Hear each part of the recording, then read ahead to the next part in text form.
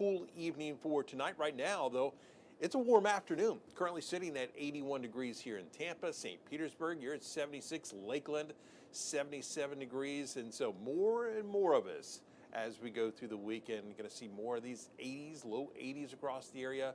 But with that still relatively dry air in place, it's still going to feel pretty comfortable throughout the weekend. This is going to be just a fantastic weekend. Get outside, enjoy it, because it's one of our, say, top 10 weekends with the nice mild temperatures and relatively or virtually no humidity. Now, sun goes down.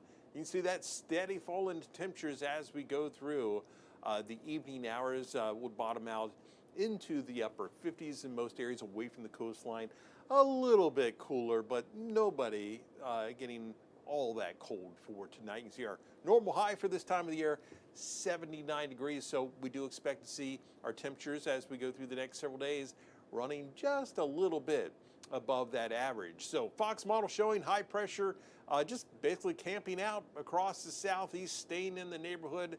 We still have that low humidity around. Winds start to come a bit more of a easterly direction. We pick up that westerly sea breeze at times as we head into Sunday. We'll see partly cloudy skies, I think, but still a beautiful day. About the only thing that we may have to watch for is the possibility of maybe some patchy fog as we head through the next couple of mornings, especially by the time we get into, say, Sunday and Monday. Maybe we bring back enough moisture that we start to see a little bit higher threat of some of that fog around, but that's going to burn off pretty quickly as we go through the morning hours over the next couple of days. Now, for tonight, clear skies, chilly night, cool night, we'll call it cool, 57 degrees, some 40s just to our north. Brooksville, 47 degrees along the coastline. Temperatures will tend to stay a little bit more mild. Places like St. Petersburg down to about 62 degrees. Then for tomorrow, plenty of sun around, and you're seeing more and more of these locations into the lower 80s.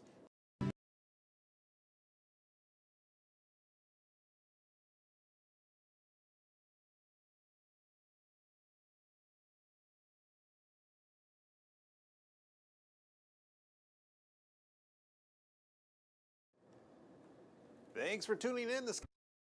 From Tampa Bay's #1 news station, this is the Fox 13 4 o'clock news. Hundreds of thousands of dollars stolen from a Little League team. How it happened and what it means for their season. Plus, a big celebration at Busch Gardens as dozens of children are adopted. Good afternoon, everyone. I'm Linda Hurtado. And I'm Chris Gator. Thanks for joining us on this Friday. Well, a Little League treasurer in Sarasota is in big league trouble after deputies say she stole more than $200,000. Sarasota Little League says Anesa Turner made off with so much money that they almost had to pause their schedule. Fox 13's Evan Axelbank reports from the courthouse where she just had her first appearance. The other parents in the Little League say they feel betrayed because they considered her a trustworthy friend. Instead, arrest papers drawn up by the sheriff's office here in Sarasota County say that Anesa Turner stole $207,000 from the league's account. She appeared in court this afternoon from the Sarasota County Jail with her attorney saying they're working with the league on a potential settlement. As treasurer, Turner had sole access to the league's books, and deputies say she made dozens of withdrawals and Amazon purchases that had nothing to do with league operations. It all unraveled when other league officials demanded access to the account and realized there was under $1,000 in that account as opposed to over $100,000. She duped all of us. I don't think anybody had any idea. Yeah, so it was hard to find that out both on a personal and a board member level. The magnitude is pretty overwhelming when you think about it, considering this is all for children. I think it's pretty despicable to take from an organization that benefits children. She made a terrible, terrible mistake. Quite a few of them. You know, she regrets the situation and, you know, we're trying to make it right. The league is surviving on donations and a fundraiser that is scheduled for this weekend. That's going to go towards equipment, umpires, field maintenance, and uniforms. The Little League president says they've taken numerous steps to avoid this from happening again, like having multiple people with access to each account. Deputies and league officials say she made admissions that she had stolen money, but not to a specific amount. the judge decided to hold her on a $25,000 bond, which is 1/10 of what prosecutors had asked for. Evan Axelbank, Fox 13 News. Today, the medical examiner announced the official cause of death for a North Carolina teen who was found dead in a retention pond in Manatee County. Giovanni Pelletier was on vacation in Inglewood on August 1st when he got into a car with his cousin and 2 friends. Not long into that drive, Pelletier's cousin said he started raging. So they stopped the car along I-75 where Pelletier got out and started running. His cousin then drove away. Pelletier's body was later found in a retention pond, and according to the medical examiner's office, the teen died from drowning. But there was no evidence of trauma or injury, and toxicology testing of the liver tissue only showed a small amount of ethanol, which is consistent with decomposition. The medical examiner went on to say that video evidence of Pelletier showed him alone in the area where he was found, showing that no other person caused his death. Well, the fallout continues from the federal government shutdown. Despite things reopening, there is still a lot of economic uncertainty around. Because of the shutdown, there has been no release of key economic reports like the September jobs report, which means that no one's really sure in which direction things are headed. And the president's chief economic advisor says the economy will take a hit from the shutdown. I think that at the beginning of the quarter, we were expecting a 3 to 4% GDP number in the fourth quarter, which would be consistent with the numbers over the last 2 quarters. And so now you're looking at something about half of that. Now, Democratic lawmakers are also questioning whether Senator Chuck Schumer can still lead the Democratic caucus after the shutdown failed to achieve their goals. And not much change at our nation's airports either. Even with the government back open, the FAA says it is keeping a 6% flight reduction in place at 40 major U.S. airports until they feel like air traffic can return to normal levels. This means travelers will still face the possibility of delays and cancellations. 16 flights have been canceled today at Tampa International so far, and nearly 30 have been delayed. Most airlines are still offering waivers for affected flights, which allows travelers to cancel or rebook without being charged. Next week, a State House Select Committee will consider a series of proposals aimed at cutting property taxes for homeowners.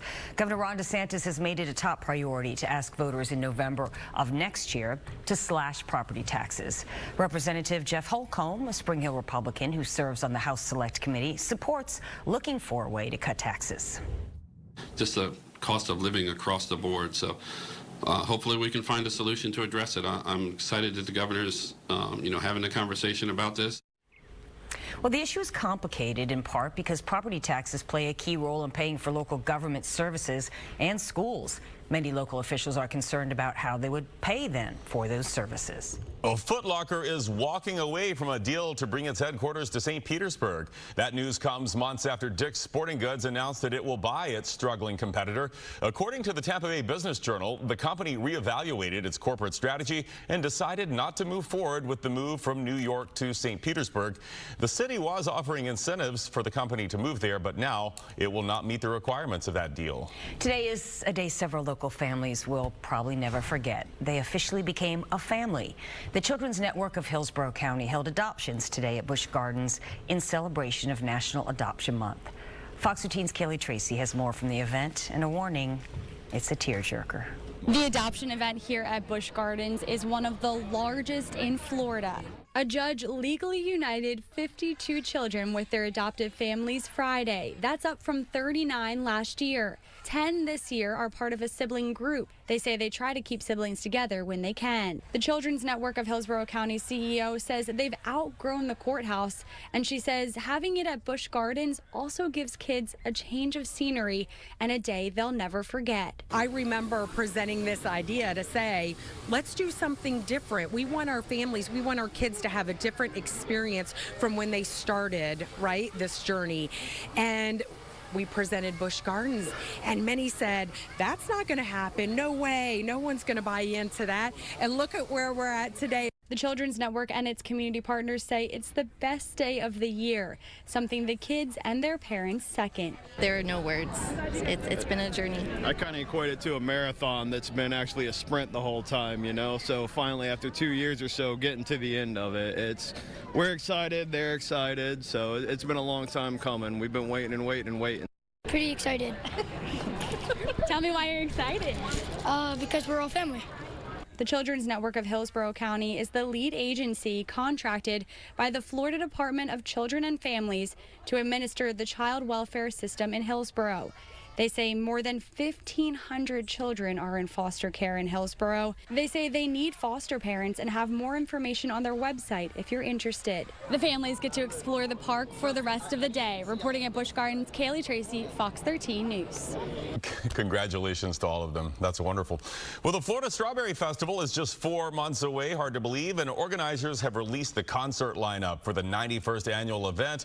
Dozens of artists will be performing, but here are just a few of the big names. Country music fans will appreciate artists like Dierks Bentley, Riley Green, the Oak Ridge Boys, and Alabama. Alt rockers The Offspring will hit the stage too. Got to keep them separated, Linda. I've always said that. Along with Christian artists Forrest Frank and Lauren Daigle as well. The 11-day festival kicks off February 26th. Coming up, they are over 100 years old, but they are still grabbing people's attention. A look at the Art Deco exhibit that you can check out next.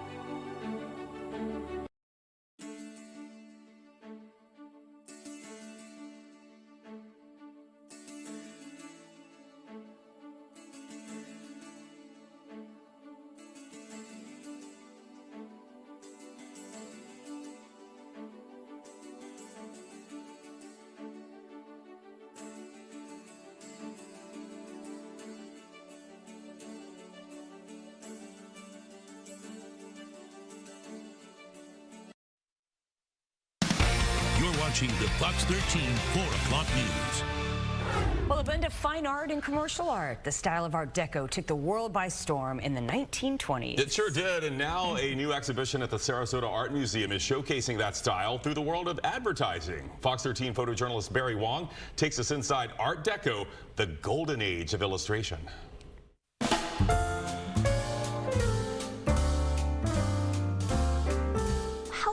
Grab somebody's attention instantaneously and then make you look at it and think further, all in visual terms. So these works created all 100 years ago, but they're so fresh. They are so contemporary. They are commercial, but at the same time, now looking at it, they are visual masterpieces.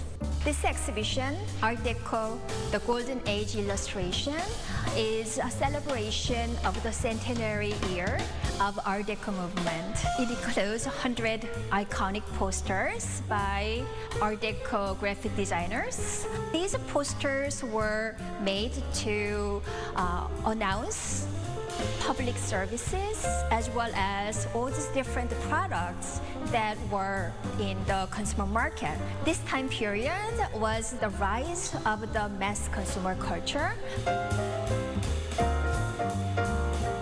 Luckily, we have an incredible collector in Sarasota.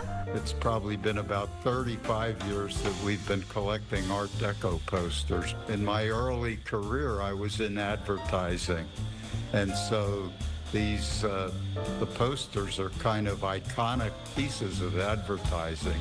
You know, the beautiful streamlines of Art Deco, the bright colors, the fact that even though they're 85 or 105 years old, they look like they could have been produced yesterday. No Wet, No Cold, which is one of the British Underground posters. I love that one specifically because it represents London to me, kind of dreary, often in rain. And of course, if you understand who they were advertising to, they were advertising to the average British person is to begin to start using the underground, so you don't get wet or cold. Many of the posters that we'll have on exhibition are the only known copies and have never been seen before. So I hope people understand that, and that in and of itself would bring people into the museum. Barry found the perfect music for that little piece there, didn't he? Art Deco, the golden age of illustration, will be on display at the Sarasota Art Museum until March. The weekend is here, and oh boy, if this is the prelude to the weekend, it's nice. A good one. This weekend, probably into next weekend, we're locked in. Nice. Tough weekend to decide what to do because you want to be outside. But there's a lot of stuff and there's sports going on. When you're a guy, it's like I get to go outside, then you want to watch some games. So you drag the TV out. TV goes patio. outside. Just wheel it right out there. This girl wants to watch football too. That's right. Hey, that's right. You're welcome to. Yeah. Outside is a good idea. Outside is good. That's gonna be good. The morning's especially nice, in the afternoon up near 80. Need rain though. Need something. Yeah. So we'll see it. There's rain out in California, of course, not here. 72 degrees. We're looking outside over Clearwater Beach. Beautiful day. A little bit cool this morning. The only little forecast, got a couple little challenges. There's always something to think about. And when I was back in the weather office, sitting at my desk, putting together the forecast, I says, you know what? Maybe some fog in the mix the next couple of nights, especially up by the Nature Coast. So if you're out and about late at night, early in the morning, there could be areas of ground fog. Winter is our fog season. 77 degrees on our downtown Tampa camp. Nice sea breeze coming in. And that sea breeze now has a bigger impact because recent cold fronts have dropped the water temperature in the Gulf quite a bit. So the west wind off that water makes a difference this time of year. Look at that view. 77 degrees on Bayshore. Downtown looks fantastic. As I said, no rain here, but talking about maybe some flash flooding in the LA basin. This is live. Santa Monica with the pier, 63 degrees, low overcast and rain in SoCal this afternoon. Warming trend continues, but still 43 this morning in Brooksville, still 49 Wesley Chapel. In the cities, the urban heat island, 58 in Tampa, 63 in St. Pete, 53 Bradenton, 56 Sarasota. Northport is usually a cool spot, and they were this morning, 47, 44 degrees in Wauchula. High pressure, sunny, dry, and seasonable. That's the outlook for the weekend. This time of year, if you're going to talk some rain, we need a front. We need low pressure to head our way. I just don't see that happening anytime soon. You can see what happened today. At 3 o'clock, we jumped up to 81, and then sea breeze kicked in. Winds went west. We dropped 4 degrees. So the cooler water does make a big difference. 77 Tampa, 75 Clearwater, 75 St. Pete, and away from the coast, we have 80 in Frostproof, 78 Winter Haven. Bartow is 79. Around the state, it's wall-to-wall sunshine, and I think, let me look. Yeah, every single checkpoint in the state right now is in the 70s, and the dew points are low. They're running in the 50s around Tampa Bay. High pressure in the southeast, high pressure mid-Atlantic states. There's the rain and snow out in the west, and there could be some flash flooding from L.A. down to San Diego. It's a big plume of moisture comes in off the Pacific. Rain from Fresno to LA to Bakersfield, all the way up where it becomes snow in some of the higher terrain near Lake Tahoe. Tonight it'll be cool again, but actually pretty nice. We'll see lows in the 40s, 50s to near 60, and tomorrow it's more sunshine. We will do it again. We're locked in both days, highs both days near 80. Lots of sunshine, and nighttime lows will bottom out in the 60s. Forecast for tonight, pretty easy. It's all clear. A little bit of patchy fog in the mix. We're down to 60. Sunshine tomorrow, great day to be outside, near 80. And then more sunshine coming up on Sunday, warm afternoon, highs up near 80. 7-day forecast, more of the same with minor changes day by day. But check out that 7-day forecast. It's pretty good stuff. Back to you. Paul, thank you. Coming up, get ready to shop. What you can expect at this year's Shopapalooza.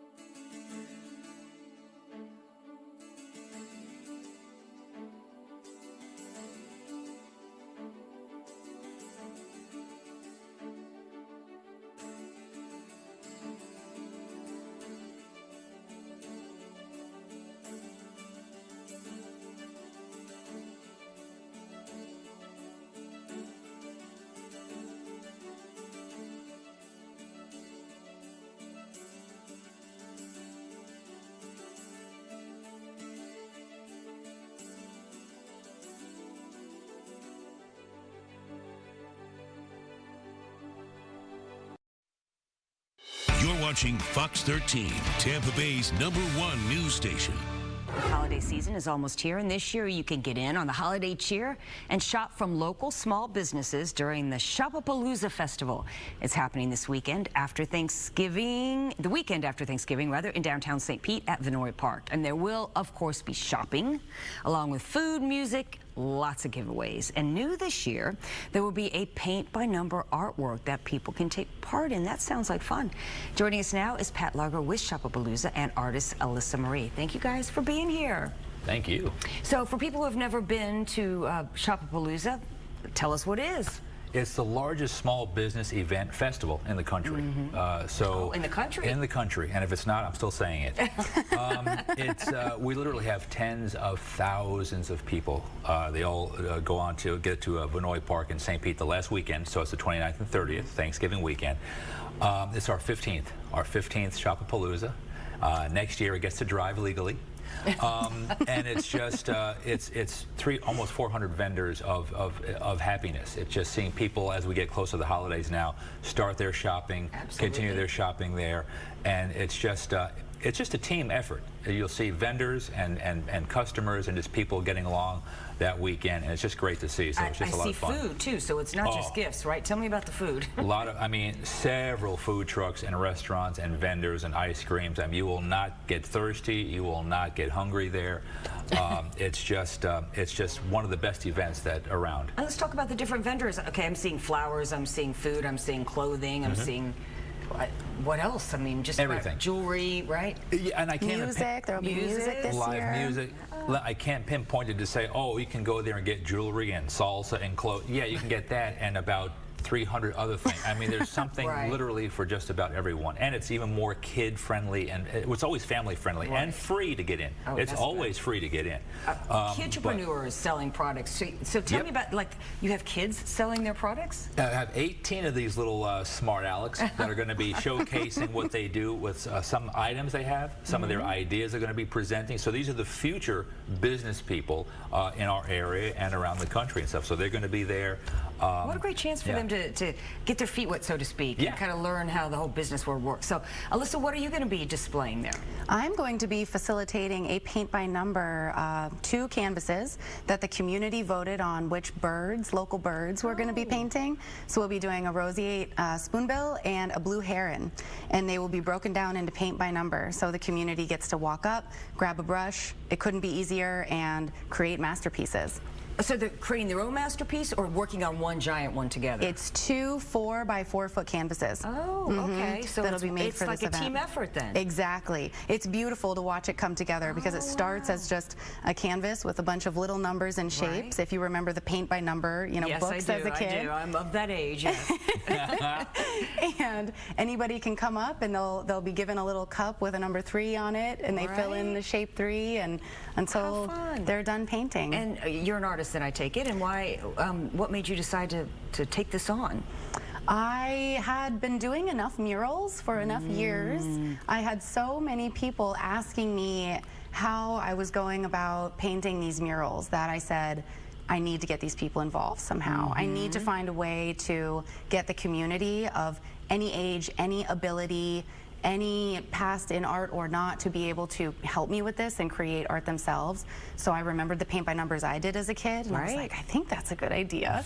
So I broke down my image into shapes and numbers and put it on a wall back in, what we were just saying, 2020. And the rest is history, and the community is able to show up and do it very easily.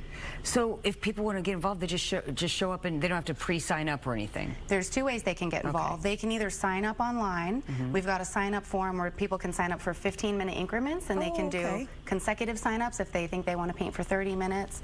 And then every other hour, we have time for walk-ups. So if people don't know what time they're going to be there, but they really want to participate, just stop by, find our tent. It's on the map, and they can participate as well. And you guys are helping a nonprofit, right? We have some great nonprofits. Jump for Kids, St. Pete Youth Farm, Fluff Pet Rescue is going to be doing our pet fashion show we're going to be having.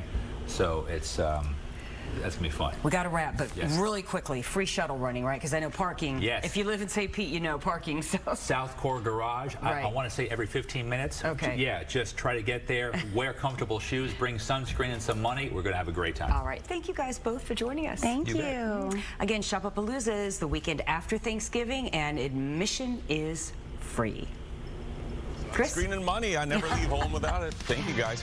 Well, first-time home buyers are older than ever. Still ahead, the average age now, and why it's taking a lot longer for people to buy.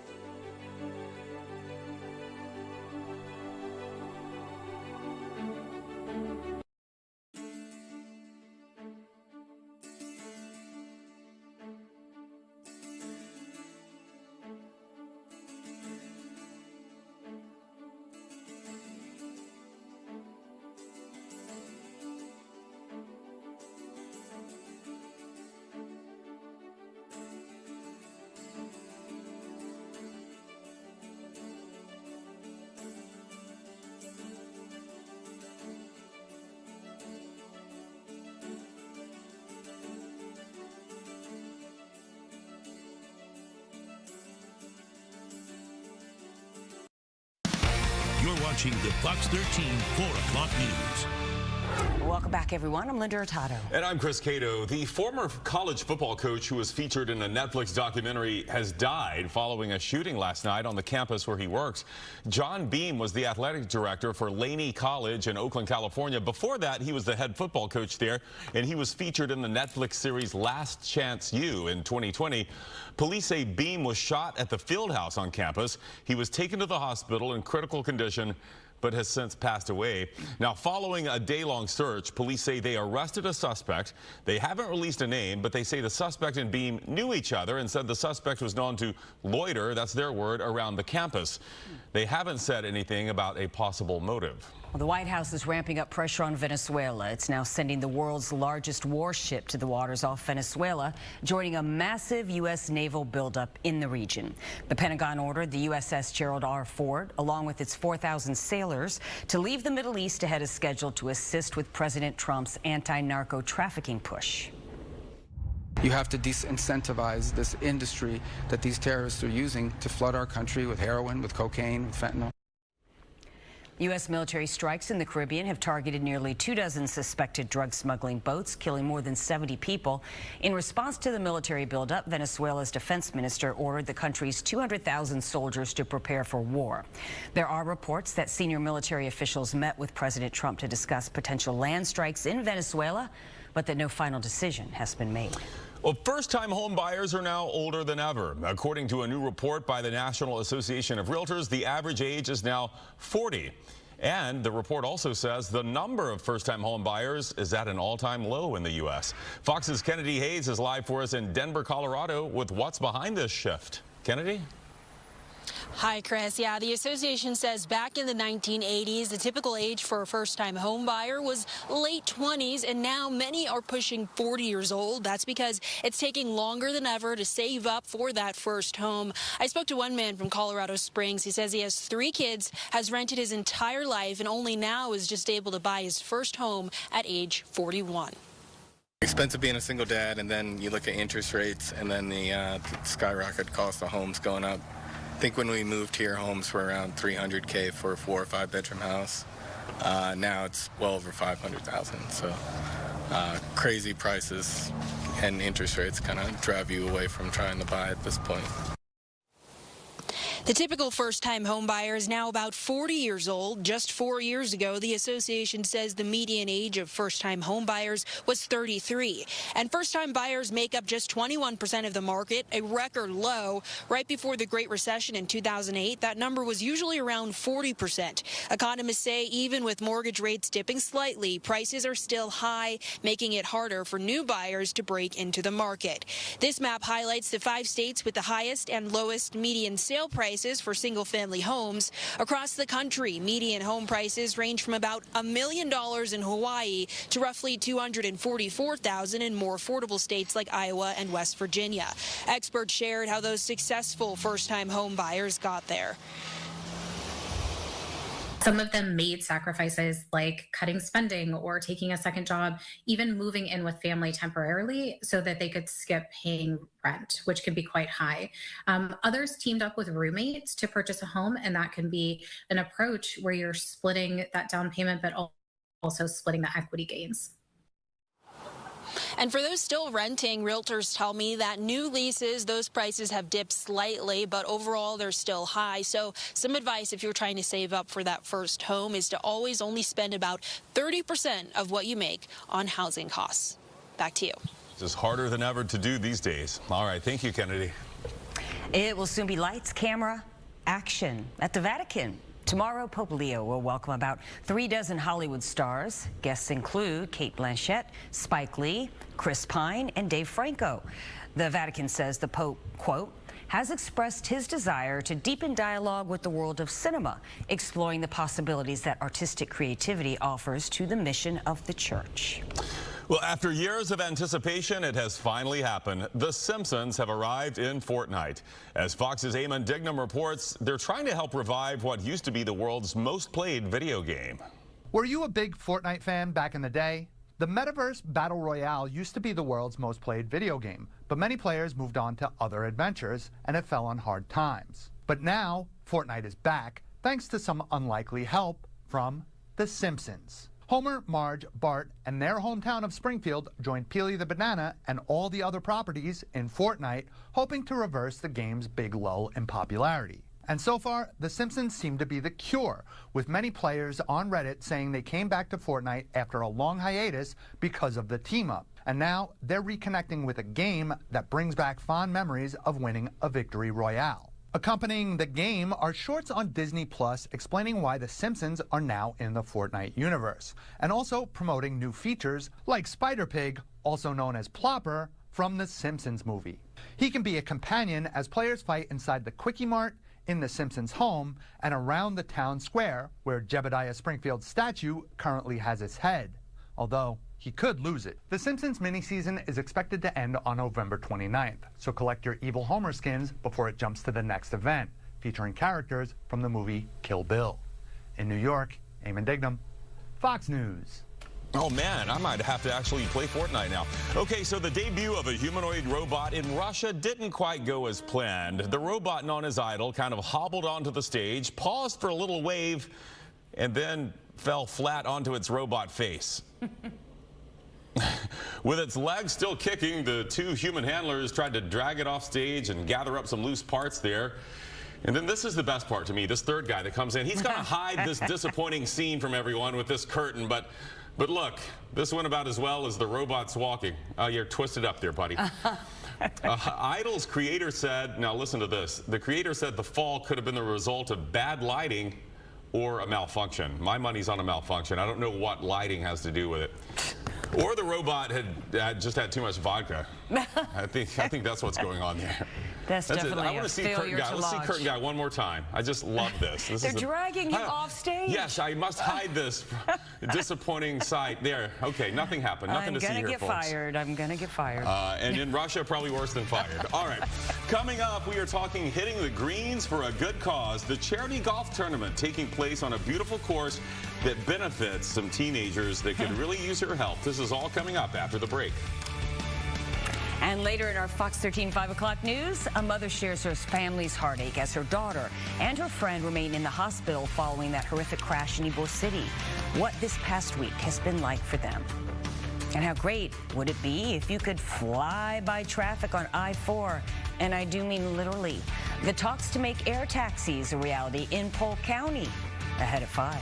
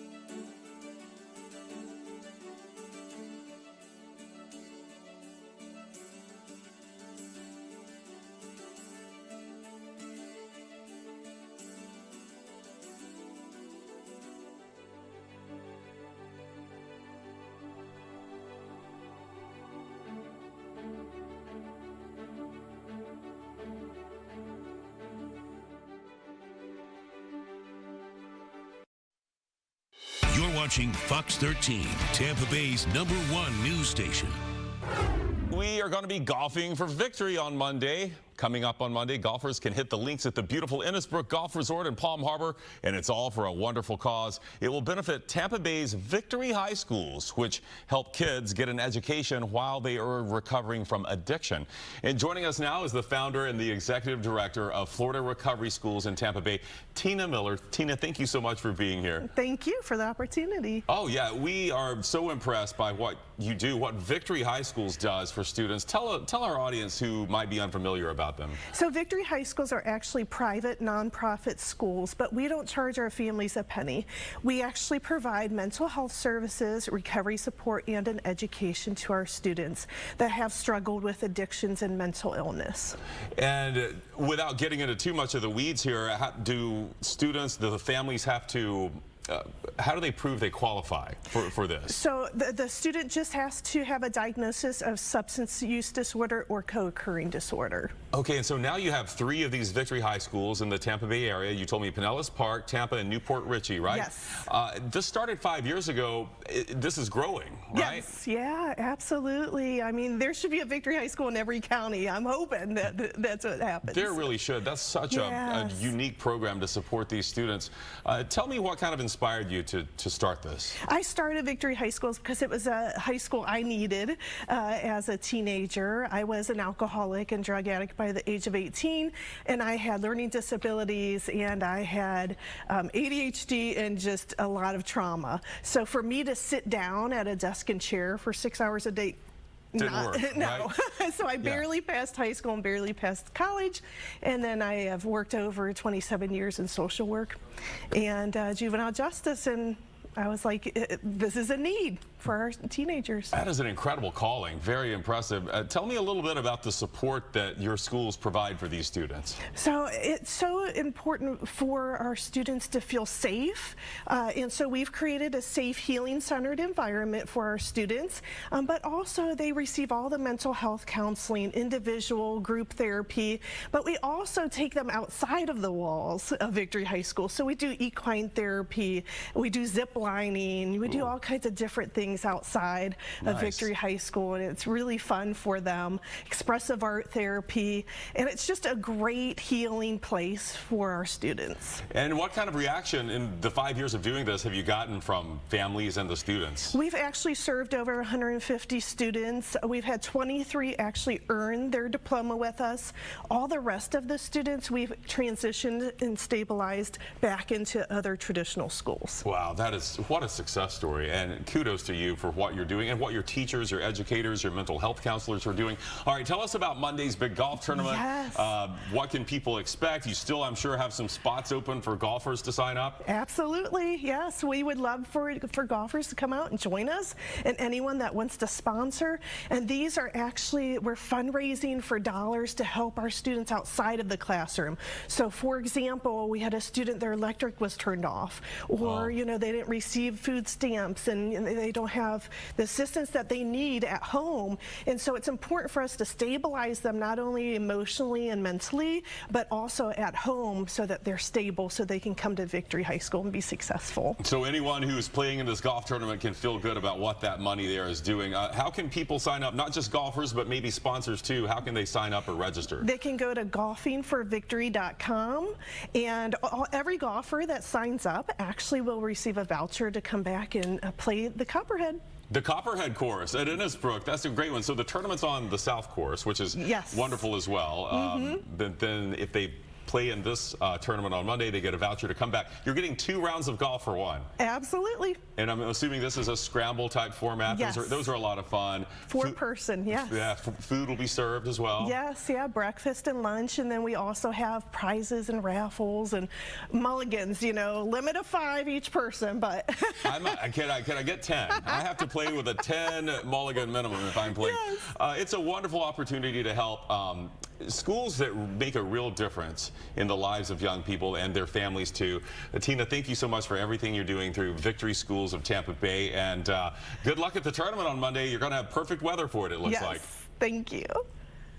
And now, Fox 13 Chief Meteorologist Paul Delgado with your Sky Tower radar forecast. No doubt, Chris, looks good. As far as we can forecast out, I always say the predictable future, 5 to 7 days out, there's always going to be little changes day by day. You know, one day high of 80, the next day 78, the day after 81, that kind of day by day change. Going to be a good sunset. It comes up, what time is it now? It's 4:45, less than an hour.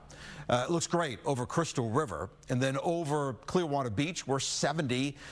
I think we have to look for at least some patchy fog in the next several nights. The nights are long. The dew points are coming up. Skies are clear, and that's a recipe for at least some ground fog. We actually call that radiation fog. 77 degrees on Bayshore this afternoon. This graphic, you say, what does all those colors mean? Let me kind of explain. The top is this is the last 30 days, the percentage of normal rainfall.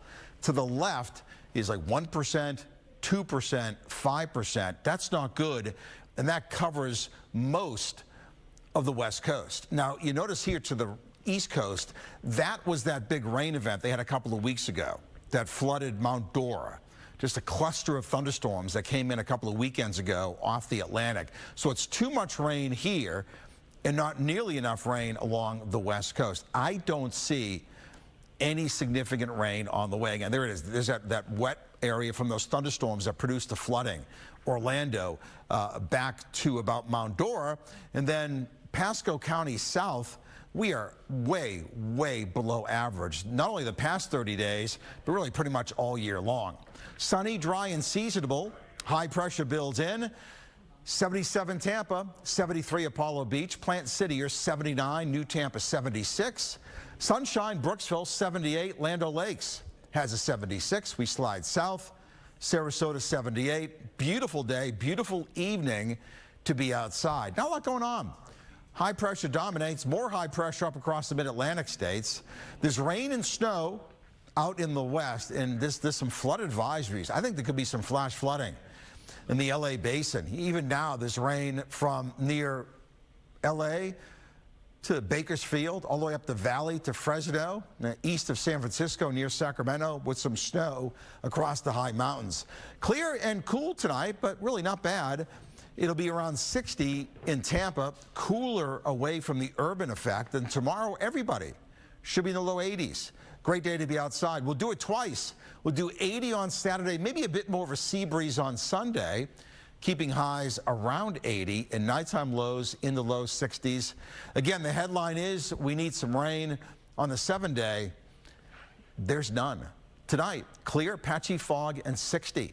Lots of sunshine on Saturday. Hope you have a great day.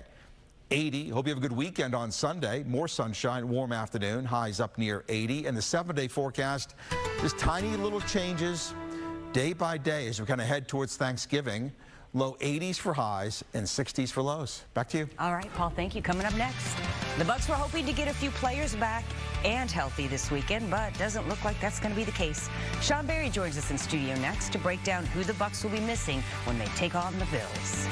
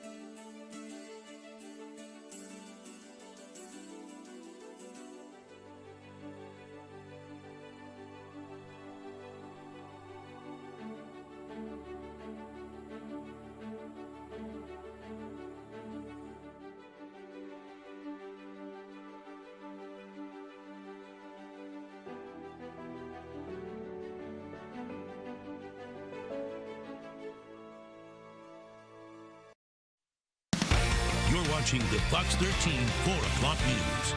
Well, the Bucs are looking to get back into the win column this Sunday when they travel to take on the Buffalo Bills. Both teams are actually coming off a loss and look to be a little banged up heading into the game. And Sean Berry joins us now as the Bucs got some bad news when it comes to a pair of players. Yeah, unfortunately. Bad news for the fans, at least. Not so much for the team. But the good news is that both running back Bucky Irving and receiver Chris Godwin Jr. are making progress as they both look to return from an injury. Both were limited in practice every day this week. Unfortunately, it just wasn't enough for either to get the green light to put the pads back on in a game situation. Head coach Todd Bowles ruling both Bucky and Godwin out today, saying they'll be reevaluated next week. Again, Bowles said both looked good in practice this week, but they just really haven't progressed enough to get to that point where they could be on the field. And the Bucs have obviously missed both players, but especially Bucky, really. I mean, the burst that he provides to the run game is noticeably absent, though Rachaad White, Sean Tucker have filled in admirably. Last year alone, Bucky had 8 carries of 20 yards or more. The Bucs' longest run in his absence this season has been by Baker Mayfield. While mobile at times, famously, he is not a running back. It is safe to say the Bucs, they're missing their home run hitter in Bucky Irving. Yeah, big time. You know, and it's just, you know, you can't scheme up a perfect run. You know, defenses get paid to, coaches get paid to, you know what you're doing. It's about everybody, not just the running backs, straining to finish, getting that last difference-making block, whether it's me carrying out my fake, receivers making sure they're fit up on the right shoulder, O-line getting on their track and making sure they get the last touch. It's everybody. So, and that's, you know, talking about the post-game comments about everybody, you know, taking accountability, responsibility where we want to go as an offense. The run game's included in that. It doesn't matter. You have to be detail-oriented in everything we do. And if guys do that, we'll start to, you know, pick up the pieces. I mean, the Bills have one of the worst rush defenses in the league, so hopefully they can get that run game going. Also ruled out for Sunday, you've got lineman Ben Bredesen, edge rusher Hassan Reddick, and outside linebacker Marquise Watson. I know Paul has been talking about some really bad weather up there in western New York for Sunday. Some snow, some wind gusts, I've heard, 30 to 40 miles per hour. So I think the ball is definitely going to stay on the ground for most of this game. That's bad weather for our standards. I think for Buffalo, they're like, all right, this is a Sunday in November. Yeah, that's just a normal Tuesday afternoon. Yeah, okay, we'll see how it goes. Yep. All right, thank you, Sean. Still ahead, the Easy Bake Oven is back, where it's being sold and how it's different from the classic toy.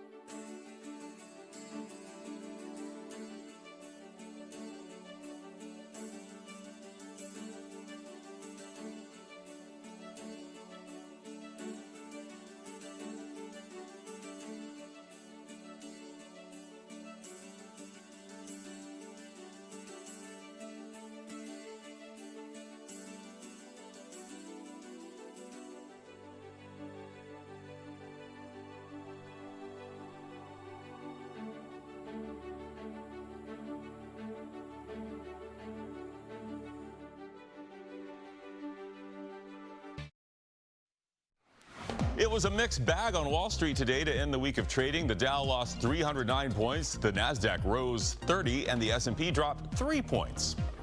Beef prices are at record highs. Ground beef has increased almost 13%. This as U.S. cattle herds shrink and meat packers look to foreign cattle supply to meet growing demand. President Trump is ordering the DOJ to investigate meatpacking companies for what he calls illicit collusion over high prices. Walmart's leader for a decade, Doug McMillon, is stepping down at the end of January. McMillon led Walmart through the pandemic and advanced online shopping. The current chief executive of Walmart's U.S. operations, John Furner, will succeed him on February 1st. Furner began his Walmart career as an hourly associate in 1993 and has worked in merchandising, operations, and sourcing. His father was also a Walmart executive. Well, if you're feeling lucky or desperate, perhaps, you may want to buy a Mega Millions ticket tonight. The jackpot for tonight's drawing is close to $1 billion, $965 million to be exact. Now, that sounds like a lot, but consider that if you win and take the cash option, you'll get just over $445 million before taxes. But that's still a lot. I wouldn't complain. And here's the part where I remind you that the odds of winning the jackpot are 1 in more than 290 million. But again, we always say, someone's going to win eventually. Well, one company is tapping into millennial nostalgia with the return of a beloved childhood toy. Sam's Club announced the return of the Easy Bake Oven. Sam says this toy oven has been revamped to include heating elements that are similar to a conventional oven, which is, you may remember, different than the original that debuted in 1963 and used 2 light bulbs to very slowly warm things like brownies and cookies and small cakes. This Easy Bake Oven is being sold on the company's website, Sam's Club website, for about $35. And they do tell you that it requires parental supervision to prevent things like burns. Because, again, you can really do some real baking now with this thing. So be careful in the kitchen. All right, stay right there. The Fox 13 5 o'clock news starts now. From Tampa Bay's #1 news station, this is the Fox 13 5 o'clock news. The defendant is guilty of murder in the first degree as charged. Right now at 5, fate sealed. A Bay Area man is convicted of killing his adoptive parents. The chilling facts that led to the jury's decision. These kids were doing nothing wrong. They were being 100% responsible, Ubering, and something bad still happened. A mother is still trying to make sense of a deadly crash in Ybor City that landed her daughter in the hospital. How she and her friend are doing nearly a week later. I can say growing up watching the Jetsons, I never thought we would actually be talking about it as a mode of transportation. Air taxis incoming. A futuristic way of travel is making its way to the Bay Area. Why it's closer than ever to becoming a reality and the hurdles ahead. Good evening, I'm Haley Hines. And I'm Linda Hurtado. Thanks for joining us. We begin with the news alert out of Hillsborough County, where we have learned a death investigation is underway at this home on Oceanside Court in Carrollwood. Hillsborough County deputies, Tampa police officers, and U.S. Marshals are all on the scene. Deputies say the person inside the home died as U.S. Marshals were attempting to serve an arrest warrant, and it appears to have been a self-inflicted injury. No other details have been released. We'll let you know when we know more. Guilty as charged. That is the verdict for a Ukrainian man who murdered his adoptive parents in Sarasota County, stabbing them dozens of times each back in 2023. The jury in Dima Tower's trial handed down their verdict this afternoon following a short deliberation. Fox 13's Aaron Mesmer is live in the newsroom. Aaron, what do we know about the sentencing?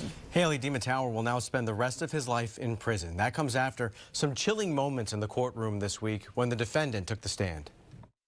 You pulled out a sharp knife and you walked into your parents' bedroom. Dima Tower never looked up as he testified in his own murder trial Thursday. His answers were short. What were you thinking about between the time you took that sharp knife, walked into your parents' bedroom, and started to stab your father in the dark? I wasn't thinking anything. You weren't thinking anything. What is there to think? Prosecutors portrayed Tower as a heartless killer. They say Jennifer and Robbie Tower rescued him from a rough life in Ukraine when he was 15 years old. But in August 2023, Tower stabbed them more than 140 times at their home in Northport. This is how Tower described his mindset and relationship with his adoptive parents. I was temporarily insane. There was a lot went on between the three of us. What did you say to your mother before you stabbed her to death? I'm answering your question. You're not listening.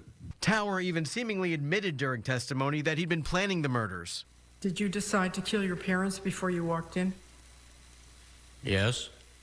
Prosecutors reminded jurors of that admission during closing arguments Friday and of this chilling fact. That when he lost the first knife, he went back into the kitchen and got himself another knife so that he could, as he said, finish what he started. The defense, meanwhile, didn't debate Tower's guilt, instead asking jurors to consider a lesser conviction. I would suggest to you that the evidence presented leads to a manslaughter conviction. In the end, the jury unanimously handed down a verdict that will keep Tower in prison for the rest of his life. The defendant is guilty of murder in the first degree as charged. We, the jury, find as follows. The jury also found him guilty of running from police. The first-degree murder convictions carry a mandatory life sentence without the chance of parole. Haley. Aaron Mesmer reporting tonight. Aaron, thank you. Meanwhile, a jury is now deliberating the fate of a Polk County man accused of killing a father of three. Shannon Owens is charged with second-degree murder in the death of 36-year-old Bobby Coots. Coots was killed at a home in Lakeland in October of 2023. Witnesses reported hearing a gunshot, then seeing Owens try to drag the body to his truck. They held Owens until deputies arrived. Prosecutors say the evidence proves he murdered Coots, but the defense argues no one actually witnessed the shooting itself and that Owens and Coots are the only two people who know what really happened inside the home that day. Owens faces up to life in prison if convicted. Well, new at 5, family and friends are rallying around 2 surviving victims in a deadly crash outside of a bar in Ybor City last Saturday. A driver is accused of speeding into a crowd outside Bradley's on 7th Avenue, killing 4 people and injuring more than a dozen others. A 24-year-old woman and her friend remain in the hospital tonight, and friends have started fundraisers to help get them through this grueling recovery. Fox 13's Kylie Jones spoke with that young woman's mom about how she's doing. Well, Riley's mom says she and her 2 friends did everything right that night, but she ended up in the hospital fighting for her life. Riley is still here at Tampa General, but her mom says she's making monumental progress. Kimberly Moss has spent the last week by her 24-year-old daughter's hospital bed. Riley Hancock was raced to the hospital with injuries from head to toe last weekend. Moss says her daughter and her 2 godsons were out last Friday in Ybor. The 3 were outside Bradley's on 7th Avenue when, according to Tampa police, a 22-year-old driver plowed into the crowd on the sidewalk near 7th and 15th Street. 4 other people were killed. Riley and her friend Connor were rushed to the hospital. Moss, who doesn't live in the Tampa area, says she got almost a dozen calls and messages from her other godson. She and her husband got on the next flight to Tampa. When she would wake up just for those couple of minutes and I would tell her, I'm here, and I was holding her hand, and she would look at me and maybe, you know, kind of give me a little smile and say, hi, Mom. That's all I needed. That's, at that point, anything that happens from there on out, well, we're good. We can take it. We can handle anything that happens. Just, you know, by the grace of God, they're alive. We got it. We'll do it. Moss says among the long list of injuries, Riley has 10 fractures in her spine, a punctured lung, and broken bones. She says Riley also has about 100 stitches to a laceration across her face and around her head. Despite all of that, Moss says her daughter has started to speak and can take a few steps at a time with a walker. Riley still has an intense recovery ahead of her. Her family says her friend Connor is also still in the hospital. In Tampa, Kylie Jones, Fox 13 News. A major milestone for an FSU football player. He's been released from rehab just 3 months after being shot in the head. Florida State shared this video on Facebook today showing Ethan Pritchard visiting the team's practice for the first time since the shooting. The freshman linebacker from Sanford spent about a month recovering at Tallahassee Memorial Hospital before being moved to a rehab center in Jacksonville. Pritchard was shot on August 31st while driving a family member after FSU's season opener. 4 suspects have since been charged in the case. Investigators believe it may have been a case of mistaken identity, with the shooters thinking Pritchard was someone else. New at 5, flying cars are one step closer to reality in Florida, and Polk County is where research is being done to bring highways to the skies. Fox 13's Carla Byron tells us how the state plans to roll out this new technology. I can say growing up watching the Jetsons, I never thought we would actually be talking about it as a mode of transportation. The time for flying cars is here. And Polk County, specifically Sun Tracks in Auburndale, is where the vertical takeoff and landing aircraft will be researched and developed.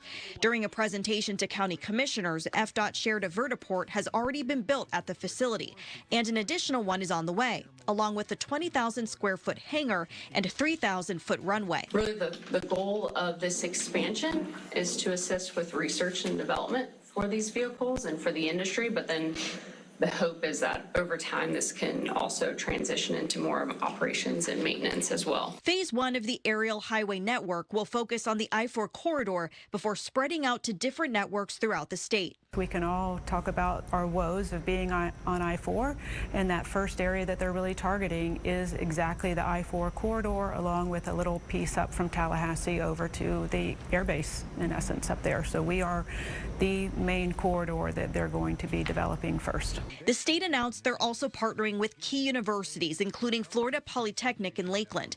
Their next goal is to establish a commercial area network that will provide a profitable route for the industry, so Florida can remain a hub for economic growth. We haven't studied exactly what the economic impact will be. Obviously, there will be people here that may be working. They're going to contribute to just our local sales tax, as well as, depending upon the needs, somebody may relocate to Polk County. In Polk County, Carla Byron, Fox 13 News. The goal is to have commercial vehicles take flight by late next year, which will require coordination with the FAA. A popular ATV park in Polk County has expanded, and the new addition opens to the public this weekend. The Bone Valley ATV Park near Mulberry built a new motocross track called the Boneyard. This mile-long track is located on the north section of the park, and it is only for dirt bikes. For now, the Boneyard will operate on 2 riding days per month beginning tomorrow. The north section of the park remains under construction as the county plans to add more amenities, including new trails and campgrounds. Well, still to come here at 5. First, it was Ozempic. Now it's peptides. What to know about the unproven wellness craze promoted by influencers and the nation's health chief ahead at 5:30. Plus, I don't know how anyone could disagree with parental choice and responsibility. This is indoctrination dressed up in pretty words. the Board of Education backs a conservative vision for Florida schools, the divisive debate surrounding the so-called Phoenix Declaration. But first, it had noticed our boat and made a beeline for us. A viral story of survival caught on camera as seal seeks refuge on a photographer's boat while fleeing killer whales. See more of the dramatic video next.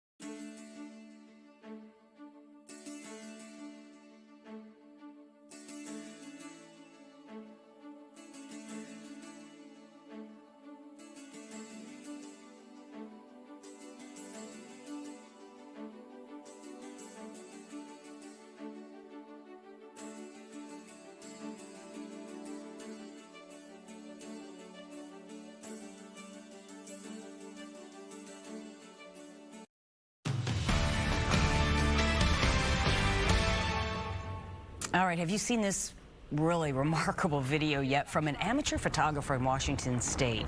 It shows a seal climbing onto a boat to avoid a group of orcas. Tonight, we are hearing from the photographer about her heart-pounding encounter on the water. Chris Cato is here now with the story. Amazing video. Oh, it's so incredible. I've seen it like 16 times, and I can't get enough of it. Let's start from the beginning here, guys. Photographer Charlotte Drucker went out on a boat with some friends to take a picture, several pictures actually, of a pod of orcas, commonly known as killer whales. As they got closer, they realized the orcas were on a hunt. Then they realized they were in the middle of the hunt when the harbor seal that the whales were chasing climbed aboard their boat for safety. But the orcas were right behind it. Oh my God. Oh, you poor thing. I am shaking right now. He is on board. He is not trying to get on board. He is on our boat. You're good. Just stay, buddy. There were some moments we could see them go swim past underwater, the back of the boat. But, you know, they never got close enough to us for us to feel like, you know, there was any danger on their end. Look at this. At one point, the orcas lined up in formation, creating a wake that knocked the seal off the boat, but it was able to quickly climb back on, where it held on for dear life.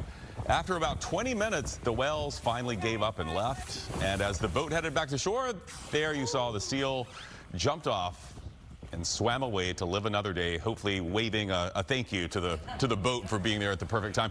Drucker, who enjoys photographing orcas, says she's usually Team Orca all the way, but on that day, she was definitely Team Seal. Amazing survival story. Linda, You Haley? could tell that seal was scared. Yeah.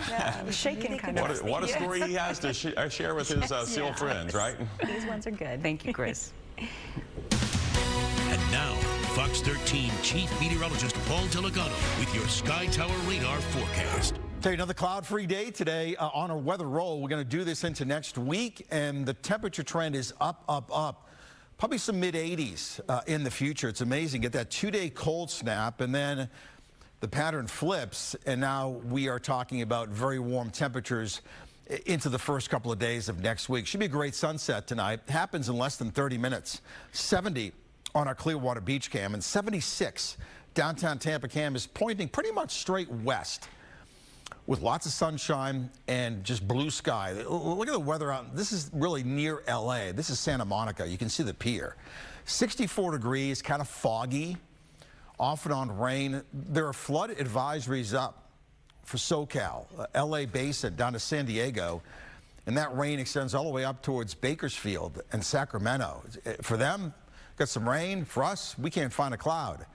The problem is the dry weather, and this is a percentage of normal rainfall past 30 days, and all of the red pretty much means no rain at all. There was a lot of rain a couple of weekends ago that came in off the Atlantic, so it was too much rain. Some of the roads were washed away near Mount Doris. You go from too much rain here in a short drive, maybe an hour drive, you go into not nearly enough rain. So we'd like to get some sort of evening out process, but with high pressure building in, and a lack of fronts heading our way, I just don't see any mechanism that would make it rain. It's still sunny, it's still dry, it's still seasonable, but the sun is setting pretty soon as high pressure builds in. Beautiful day in Clearwater, 73.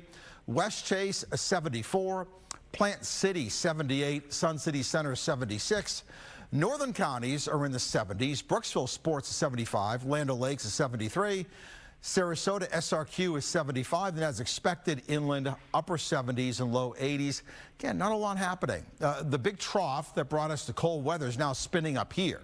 Replacing the trough is a ridge going to swing in from Texas.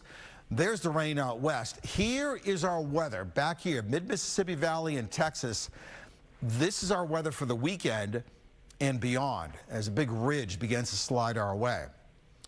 Clouds and showers off the East Coast, well off the East Coast. 60 tonight in Tampa, 47 in Brooksville, 52 in Bartow. So away from the coast, it's going to be cool. This is actually a nice fire pit weekend. It's not going to be cold, but with low humidity and not much wind around to blow the smoke around, kind of nice. Get the fire pit going. And then tomorrow we'll zoom up into the low 80s. Plenty of sunshine. Trough is moved away. Watch the ridge slowly build in Saturday and then Sunday. This is not an upper level pattern that's going to favor any rain. So we're done with the rainy season. What we're looking for in the months ahead is a jet stream to dip and bring low pressure our way and bring us a chance of rain. But that, you can tell by this pattern, what's kind of flat and zonal, no rain here. You need like this, you need like a kink in the atmosphere to head our way. That's not going to happen anytime soon. There's a hint of maybe a front Sunday and Monday of the following week, but until then, we'll go 70s and low 80s for highs and 50s and 60s for lows. It will turn a bit more humid next week, but dew points for the most part should stay below 70. As far as rainfall totals, let's run through it. And what do we have? We have rain, some heavy in the mid-Mississippi Valley, but when the state is blank and shows no color, that means no rain in the forecast for the time being. Look at this. You got a trough, you got a ridge, and this is the outlook really into Thanksgiving with a high likelihood of above normal temps. Tonight, clear, patchy fog and 60. Tomorrow, lots of sunshine. Hope you enjoy it. Good day. Highs near 80. We'll do it again on Sunday. Upper 70s and low 80s. 7-day forecast. Nighttime lows will be mostly in the 60s and highs will stay 70s and 80s. Good stuff. Back to you. Hey, thanks, Paul. Still ahead, a woman pays off crooks convinced her sister had been kidnapped, but she was safe and sound. Up next, how scammers are using AI to target families over the phone and the key questions that can help you tell if a call like this is fake.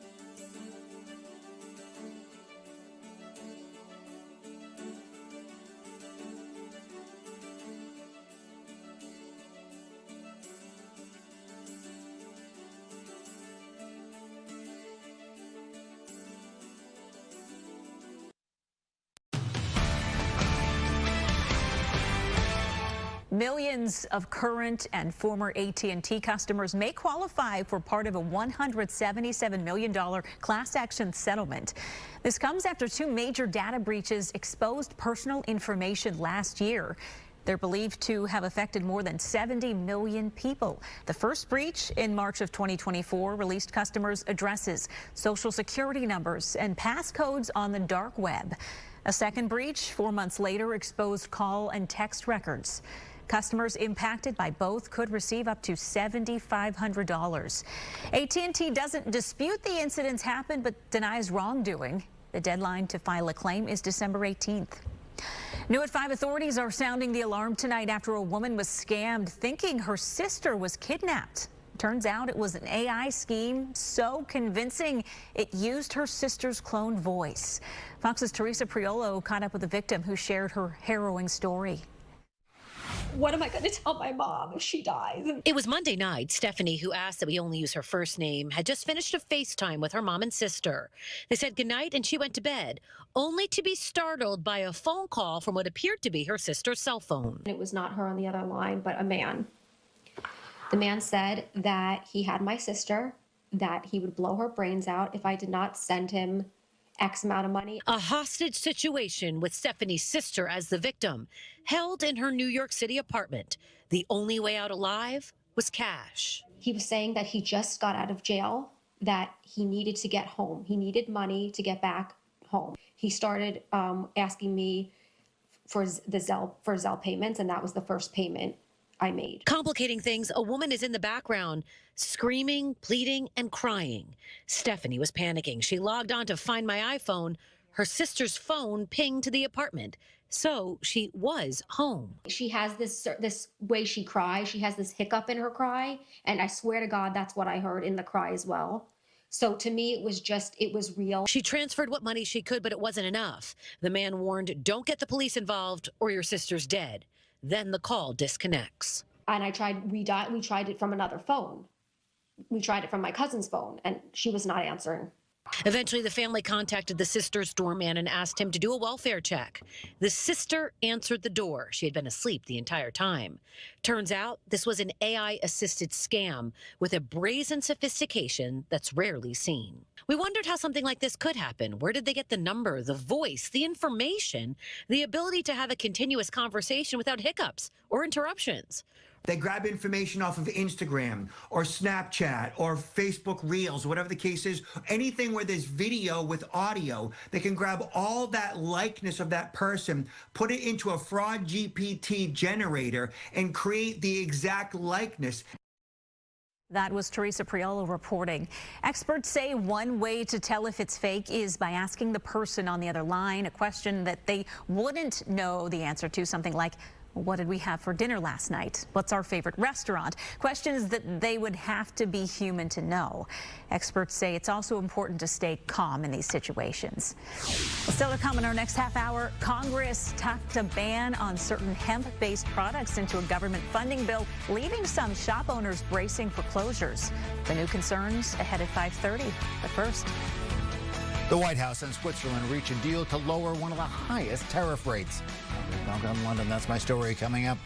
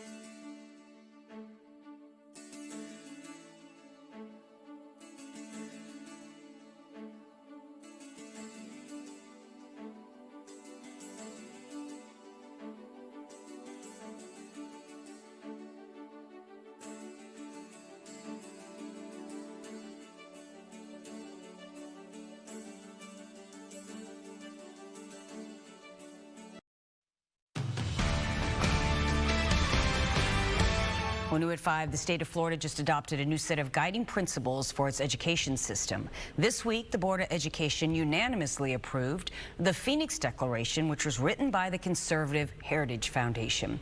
It's the same organization that authored the controversial Project 2025. Florida is now the first state in the nation to formally adopt these guidelines. But as Fox's Tarek Minor reports, critics argue they're veiled in ideology.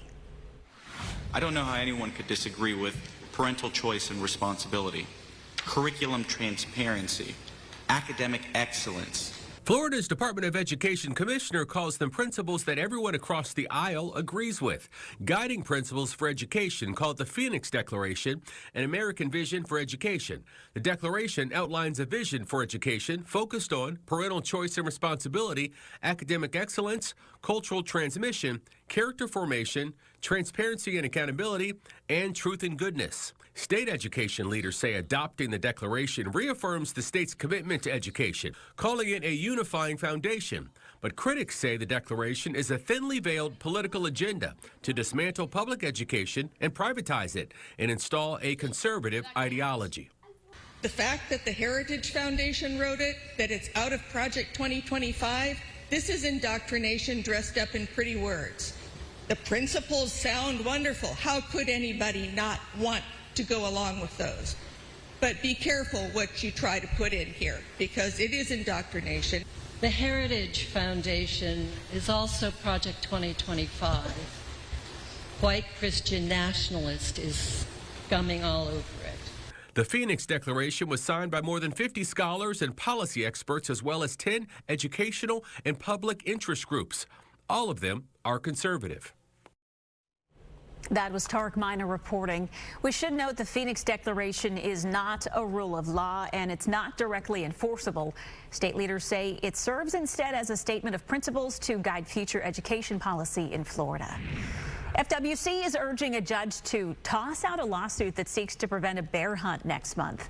Bear Warriors United sued the agency in September and is seeking a temporary injunction to halt the hunt, which could lead to as many as 172 bears being killed in 4 areas of the state. But FWC argues a circuit judge should dismiss the lawsuit and deny an injunction, pointing to its constitutional power to manage wildlife. Bear hunting has long been controversial in Florida, with the last hunt held in 2015. This year's hunt is scheduled to run from December 6th through the 28th.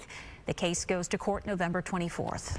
There are growing concerns tonight over a hidden provision in the government funding bill. The legislation that reopened the federal government also contains a measure that will make many hemp-based products illegal. The provision caps THC levels for those items, and this has some businesses that sell them a little worried about their future.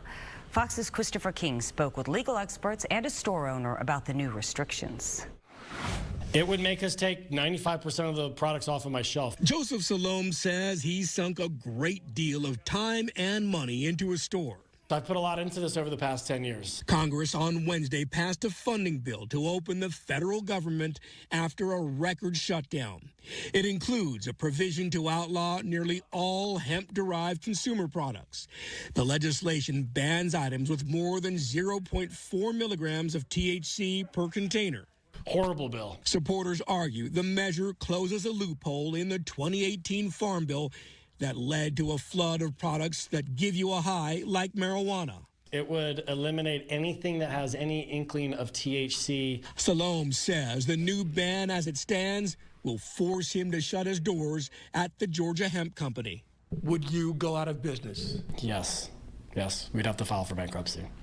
That provision is effectively going to remove almost all products that exist on store shelves and brewery product lists currently. Kyle Townsend is a clinical assistant professor at the Day School of Hospitality.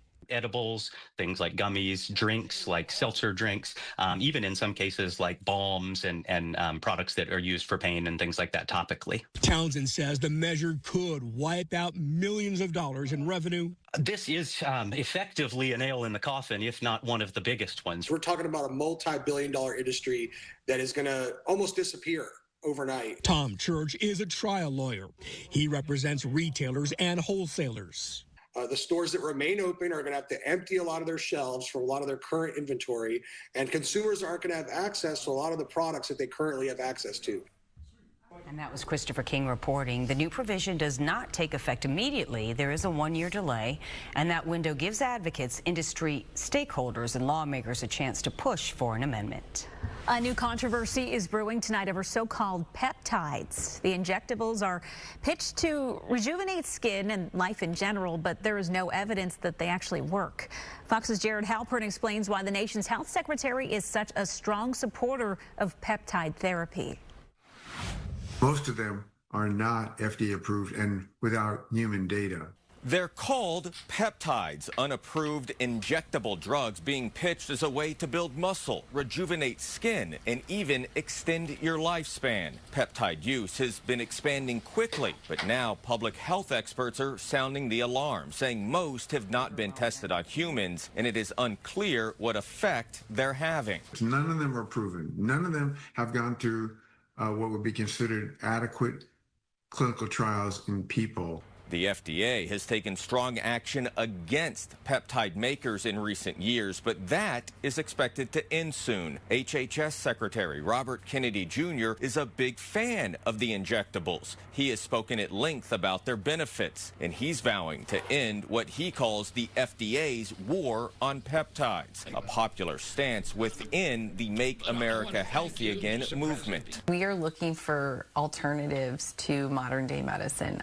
But there's also a possible financial motive. Some of the most prominent MAHA influencers are also the biggest sellers of peptides, raising concerns about possible conflicts of interest at HHS. Meanwhile, doctors say they are getting more questions from patients about peptides, and they say there are no clear answers yet.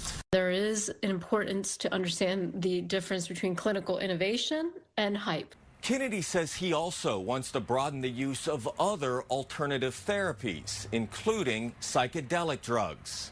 At the White House, Jared Halpern, Fox News. Meanwhile, Pfizer is getting ready to launch its program that will lower drug prices.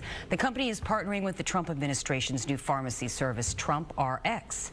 The program is designed to give Americans more direct access to meds without relying on traditional insurers or middlemen. Pfizer's CEO says it'll be ready by December. A lot of patients that were abandoning in the counter of the pharmacy their scripts because they couldn't afford them, now they will. So we will have more medicines into the hands of the patients and a healthier America. Pfizer says it'll launch a website with 40-plus products included in the Trump RX platform. Well, the White House has reached a framework agreement with Switzerland, which would lower one of the highest tariff rates.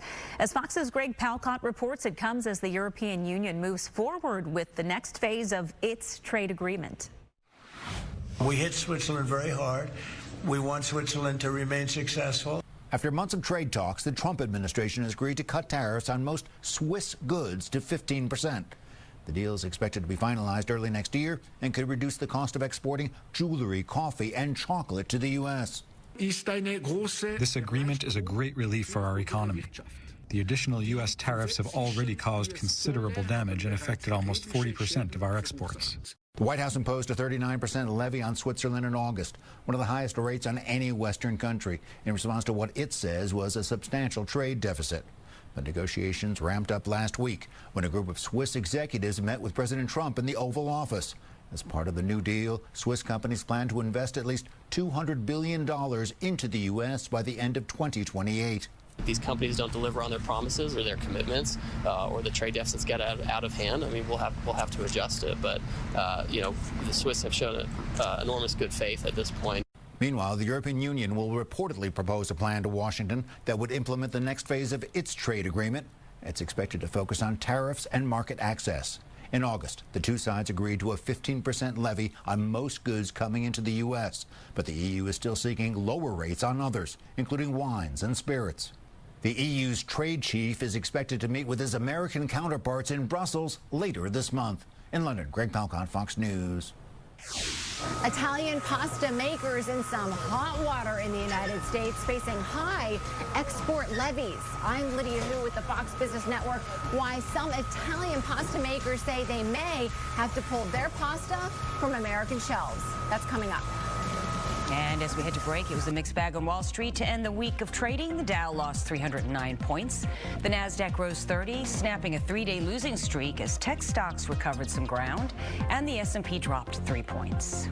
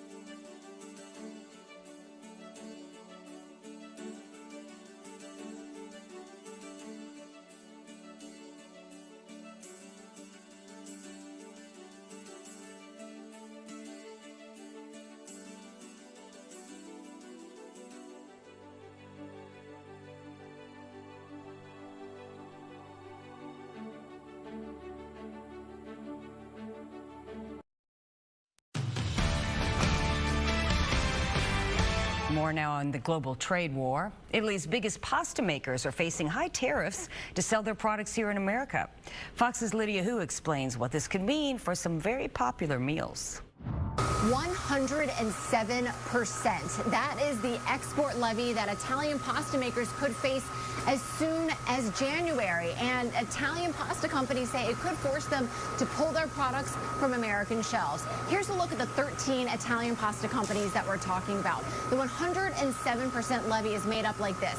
15% comes from the universal tariff applied to all exports coming from Europe, and 92% is imposed after a preliminary finding from the Department of Commerce finds these companies could be dumping their Italian pasta into the American market. But there is a silver lining here for American pasta makers like Raffetto's Pasta here in New York City. They've been making pasta for over 100 years using equipment that's just as old, like this guillotine that chops up the pasta. I talked to the operators who say there may be an opportunity for them to expand. I think that people really do enjoy a lot of the particularities of getting things directly imported from Italy. But if given the opportunity or semi-forced to try ours instead, I think they would be very happily surprised to see that our quality matches that of Italy. We reached out to all 13 of the Italian pasta companies for comment, and Barilla tells us that they are cooperating with the administration. A spokesperson for the White House also adds that there's time to try to work this out before January, when these high levies are set to take effect. They just need these Italian pasta companies to cooperate. But in the meantime, Raffetto's here in New York City, they want us all to know that they've got all of our American pasta needs covered, no matter what happens. Reporting from New York City, Lydia Hu for Fox Business. Well, hoping to get both Bucky Irving and Chris Godwin Jr. back from injury this week. The Bucks finished up their last practice in town today before heading to Buffalo. Unfortunately, the return of both offensive stars will have to wait at least one more week. Plus, the USF football team may have 2 losses, but they are still very much in control of their own destiny when it comes to the college football playoff. We're going to hear from the team as they get ready to take on the U.S. Navy tomorrow.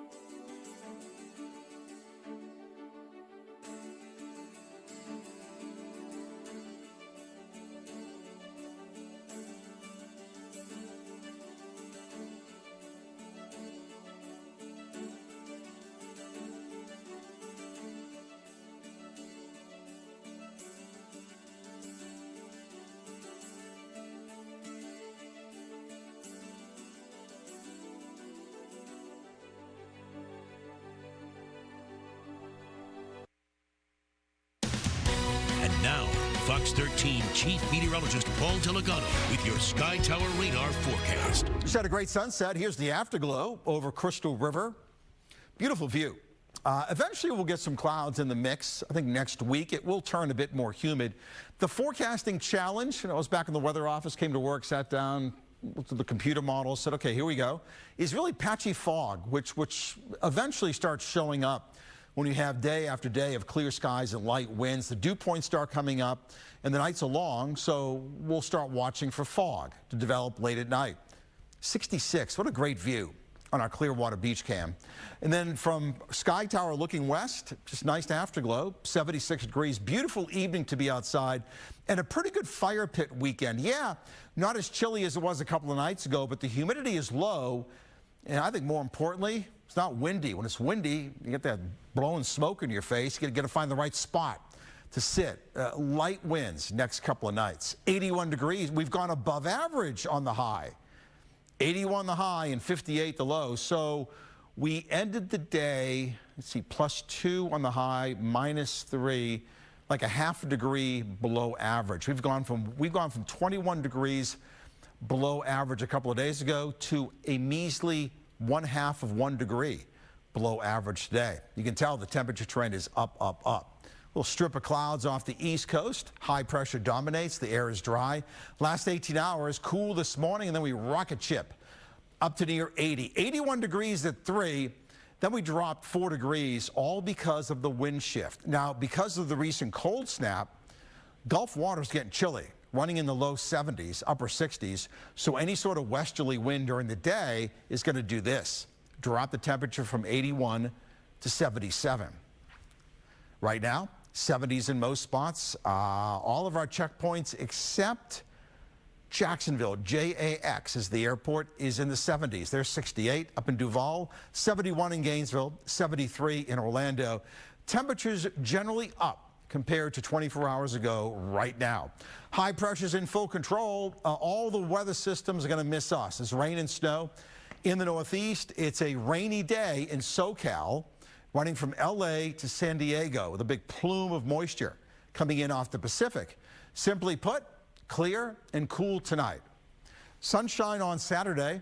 Great day to be outside. Hope you're taking advantage of it. Highs in the low 80s. The trough is gone, and now the ridge starts building in from the west. It's the big hump, and this is an upper level setup that is not conducive to rain. We'll stay lows in the 50s and 60s for the most part. Highs will be in the 70s and 80s. It'll turn a bit more humid next week. Dew points start coming up. That should mean a better chance of some fog at night.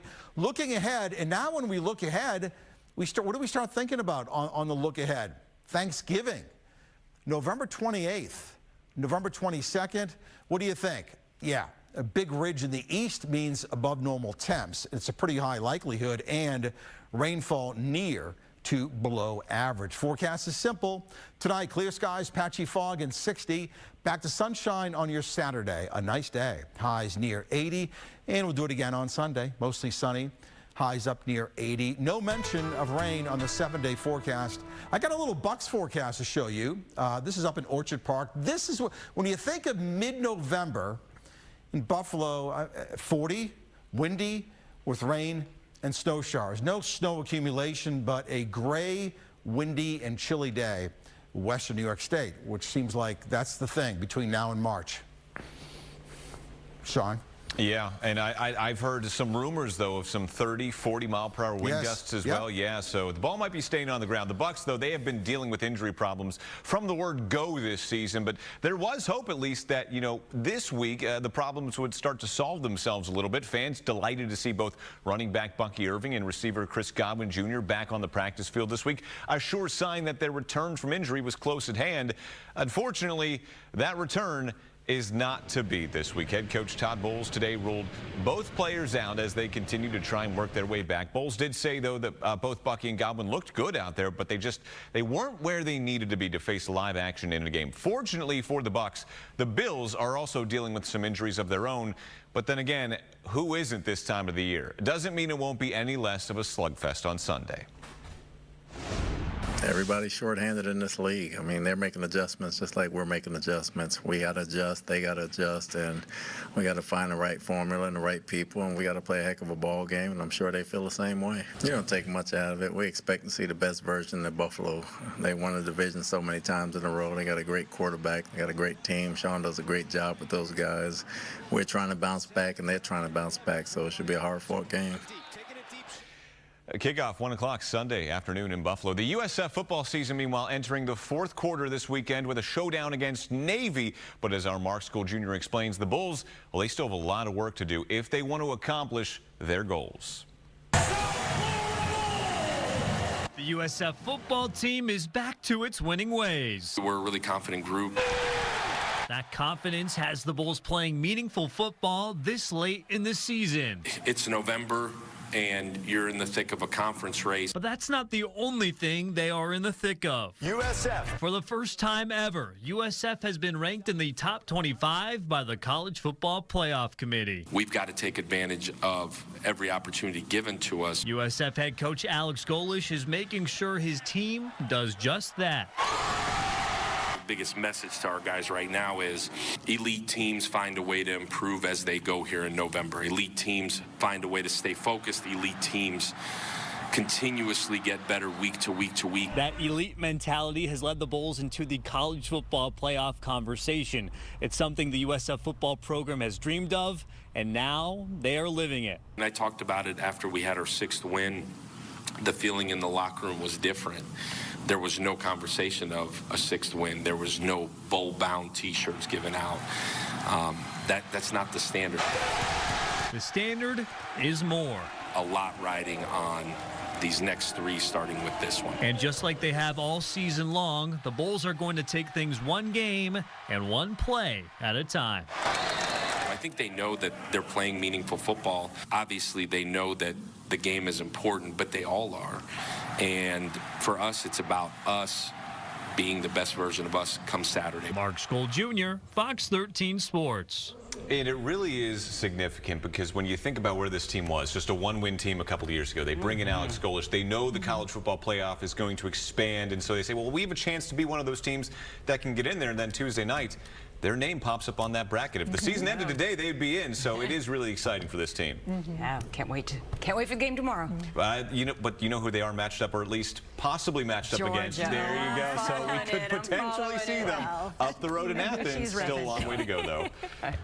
Well, still to come, honoring our nation's heroes one flag at a time. The spectacular display of patriotism in Spring Hill. Next.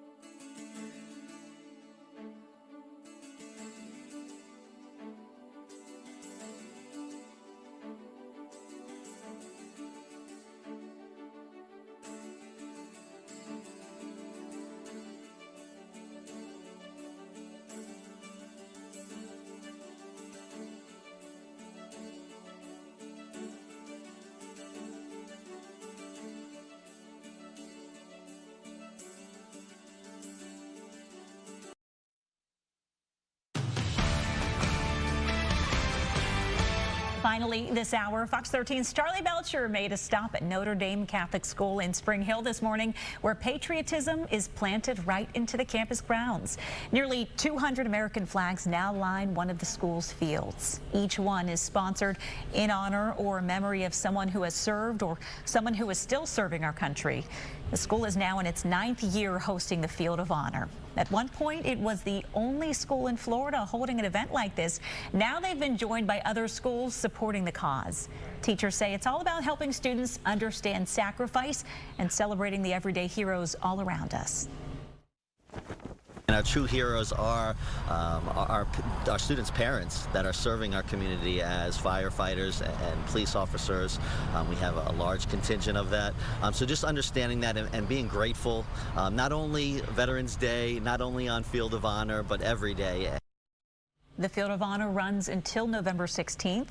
Visitors can sponsor a flag and take it home as a keepsake at the end of the event. Proceeds help raise funds for the school as well as a local veteran and first responder charity. That'll do it for us at 5, but stay right there. The Fox 13 6 o'clock news starts right now. I prayed a lot. Please let them be alive. That is right now at 6. A mother is holding on to hope for her daughter after she was hit by a speeding driver in Ybor City. Hold him accountable for what he did, ladies and gentlemen. A Northport man's been found guilty of killing his adoptive parents, and he will spend the rest of his life in prison. Every single one of us is committed to make sure that this can never happen again. And a big scandal from a little league in Sarasota, how deputies say the treasurer was able to walk away with more than $200,000. From Tampa Bay's #1 news station, this is the Fox 13 6 o'clock news. Thanks for joining us here at 6. I'm Allie Corey. And I'm Mark Wilson. Glad to have you with us. Well, first up tonight, some of the surviving victims of the deadly crash outside the Ybor City bar last weekend are still in the hospital. A 22-year-old is accused of speeding right into the crowd outside of Bradley's on 7th Avenue. A 24-year-old woman is still in the hospital, and her friends have started a fundraiser to help with her grueling recovery. And her mother spoke with Fox 13's Kylie Jones about the horror her daughter lived through and how she's doing. Riley Hancock was rushed here to Tampa General Hospital last weekend with injuries from head to toe. Almost a week later, her mom says she's making amazing progress and thanks God that her daughter's alive. Be grateful to God for the time you have.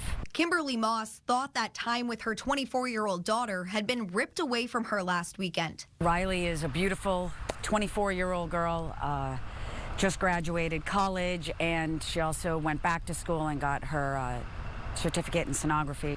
She is bubbly. She's always really has a smile on her face. Riley Hancock went out in Ybor last Friday night with 2 of her close friends, Connor and Brandon. They're more like brothers and sisters. Moss says the trio was outside Bradley's on 7th Avenue when they suddenly were caught in mayhem. Tampa police say a 22-year-old driver plowed into the crowd on the sidewalk near 7th and 15th Street. These kids were doing nothing wrong. They were being 100% responsible, Ubering, and something bad still happened. And that can happen, and life can change on a dime. 4 other people were killed. Moss says Riley and Connor were rushed to the hospital. Moss, who doesn't live in the Tampa area, says she woke up to almost a dozen missed calls and messages from Brandon. And then I started the next 2.5 hours of not knowing whether they were dead or alive. And that was horrific. Moss finally got a hold of nurses at Tampa General Hospital and confirmed Riley was alive. She and her husband got on the next plane to Tampa. They've been by Riley's hospital bed almost every moment since. She's got 10 fractures in her spine, a broken scapula, 6 broken ribs, a punctured lung, a lacerated liver. She says Riley has started speaking and has been able to take a few steps at a time with the help of a walker. She has a huge laceration that starts here and it comes through and it goes to here and then it wraps around the back of her head, and she's got roughly 100 stitches, and then she has staples all around the back of her head.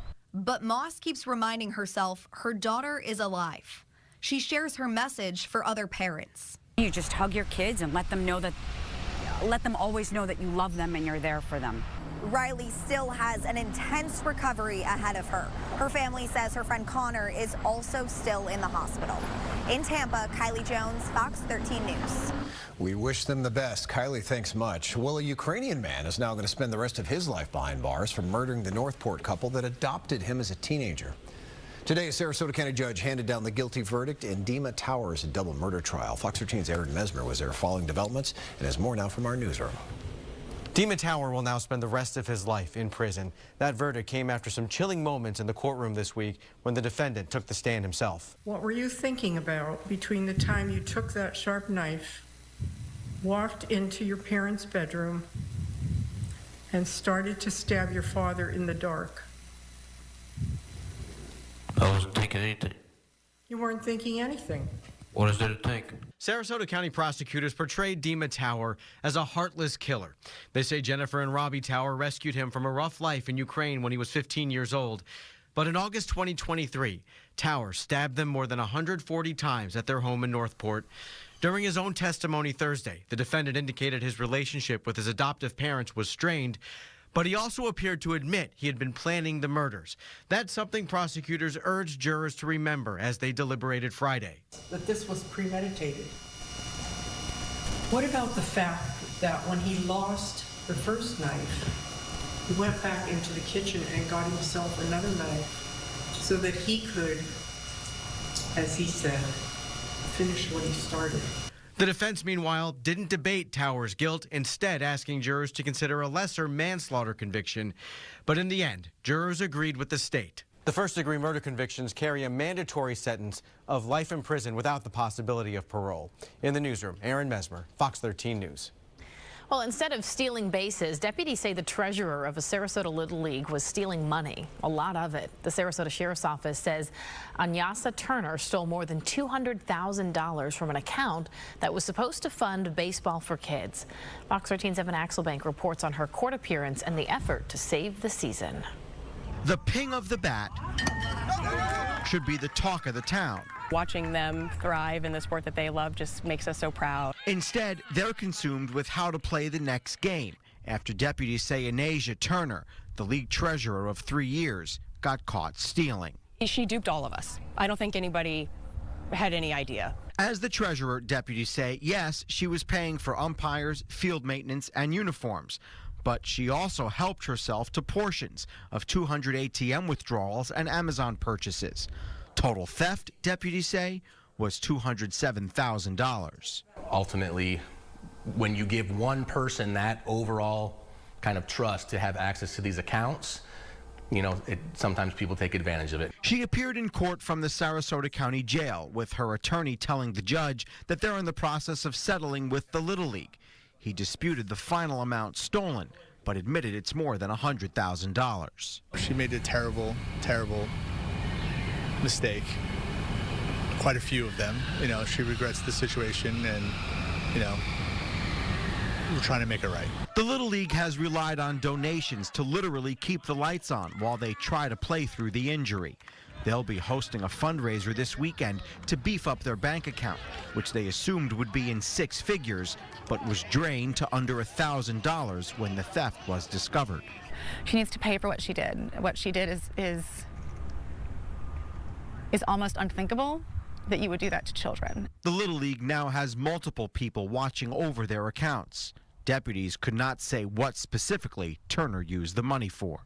Evan Axelbank, Fox 13 News. Well, Turner was given a bond of $25,000. She faces a charge of grand theft. Well, next week, a State House Select Committee will consider a number of proposals here aimed at cutting property taxes for Florida homeowners. Governor Ron DeSantis has made that a top priority to ask voters to slash property taxes next year in November for the election. Republican Representative Jeff Holcomb in Spring Hill says he supports looking for a way to cut taxes, saying he's hopeful that state lawmakers can find some way to address it. I'm open to conversations about removing the property tax altogether. It's a very complicated process, and I don't think anyone really has a clear-cut solution at this point. It is complicated because property taxes play a big role in paying for local government services and funds our school systems.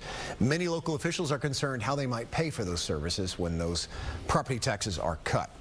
We have a heads up for drivers in St. Pete tonight. The 54th Avenue North entrance ramp onto I-275 northbound is going to close this weekend on Sunday night. It should be back open about 5 hours later by 5 a.m. Monday. But if you're on the road between, say, 11 p.m. and 5 a.m., you're going to want to follow the detour signs. Again, it's 54th Avenue entrance ramp to I-275 in St. Pete. FDOT crews are going to be working on road repairs while it is temporarily closed. Again, only about 5 hours, so hopefully they get it all done then. You hate to be slowed down for that Monday commute. All right, we have got much more to get to this hour. Come up at 6:30, we're talking tariffs and pasta.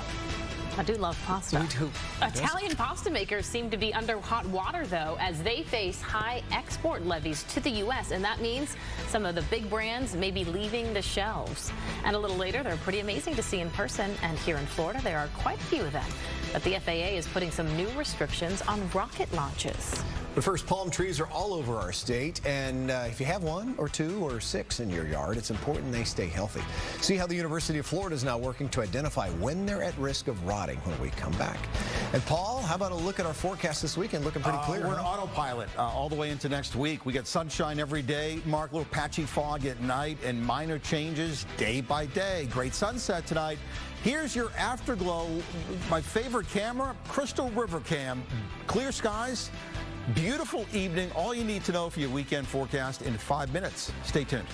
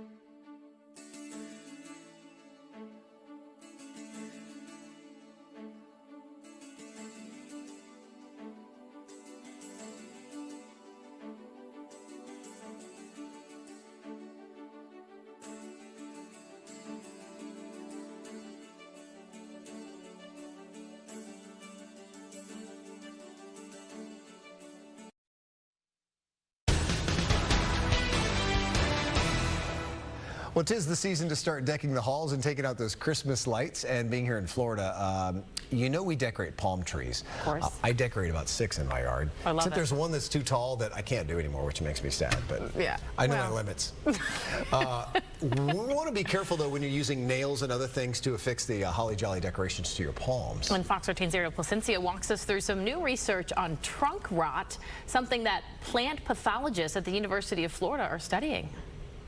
Yeah, I have 7 palm trees in my front yard at home. There's just something about palm trees that scream Florida. And Michael Lynn with Terra Nova Landscapes and Designs, Royal palms, we're installing one of those today. sells a good number of them. Canary date palm would be my favorite. Also the Bismarck The big, beautiful Bismarck, those are really nice. But the Largo business owner knows palms aren't pretty if they're not healthy.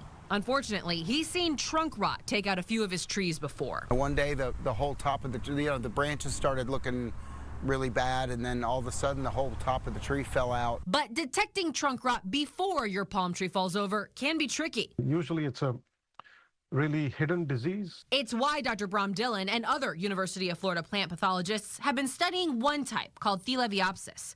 Their goal? To identify which palm species are most at risk for this kind of trunk rot. There is no symptoms visible, but there is rot still happening. UF researchers tested the leaves of nearly 30 palm species in their lab, and their new methodology yielded results significantly faster than other tests. They found these palms were resistant to Theleviopsis trunk rot, but Buccaneer and foxtail palms were susceptible to this disease. It comes in through the wounds and causes rot inside. And how do palms get wounds? Well, pruning can be one way, but also Could be caused by when you're putting up lights, you're hammering in nails. Dr. Dillon and his team are working to study even more types of palms and potential treatments, too, to help better educate Bay Area homeowners. So they can make a informed decision when, somebody's getting new palms or replacing palms, in order to stay away from this disease. In Largo, Ariel Placencia, Fox 13 News. All right. Got to take care of those things. Yep. Trunk rot's important. Yeah, it's not a good thing, for sure. But you certainly don't want it. No, antibacterial cream. We'll take care of that. That's the way to go. Keep it going. Oh, boy. Nice weekend to be outside. Little changes day by day, but perfect. Enjoy it, folks, because before you know it, the next cold front will arrive. We need some rain. Nothing on the 7-day except lots of sunny symbols. We're 72 degrees. Downtown Tampa cam under clear skies. Oh, look at that. The old afterglow on the Clearwater Beach cam.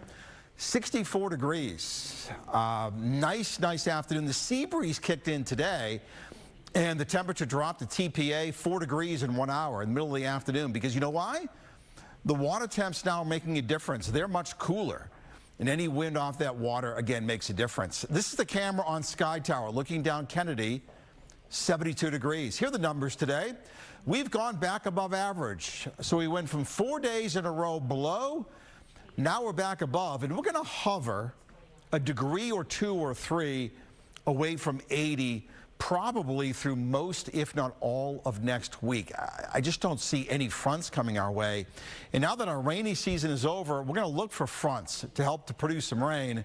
Really nothing in the offing anytime soon. Just some rain past Sunday with that cold front. That's it. Sun is setting on the satellite. There's a little ribbon of clouds off the East Coast. That's it. Eventually, we'll start getting some fair weather clouds that'll start popping up with heating as it turns more humid. The forecasting challenge the next 3, 4, 5 nights is going to be patchy fog. Some of it may be dense, especially early next week. 81 degrees at 3 p.m. And then the winds went west, and we dropped to 77. The sea breeze, again, makes a difference this time of year. Warming up in the southeast, the trough that gave us all the cold weather is way up in the northeast. Here comes a ridge in Texas. That's going to build over us for a couple of more days. West Chase, 69. Tampa, 72. Plant City is 70. Pasco is 67. Brooksville, 64. This is Land O'Lakes. Sarasota, 70. Northport, 67. Nice evening underway inland with 60s and low 70s. The only real trouble around the country is out west, where this flood advisory is up. San Diego to the LA basin, moderate to heavy rain with kind of a Pacific moisture plume coming up from the south. That turns into snow in the mountains near Salt Lake City. That's it. Really nothing else going on. There'll be some rain and snow showers in western New York State for the Bucs game. Winds could gust 30 to 35 on Sunday. No big snow accumulation, just a mix of rain and snow showers and temps around 40 degrees at kickoff. Clear cool tonight.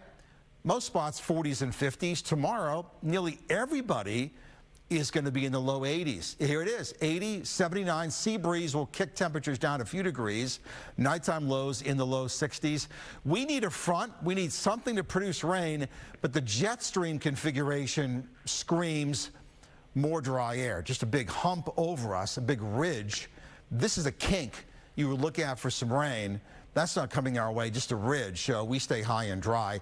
There may be a front, not this weekend, but maybe next weekend. You can see the drop in temperature, but I still don't see anything on the map that screams rain is on the way. It'll turn a bit more humid next week as dew points go up. This is rainfall accumulation through next week, and when you see the state and there's no colors over it, it means no rain.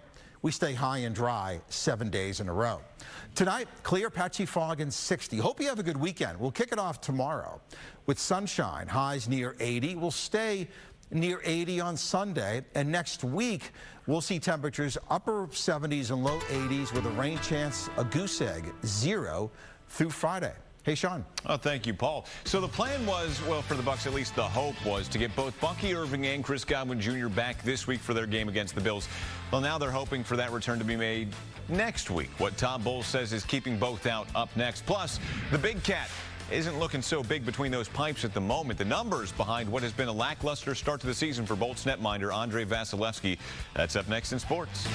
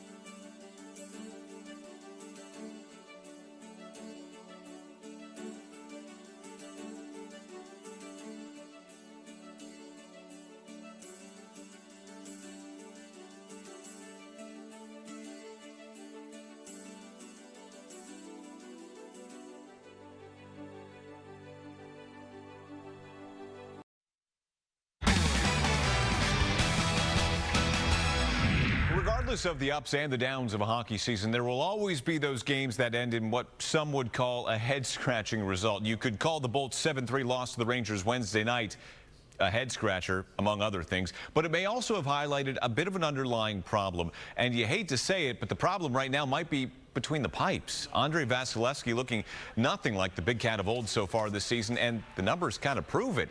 Vasi, 27th in the league in goals against average, 27th in the league in save percentage, and 61st out of 73 goalies that have seen the ice this season in total goals against. Now, these numbers can obviously be fixed or fix themselves throughout the course of a season, absolutely.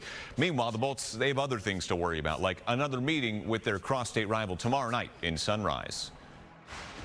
They play right down the street from the same state. We went to 3 straight Cup finals, then they went to 3 finals. We've knocked them out of the playoffs. They've knocked us out of the playoffs. And we play them the most anybody else. And count the exhibition games, we really play them the most. So I'm not a mathematician, but you add that up, it sounds like a rivalry to me. And it was certainly a show the last time they played in the preseason. Puck drops between the Bolts and Panthers, 5 o'clock tomorrow evening in Sunrise. Over at One Buck Place, meanwhile, the Pewter and Red put the finishing touches on their preparation for Sunday's game in Buffalo. Those preparations, however, will not include either running back Bucky Irving or receiver Chris Godwin Jr. Despite both participating in a limited capacity each practice this week, head coach Todd Bowles ruled both out for Sunday's game against the Bills. There was some real hope that after both popped up in the practice this week that they would be able to make their returns. Unfortunately, that's just not going to be the case this week. Both now sidelined at least for 1 more week. Yeah, I feel very good about it. We'll see next week. There's a process they got to go through, but they're out running around well and they're moving well, so we'll go through the process and make sure they're 100% before they get out there. So not this week, and then we'll see how it goes next week. I mean, look, they're 6-3. Might as well be 100% before you come back. Second round of the Annika teeing off in Bel Air today. That's a picture-perfect day for golf. I know, beautiful, right? Great for a drone shot, too.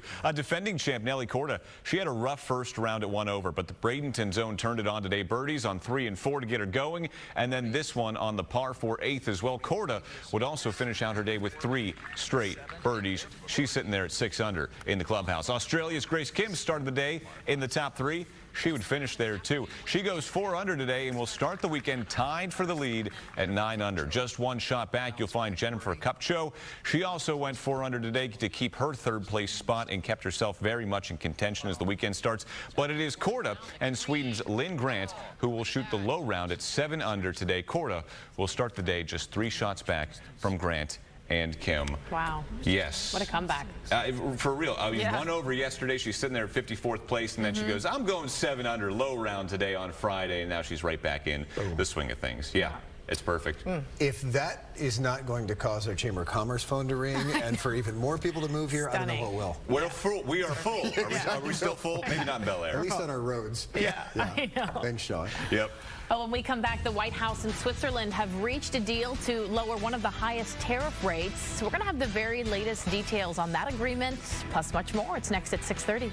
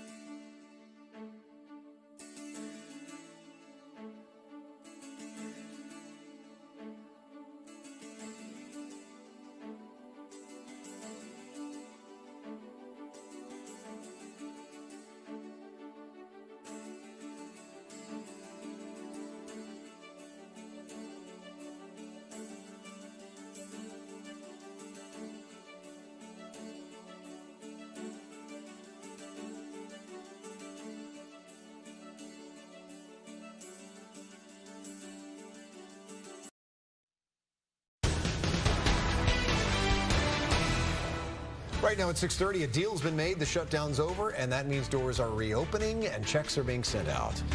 Tonight at 6:30, how the government's slowly returning to normal after the 6-week shutdown. Plus, as the House Oversight Committee releases thousands of documents from the Epstein files, President Trump is now demanding a federal investigation. And tackling affordability, how the president's proposing new ways to make home buying easier for Americans. Let's begin here this half hour with the very latest in Washington. This record 43-day government shutdown, it's done. But getting the government back up and running is not going to happen quickly or easily. Federal workers are heading back to work. SNAP payments will soon be paid out, but the effects of the shutdown are still lingering. Fox's Mike Emanuel explains.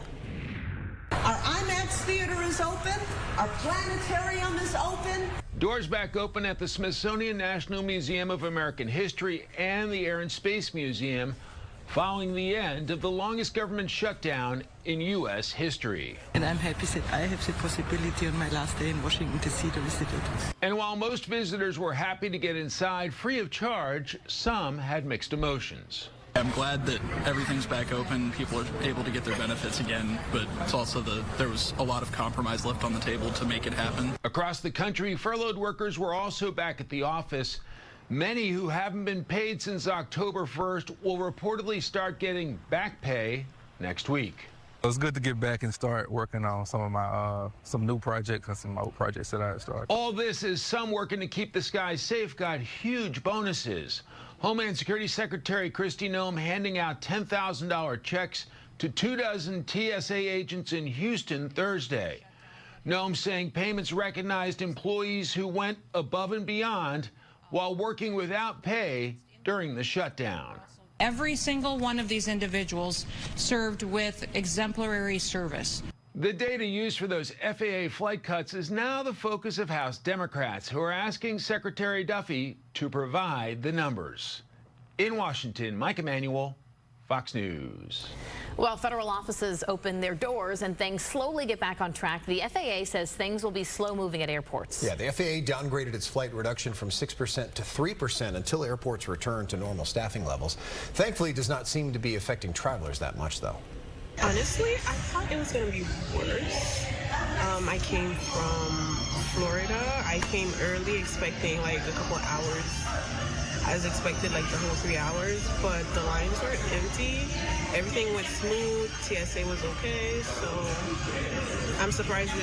I'm surprised. At Tampa International Airport, most flights have been grounded or have been off the ground and on time. So far, there's been, we're told, 15 cancellations and 41 delays.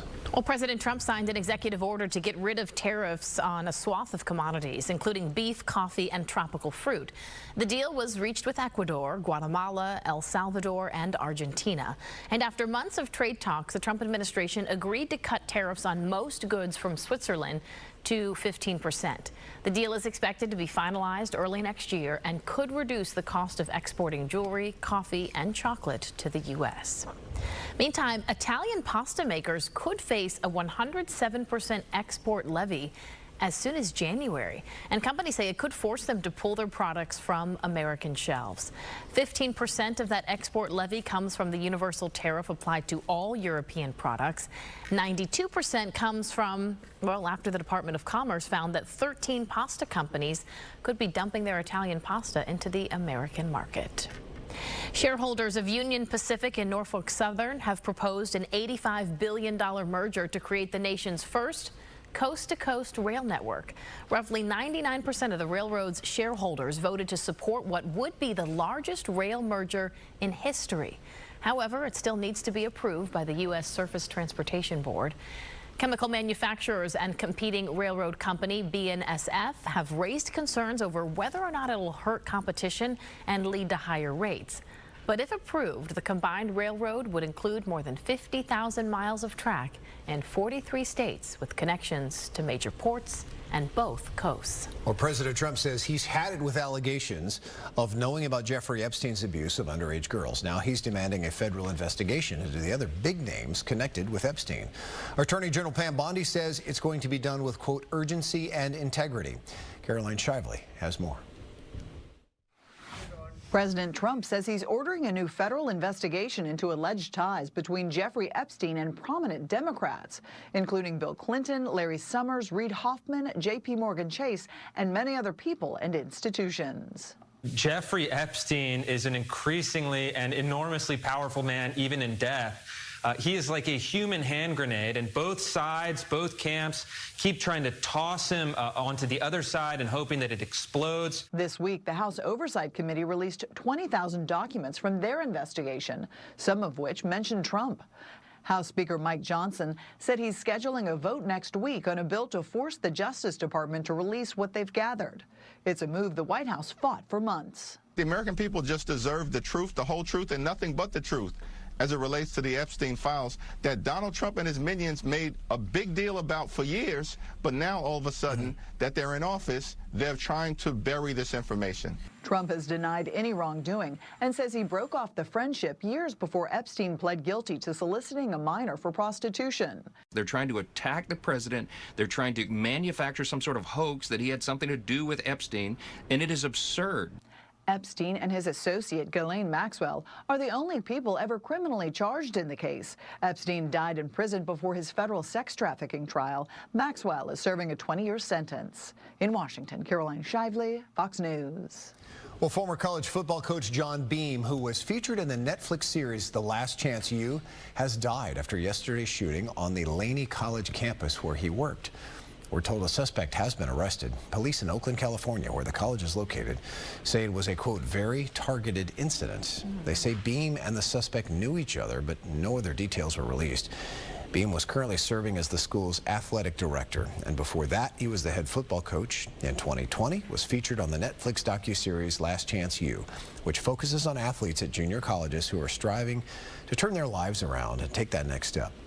Beam was noticeable because all 20 of his players have played in the NFL. 7 of them have played in a Super Bowl. Wow. Well, the White House is ramping up its pressure on Venezuela's leader, Nicolas Maduro, with the most advanced aircraft carrier heading into the nation's direction. As Fox's Madeline Rivera reports, the move comes as Venezuela deploys weapons and military personnel. The world's largest warship is nearing waters off Venezuela, joining a massive U.S. naval buildup in the region. The Pentagon ordered the USS Gerald R. Ford, along with its 4,000 sailors, to leave the Middle East ahead of schedule to assist with President Trump's anti-narco trafficking push. You have to disincentivize this industry that these terrorists are using to flood our country with heroin, with cocaine, with fentanyl. U.S. military strikes in the Caribbean have targeted nearly 24 suspected drug smuggling boats, killing more than 70 people. In response to the military buildup, Venezuela's defense minister ordered the country's 200,000 soldiers to prepare for war. Since they cannot say that we have hidden biological or chemical weapons, they invent a bizarre narrative so false that it collapses and no one believes it. This week, Pentagon Chief Pete Hegseth announced Operation Southern Spear, saying the mission, quote, secures our homeland from the drugs that are killing our people. There are also reports that senior military officials met with President Trump to discuss potential land strikes in Venezuela, but that no final decision has been made. This despite concerns from some lawmakers over whether the strikes are illegal. The president has made it very clear he's not going to allow terrorists to bring illegal drugs that kill American citizens into our great country. The USS Gerald R. Ford's arrival brings the number of troops in the region to about 15,000. In Washington, Madeline Rivera, Fox News. Also making global headlines, Russia launched a major missile and drone attack on Kyiv early this morning, killing 6 people. Ukrainian President Volodymyr Zelensky says Russia used at least 430 drones and 18 missiles in the overnight attack. While Moscow denies targeting civilian areas, the attack severely damaged apartment buildings and started fires across the capital city. Meantime, London's celebrating King Charles III's birthday. The King's Troop Royal Horse Artillery carried out a 41-gun salute to mark the occasion as Britain's monarch turned 77 years old. Gun salutes are a traditional way of honoring royal occasions, with the 41 rounds typically indicating a royal salute in a royal park.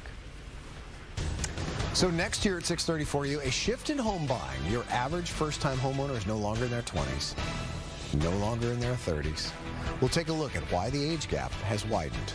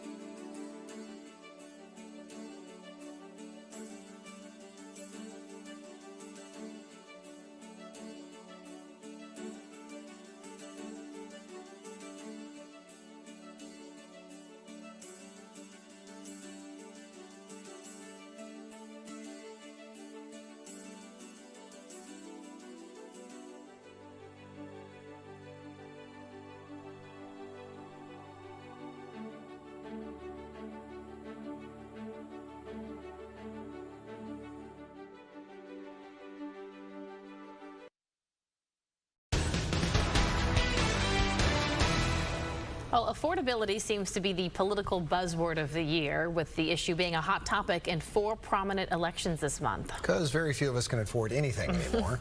Now the White House is pointing out that the moves that they are making to tackle the issue. Listen.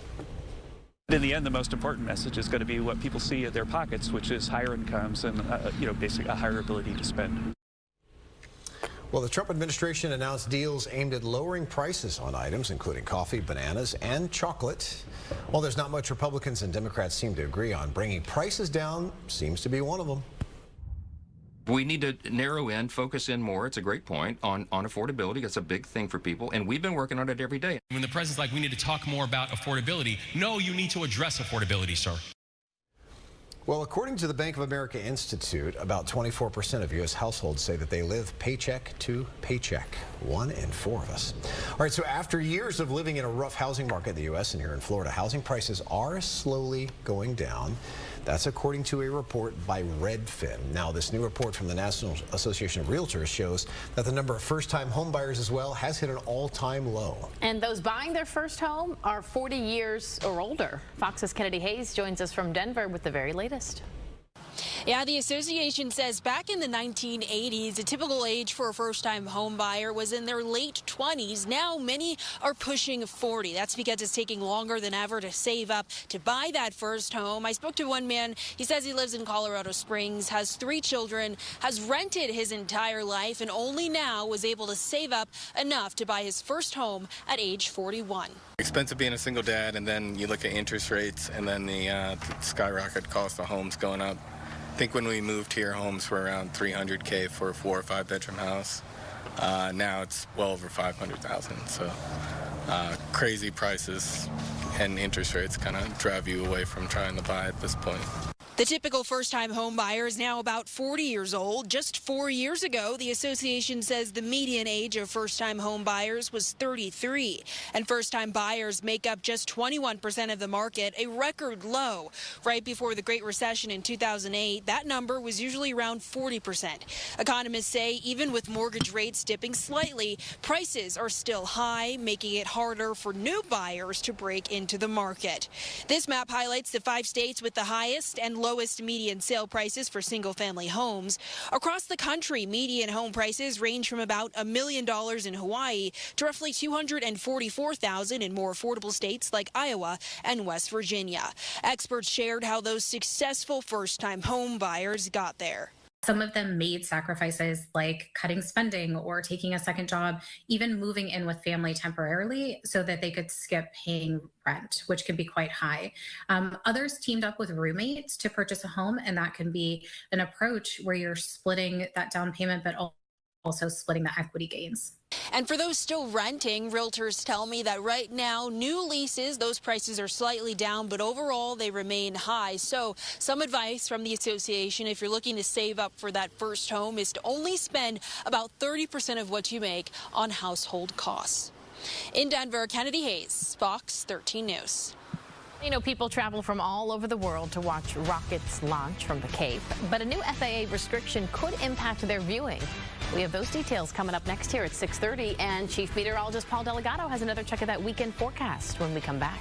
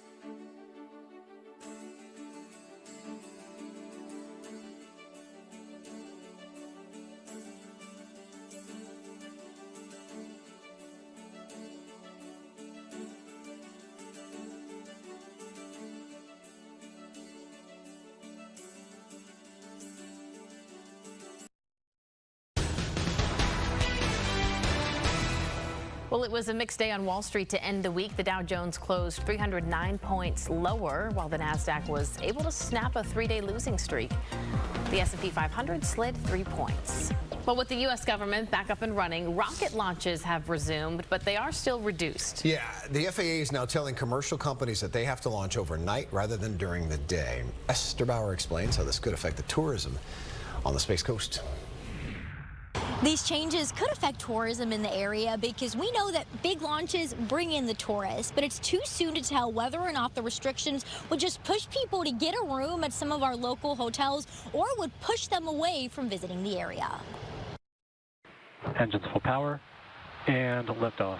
Later launches are coming to the Space Coast. So this is going to be a real challenge to coordinate. In this new emergency order cancellation and replacement document from the FAA, it says commercial space launches and reentries will only be permitted between 10 p.m. and 6 a.m. local time. That unless you absolutely have to launch during the peak hours, then to try to do these launches overnight. They might not be able to keep up with all the planes and now all the rockets. Right. No, you're absolutely right. The FAA manages the airspace, and Florida Tech-based Professor Don Platt says this congestion will get even worse as more companies start launching rockets. As we have not only more launches taking place, but more players. Locals are bracing for the change. I think the biggest detriment is to our residents who try to sleep throughout the night. The mayor of Titusville isn't thrilled about the news, but he also sits on the county's tourism board and says the change could boost hotel stays in the area. As if some people are coming in to watch the rocket launches, and if it's in the middle of the night, they're most likely now going to get a hotel instead of traveling. Commercial companies can apply for waivers with the FAA if they have to launch at a specific time of the day. And the FAA hasn't said whether or not they will lift these restrictions in the future. Platt thinks some of the big space companies will push back because now they're competing more for launch opportunities. They really want to get those windows, and now it's not just a 24-hour period. That's reduced to only 8 hours to launch. Reporting in Brevard County, Esther Bauer, Fox News.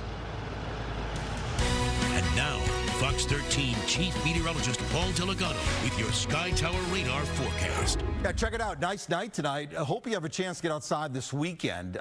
Sunshine, we had such a long, hot summer, and it really is nice to have these days with low humidity, warm sunshine in the afternoon. I'm sure the Riverwalk will be packed, downtown St. Pete packed, Dunedin, Sarasota, you just name it. Great to be outside. A little cool this morning. We still had a bit of radiational cooling, and I say radiational cooling when the air is dry, skies are clear, and winds are light. The heat of the day just kind of goes right up into space, and we radiate. Radiational cooling, we radiate. Now also, with clear skies and light winds and the dew points coming up, that radiation can cause what we call radiation fog. I think we'll see some areas of patchy fog developing the next couple of nights, especially Tampa Bay north the next couple of nights. This is a fog-prone area north of Tampa Bay in the winter, so we'll be watching for that. But the fog will burn off pretty quickly during the day. Nice bounce back. So let's see. What was Brooksville again? Was it 43? Yeah, so 43 to 80. I mean, 37-degree temperature swing. We can't do that in the summer, but we can do it in the winter or the fall when the air is dry. It's really a function of dry air. 81 was the high in Tampa, right around 80 inland. Here are the numbers. We did 81. We're now above average by 2.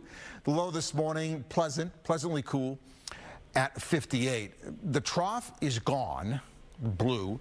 Here comes the ridge here in Texas. This is going to slowly build in over the course of the next couple of days. Have a 72 in Tampa, Sun City Center, you're 69. Plant City, 68. Appreciate you watching. Dade City, 66. Inverness, 59. Brooksville, 64. Sarasota, 70.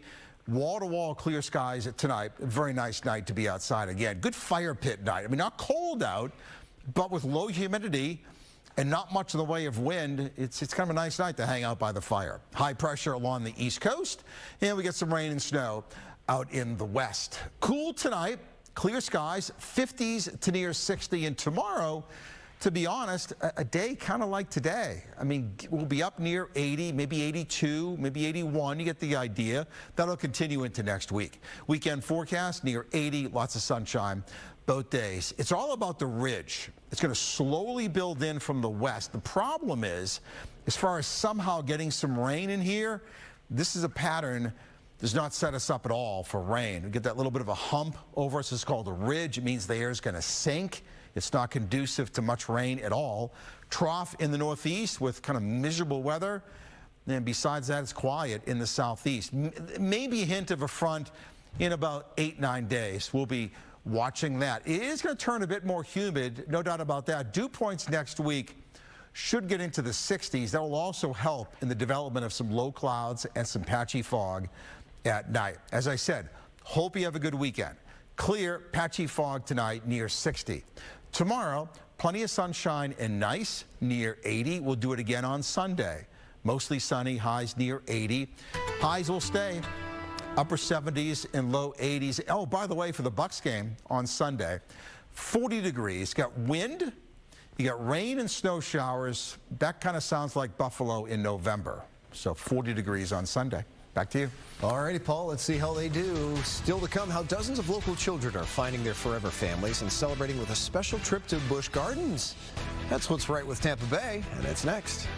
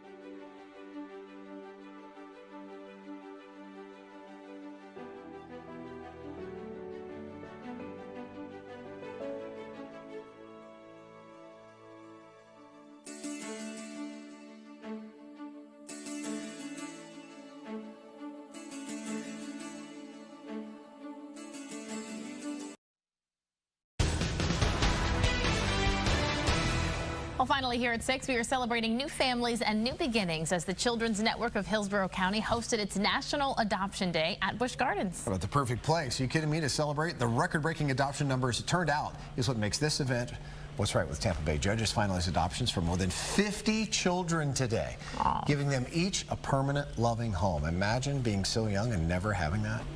This was the second year the Children's Network partnered with Busch Gardens to host it. They bring together new families, foster parents, and families who've adopted in the past as well. They're all invited because they play such a big role in all this. And once everything was finalized, the families got to spend the day celebrating food, music, and of course, full access to the park. It is so amazing to be part of an event like this because so many times you think of child welfare and you do think of those types of stories, but this is the part that keeps us going through the highs and the lows and the difficult times. This is the part that we see the culmination of everything that we've done. Well, to date, the Children's Network has helped finalize more than 1,200 adoptions, changing lives across Hillsborough County for generations. Organizers say the event continues to grow as more and more children are finding their forever families. Bravo. Love to see. Amazing. Well, we are out of time, but that news keeps on going on the Fox Local app, on your phone or smart TV. Coming up next, it's Florida Tonight with Chris and Haley. Got those Friday night feels. Enjoy. Have a great night. Back at 10. Hope to see you then.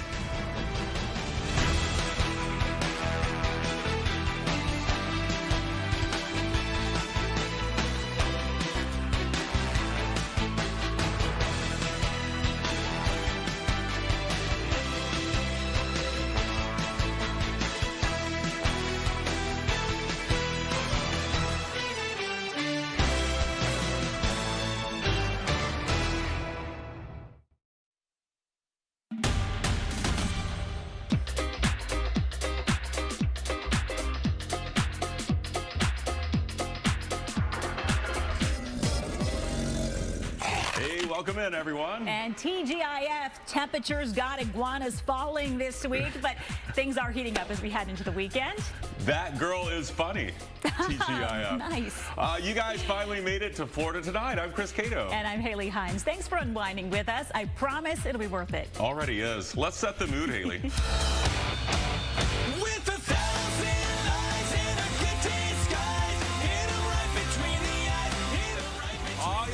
Spring is coming to the 2026 Strawberry Festival. Pretty fly. I cannot believe it's almost that time of year already. The years run together. You got to keep them separated. We'll tell you how soon you guys can buy tickets.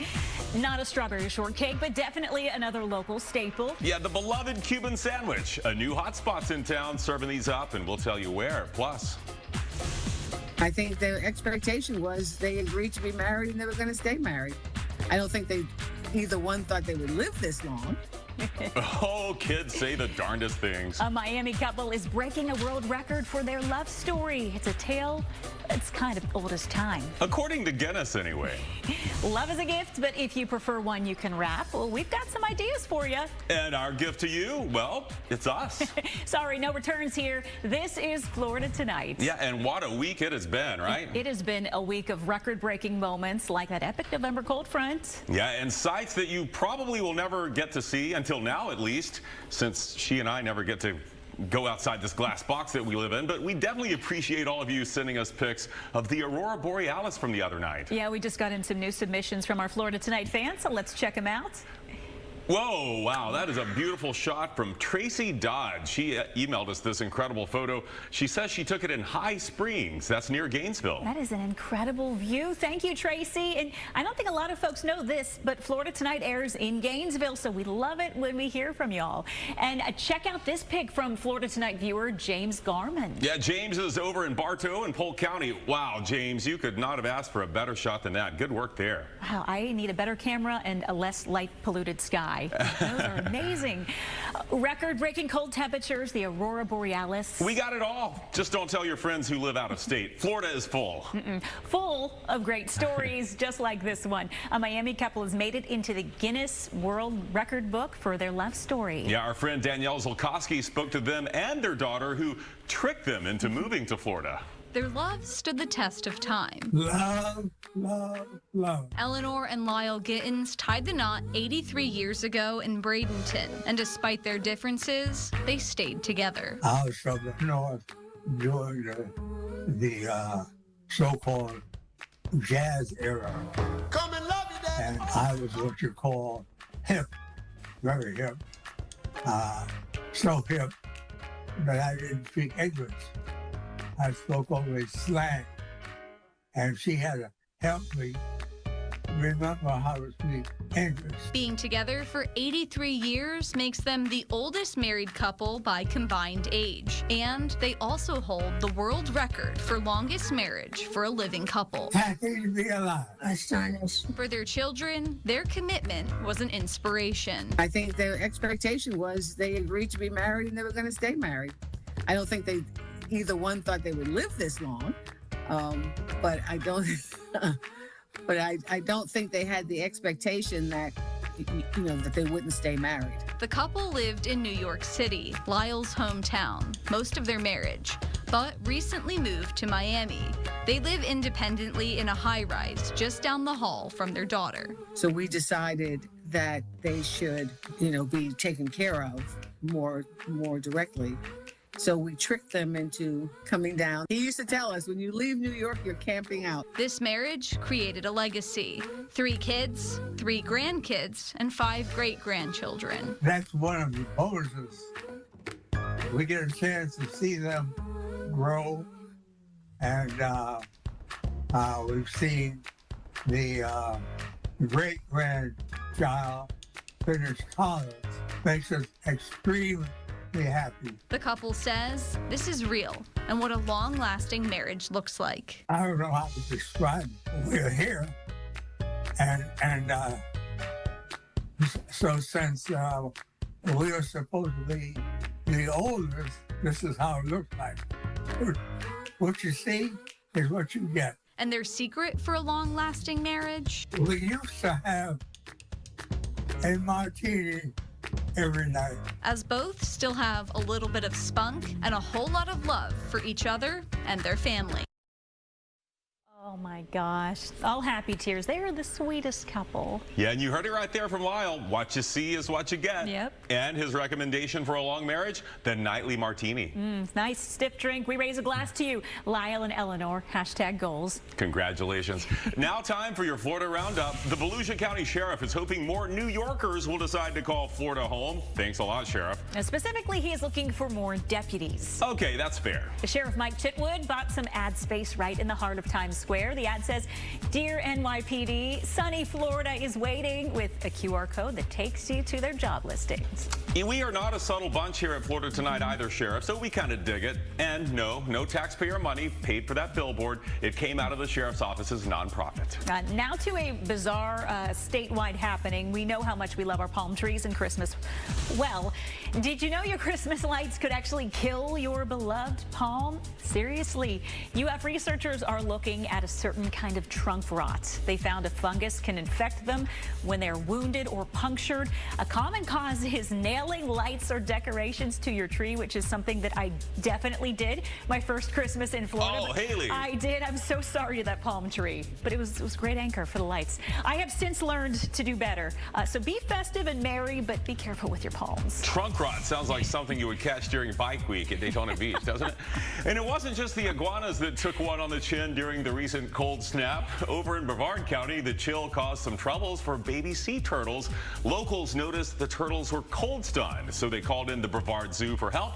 And thanks to their efforts, the tiny turtles were saved and returned to the ocean. Heads Carolina, tails California, somewhere greener, somewhere warmer. Turns out she was thinking of Florida. Country singer Jody Messina was named one of the performers headlining the 2026 Strawberry Festival in Plant City. Yeah, check out this lineup. Oak Ridge Boys, Lone Star, the Bellamy Brothers, Dierks Bentley, Riley Green, The Offspring. Wonder who else they're going to add to this list. A couple of coming soon spaces there. Come on back, Reba, please.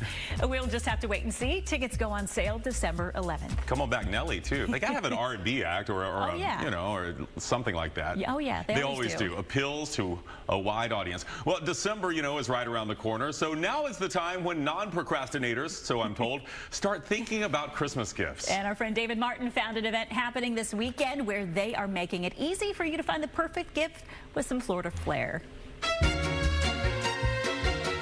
The Ocala Holiday Craft Show at the World Equestrian Center Expo Center 1 is so large that we had to use a golf cart to scope out all of the 350 vendors selling some extraordinarily unique items. In its third year now, it's simply massive, bigger and better than ever. We're talking about crafts that'll make you stand out at the holiday party as a thoughtful gift giver. We saw cowboy boot purses, real horseshoe art, historic postal boxes turned into piggy banks and lock boxes, jewelry made out of horsehair, ceramics that look like stuffed animals thanks to the art of dry brushing. The sellers here are so creative. We're looking at wood flowers. They're made from the shavings of the tapioca root plant. In other words, all the flowers, they're not flowers, it's actual wood, and it lasts forever? Yes, they're eco-friendly, they're long-lasting. This is ocean wave resin art, so everything has a wave on it. It's that beachy feel, you know? And your biggest sellers are? The ornaments, of course, it is Christmas, and then the glasses. Yeah. People love this stuff. These are handcrafted gourd lambs made out of gourds from local farm in Florida, right here in Chiefland. What's an average cost for a glowing gourd? It varies from $45 to $55 to $65. Literally cash in a creative way. If you're looking for a gift for somebody, oftentimes it's cash, but you do it in a different way. I do. I make it into cakes for you. All right, so for example, this Santa Claus cake is how much cash? It has $1,000 on there. The third annual Ocala Holiday Craft Show runs tomorrow and Sunday. Tickets are $8 at the door. Bring comfortable shoes. At the World Equestrian Center, David Martin, Florida Tonight. Whoa, David, slow down there. Don't want to run over those crafts. I know. Does the golf cart ride included? That'd be fun extra. The golf cart's what I want for a gift. Yeah, jazz it up with some Christmas lights, maybe some garland, like our viewers watching in Dunedin or the Villages. You just gave me a great idea. So how does a Florida Tonight holiday golf cart decorated contest sound? I like it, but it also feels like we're totally blowing past Thanksgiving. I think I hear a sigh of relief, probably because it's not another bracket tournament. Oh yeah, EPV will be happy about that. While we are talking gifts, what are you guys getting the host of your Thanksgiving dinner? And if it's you hosting, maybe share this next segment with your friends and family. Hint, hint. That is after the break. Yeah, but first enjoy some music and the view because it's finally Friday.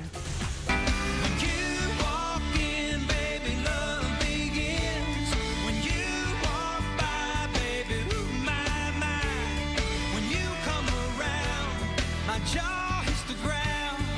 You shake your thing, I jump out of my skin. When you cross the floor.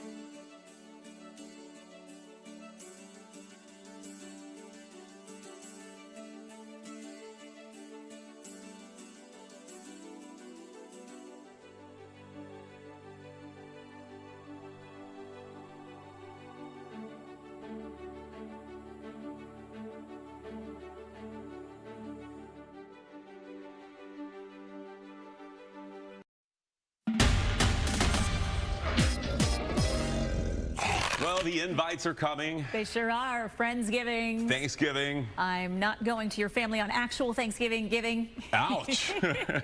Well, you're going to need a gift for all those hosts. It's only polite. Our friend Paul Zahn is back with some snazzy gift ideas to keep your likely frazzled host festive.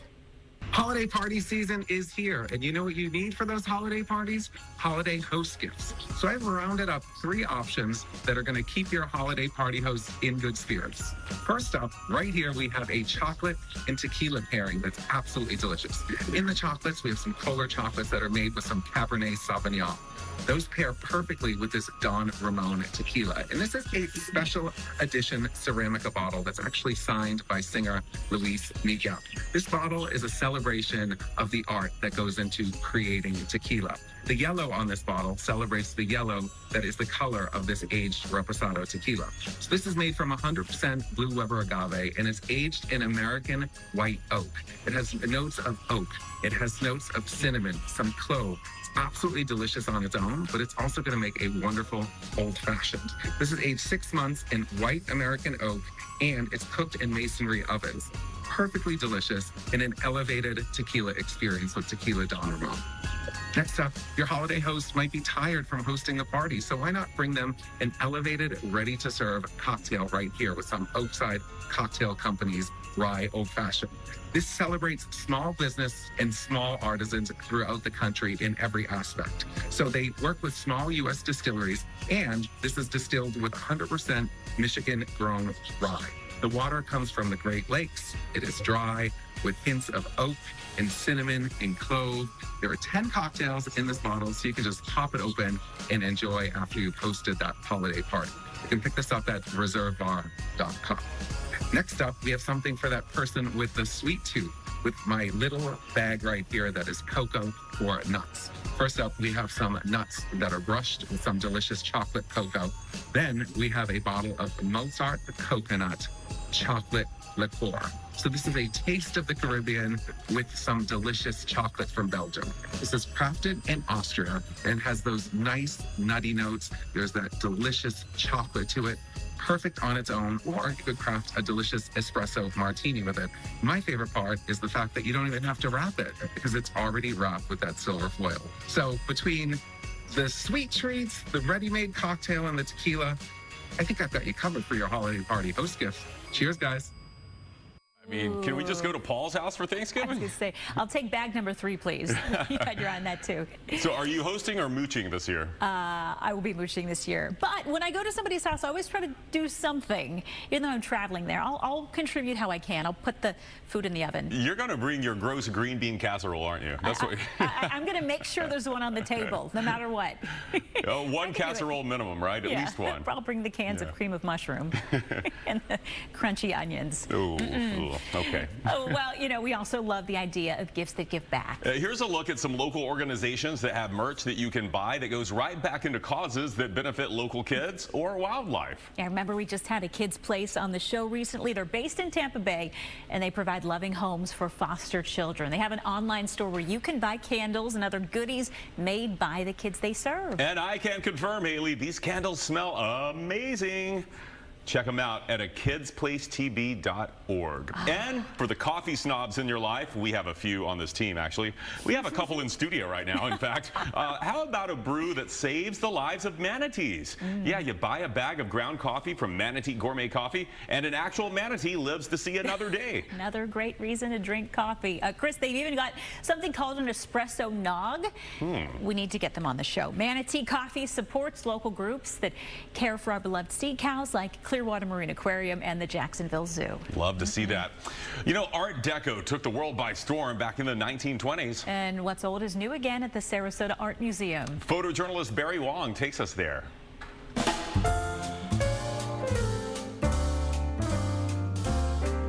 How do you grab somebody's attention instantaneously and then make you look at it and think further, all in visual terms? So these works created all 100 years ago, but they're so fresh. They are so contemporary. They are commercial, but at the same time, now looking at it, they are visual masterpieces.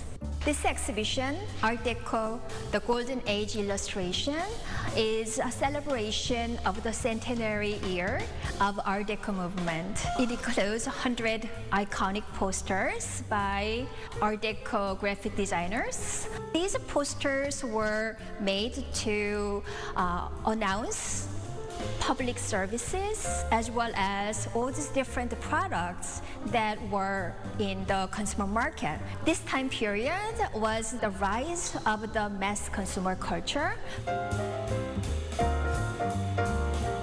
Luckily, we have an incredible collector in Sarasota. It's probably been about 35 years that we've been collecting Art Deco posters. In my early career, I was in advertising. And so these, the posters are kind of iconic pieces of advertising. You know, the beautiful streamlines of Art Deco, the bright colors, the fact that even though they're 85 or 105 years old, they look like they could have been produced yesterday. No Wet, No Cold, which is one of the British Underground posters. I love that one specifically because it represents London to me, kind of dreary, often in rain. And of course, if you understand who they were advertising to, they were advertising to the average British person is to begin to start using the underground. So you don't get wet or cold. Many of the posters that we'll have on exhibition are the only known copies and have never been seen before. So I hope people understand that, and that in and of itself would bring people into the museum. And we're saying hello to our viewers in the place where that museum we just showed you is located, the beautiful Sarasota. Happy Friday, everyone. Enjoy your evening. We'll be right back.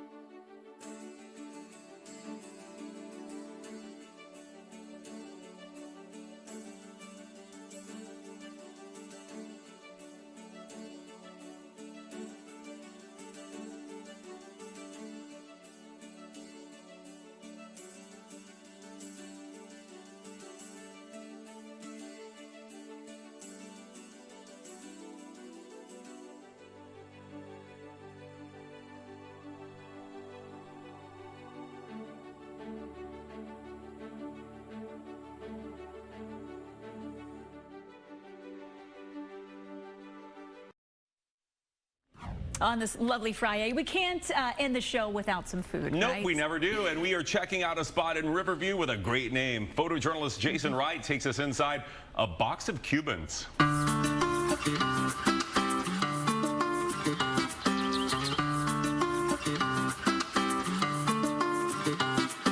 Box of Cubans is a fast casual Cuban cuisine restaurant. We started in a very humble beginnings in a gas station.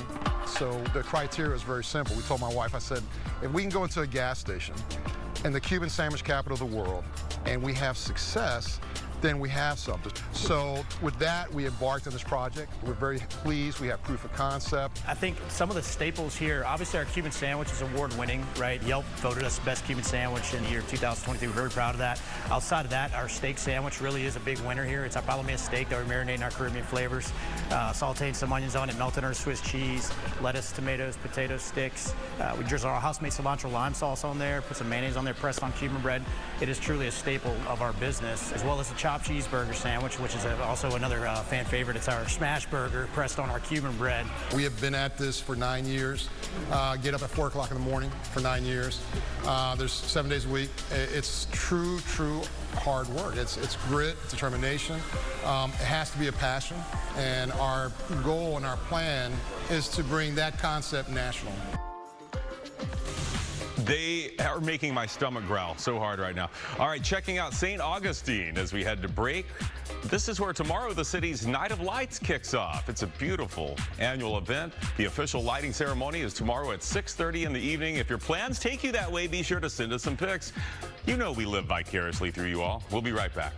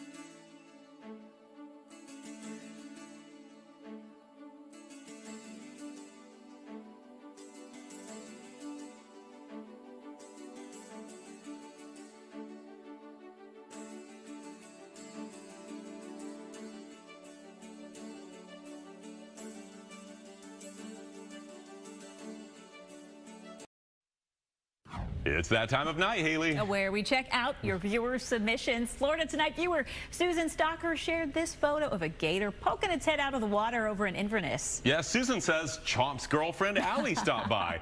I kind of think Allie would call Chomp a snack, and not in the cute way. Yeah, what's a cougar for an alligator? Anyway, moving on, viewer Sandy Hansen got a great shot of a woodpecker in her yard over in Town and Country. That's a big bird. Yeah, I bet it blames the Christmas lights for destroying the trees, right? We also got some really nice written messages, and one of them from out of state. Yeah, that was an awesome surprise. A viewer from Kentucky emailed us. Yeah, Susie Handy Roundtree said, in part, I just wanted to send a quick note your way from up here in Kentucky. It feels like I've been away forever, and while Kentucky certainly has its charms, my heart always belonged to Florida. Aw, Susie says she grew up in Florida and has plans to move back. Take that, Kentucky. And a pair of loyal viewers in Largo, Kitty and Daryl Willis, sending us this love here. We love Florida tonight. EP Victoria getting the first shout out, even before me and Haley, and deservedly so. Yeah, she deserves it all. We are so glad to be a bright spot in your day, and you all are certainly a bright spot in ours. Yeah, well, I mean, we wouldn't be here without you. We would be, I don't know where we would be. No. Out on the street. I guess. Thank you guys for watching Florida Tonight.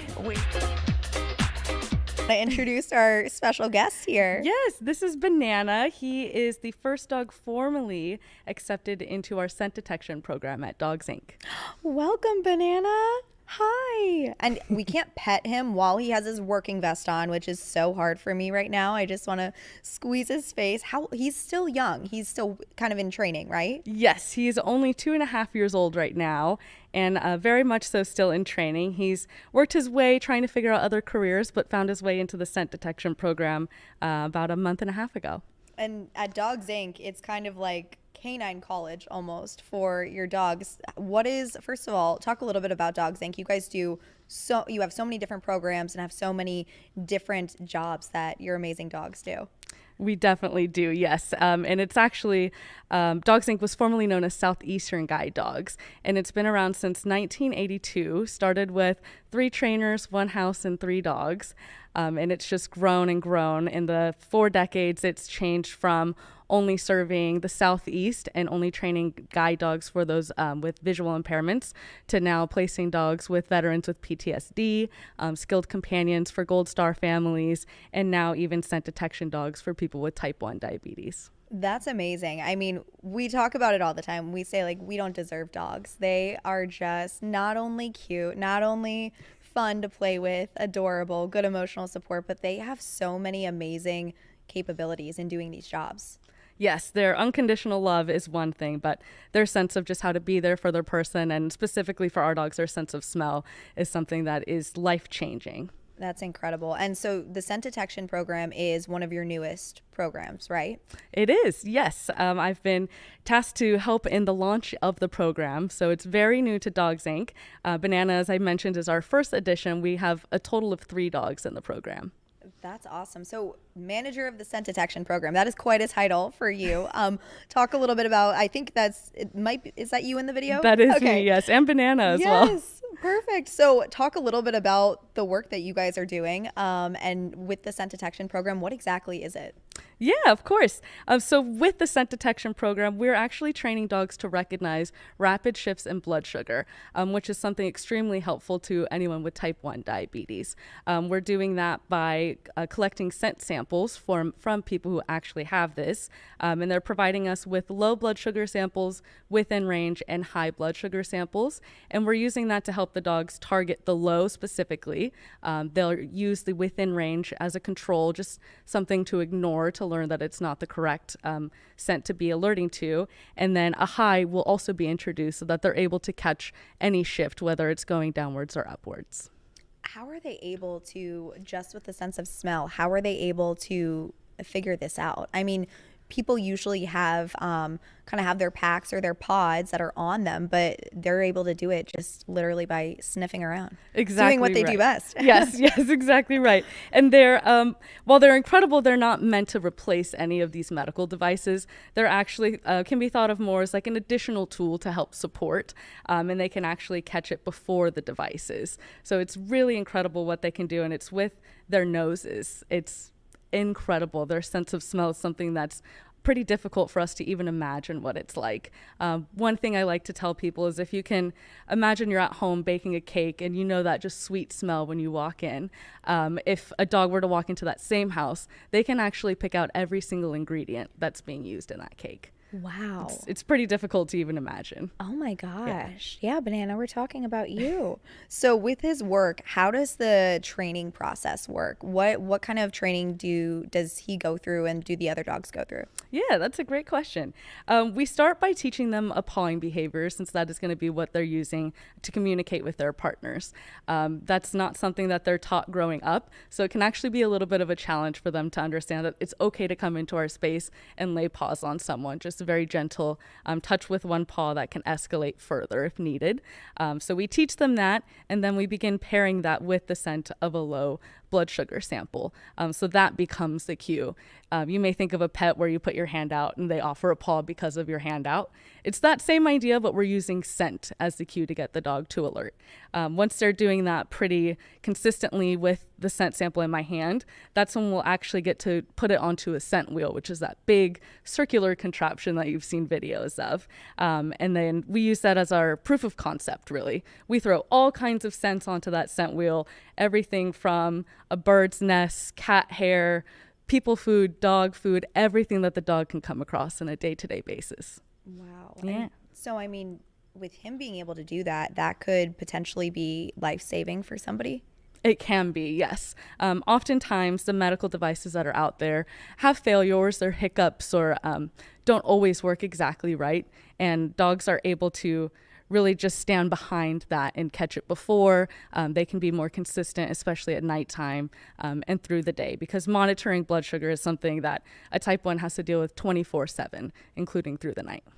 Wow. And I imagine especially at night, that's something that, I mean, as you're sleeping, that's something maybe your dog could catch. I know we talk about dogs being able to smell if there's like a fire in the house or something, but this is just on that list of things they can do. Exactly right. Yeah, and that's also why we teach an escalation. So while their behavior will start with a single paw, if they're not getting their person's attention, it'll escalate to 2 paws and even coming up further into their space. If that person were laying in bed, they may come up in their bed and just kind of try to nudge them awake.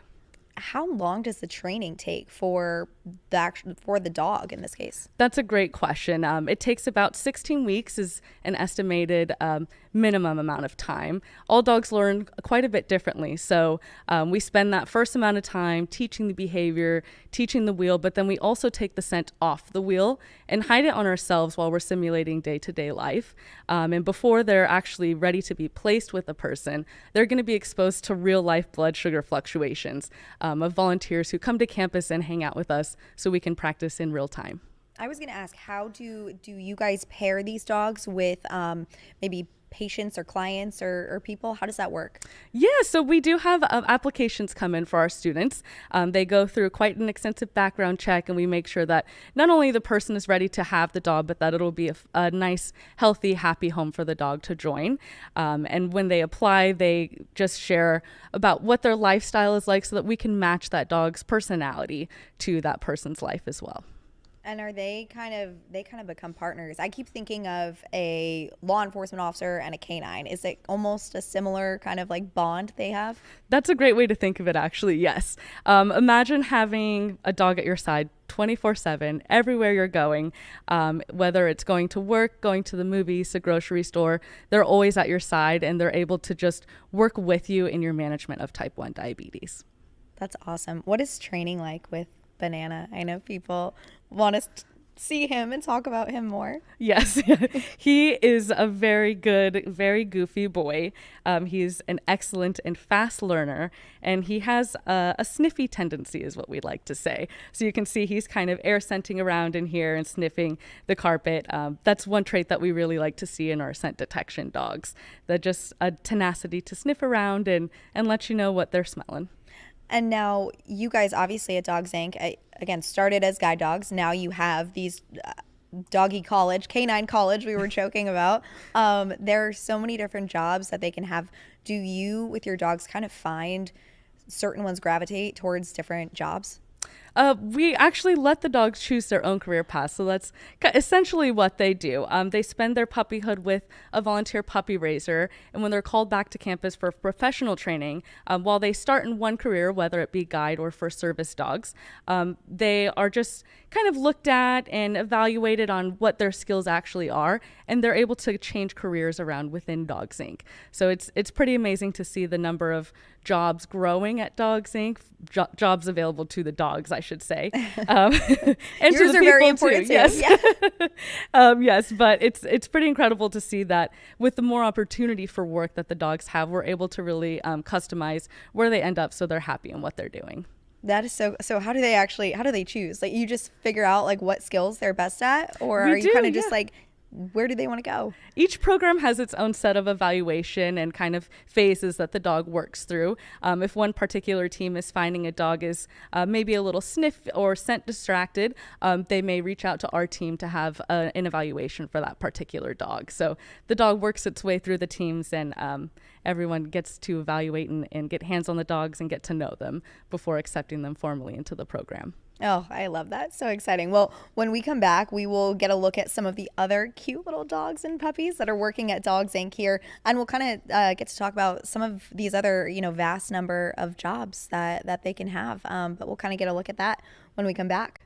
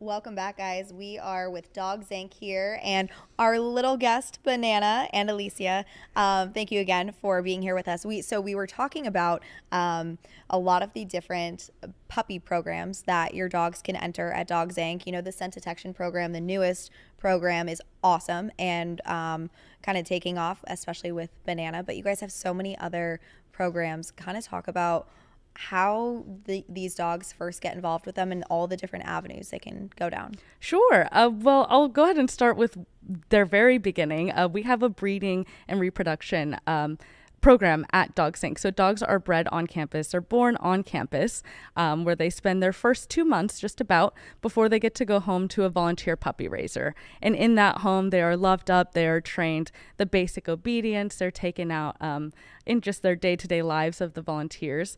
And at about 18 months, they're recalled back to campus, and that's where they'll begin their journey of professional training. They will either come to begin with the guide dog program, where they'll help guide someone with visual impairments, or they'll start with the service dog program for veterans with PTSD. And then within those two different programs, they'll work through phases of different advancements of training, and as things get more difficult, the dogs may or may not decide to switch career paths, at which point we'll get a chance to take a look at them as well at the scent detection program. Another place that dogs can be placed is actually with Gold Star families as skilled companions. And with visually impaired, we also have skilled companions as well. So there's just so many options for these dogs to find a place where they can make an impact in someone's life. Yeah, how have you guys, because again, of course, it started as guide dogs, but how have you come to add more programs to Dogs Inc.? How have you found that there's such a need for dogs and all of the skills they offer? Definitely. I think it's just a growing understanding of what a dog, what kind of an impact they can make on someone's life. And Dogs Inc. has been great about just finding different avenues and ways to make it work for the dog and for the people who are in need as well.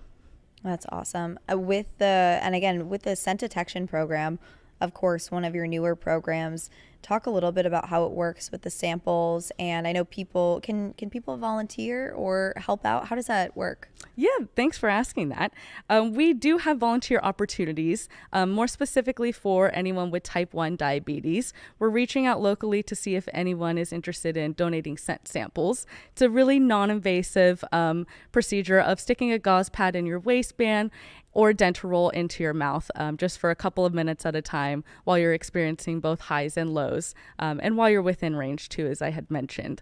That's just really to keep the dogs right on task and make sure that they're not only alerting to a human scent, but specifically to a low or high blood sugar. So those scent sample donations are very quick and easy. They're done at home, and it's done at every person's own pace and time. No pressure involved in getting it back to campus to us. But we really can't train our dogs without these scent samples. So it's just the backbone of what we're doing. And it's really incredible. And then I had mentioned also that once the dogs reach their kind of end of their training with us on campus, we plan to expose them to people with type 1. And we want to do that to allow them to have that real exposure and work on training in real life before they're ready for their placement. Yeah, I was going to say, why is it so important that you guys have those samples? I imagine they're literally learning on the job. Yeah, that is exactly right. The samples are really just providing them the base knowledge of what it is that they're scenting for at all times with their person. And then from the sample, it is a great training tool, but it's not quite the same picture that they'd experience of that scent just pouring off of an entire body, which is why we do want those initial exposures before they're placed as well. How are they able to, with this scent, they pick up these scents, and then how are they able to, literally get it into their brains? Is it just like it becomes muscle memory, or how does it work? Yeah, it's actually really cool. It's just a scent game to them. They are so driven to just please and to be engaged with their partner. And dogs love puzzles and love games. They're also just naturally pretty scent driven. So I like to say that scent detection work is really about teaching communication with the dog. They're learning that when they smell a certain scent, in this case, a low blood sugar or a rapid shift, I should say, their job is to communicate to you that that smell is happening. So it's just really about the bond that they build with their people. And speaking of people, I was going to say you guys are not to be forgotten in this because you guys are working with them as a team in the training. For you, what is your job in the training? How does it work for you on your end? Yeah, my job once the dog is placed is really to continue supporting them as a team. We have a very in-depth process when the dog is placed where we'll be spending 6 to 10 days in the home, just, spending time teaching what an alert looks like, how to shape behaviors, how to make sure that they're catching every time the dog is providing a pawing behavior. And then after that, we go through weekly calls to make sure that everything is up to standard until the dog is at a graduation rate where they're really consistent and we're comfortable with where they're at. And even then, we are still there and available to help with support. Dogs Inc. is incredible in that it also offers alumni benefits of dog food and preventatives for the working life of the dogs. That's awesome. Honestly, a very good college to go to if it were up to me, I would say. For you, did you ever expect to have your title be manager of the scent detection program?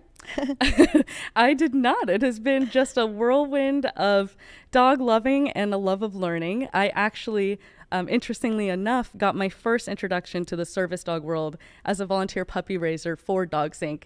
Over 10 years ago. So it's just a really full circle moment to be here after having learned about the scent detection world and end up back at Dogs Inc.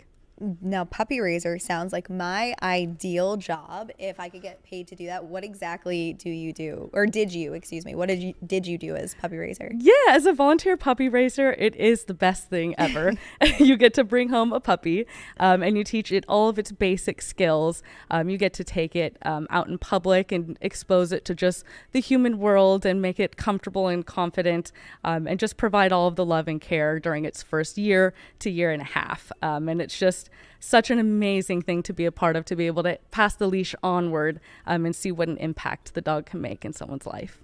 Yeah, did you ever realize just how important these dogs were to somebody's life who might be dealing with even just something medically related? Like you wouldn't necessarily look at somebody and know they had type 1 diabetes, but meanwhile, this dog is providing life-saving care. Correct. Yes. I've just loved learning about just the companionship that dogs provide and how much support they provide. But being able to see firsthand when they're placed with someone and what difference they can make in someone's life, it's incredible. And you mentioned that type 1 being not necessarily a visible disability, it is very important because of that to, when you see a dog in a working vest, to just ignore it and allow it to do its job.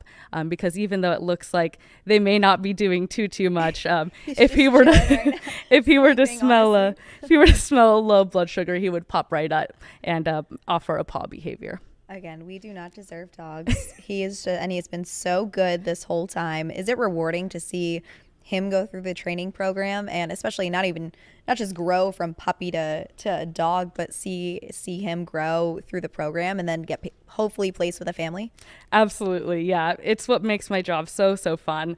It's awesome to see the light bulb moment when they realize what a scent is and what it means, what they get rewarded for. And when the light bulb goes on for the game, it's just incredibly rewarding. And I imagine rewarding seeing the family or the person who they're placed with too get to reap the benefits of this. Yes, exactly right. I mean, it's just profound what these dogs can do. I've been lucky enough to be involved with the service dog industry for over 10 years, as I mentioned. So puppies I've raised have been placed in homes, and I get to see how they impact these families and the friends even of the person that they're placed with. Is there any feedback you've gotten that has just really stuck with you, whether it be with one program or another, from any of these new owners? Oh my goodness. I don't even know where to start with that one. They are just so incredibly grateful for having a dog at their side. One in particular is a puppy that I raised for Dogs Inc., who was placed with a veteran, and he gets so emotional every time the dog offers the cues that he learned at Dogs Inc., including picking up a dropped item and just providing that emotional support as well. Yeah, truly. I mean, they do so much work that goes beyond what we see. It's just not just playing, but these are what I think, whether it's helping medically or emotionally, they just are. It's so meaningful to these people. It is. And it's just amazing and so special to be a part of. Everyone who helps care for the dogs as early as them being born to being a volunteer puppy raisers, and all of the pack members that are out on campus just helping to get a dog ready to be placed. It's just so special to get to be a part of that. That's awesome. I think these are probably dream jobs for a lot of people out there. And when we come back, we will talk about how you can get involved one way or another with dogs.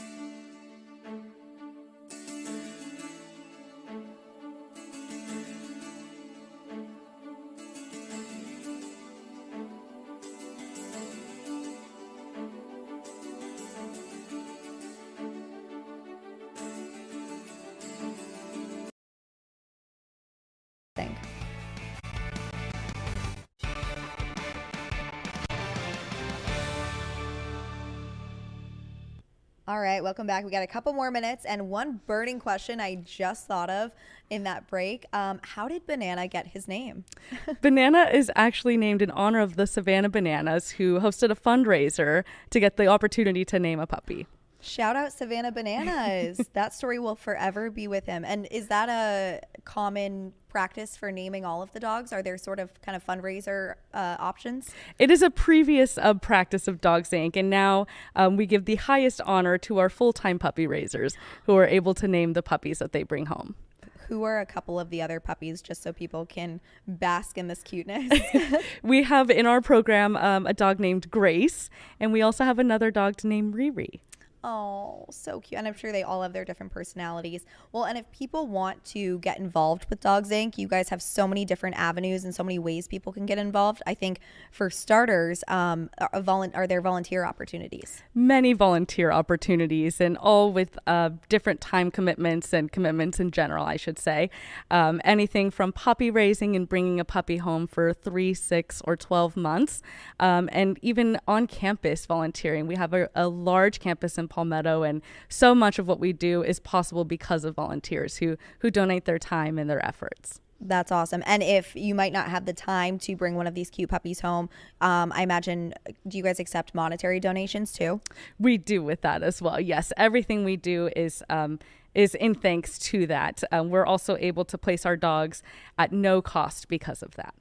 Awesome. For people who might watch this and think that they might be a match or a fit for one of your programs and may want to see if they could take a dog of yours home with them one day, how do they get involved?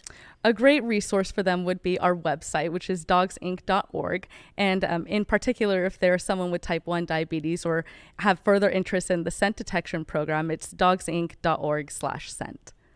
Awesome. And you said people apply for these programs, correct? So there is a bit of an application process? Yes, there is. And all of the applications for anything from guide to service dog to a scent service dog will be found on our website. Awesome. And especially for that scent detection program, again, with this being new, you guys are looking for people out there who might be able to kind of contribute to this, almost like when people are asked for help with a medical study. This is kind of like that. Very similar. Yes. Yeah. It's a non-invasive scent sample collections. We also have opportunities for people with type 1 to come and hang out on campus to help us expose the dog to real life fluctuations in blood sugar. That's great. And people can find information about that on your website too, just about the quick swab. Yes. All of the information is online, dogsinc.org/scent. Awesome. Well, thank you so much for coming in today, and thank you for bringing Banana. Banana made our day, and he was very well behaved sitting down here the whole time. Probably tired because he works all day long. He knows he's a rock star and always the star of the show. He is. He was a star. And Alicia, thank you so much. So if you do want to get involved, you can head to Dogs Inc.'s website, and we will also have this unscripted up on the Fox Local app. But thank you guys so much. And we and Banana, well, we will see you next time. Maybe not Banana, but thanks so much for watching. Thanks for having us.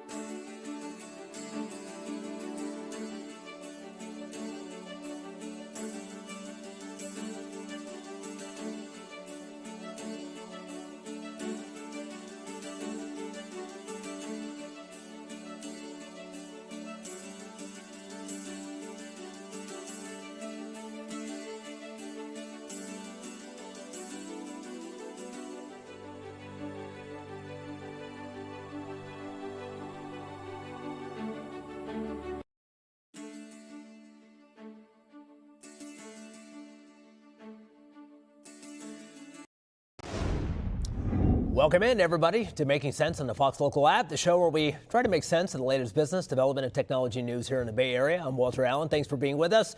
After months of pushing the city of St. Petersburg for answers regarding high water bills, we're starting to see the results. Fox 13's Genevieve Curtis helped a woman with a $4,000 water bill, and she has the city's reaction. I about had a heart attack. I mean, literally just panic. How can this be? How could I possibly pay this? It was panic for Erica Schrauger. After working out of town for 2 months, she returned to a very unpleasant piece of mail, this $4,000 water bill. She says the city did come out and change her meter, but left the bill up to her. So for the last 2 months, she's been negotiating, calling the city, and even going down in person. In that time, she says, she's accrued late fees in the hundreds of dollars and dealt with this stressful situation for months. She reached out to city council members and us. Since you've been involved, I have received a bill adjustment.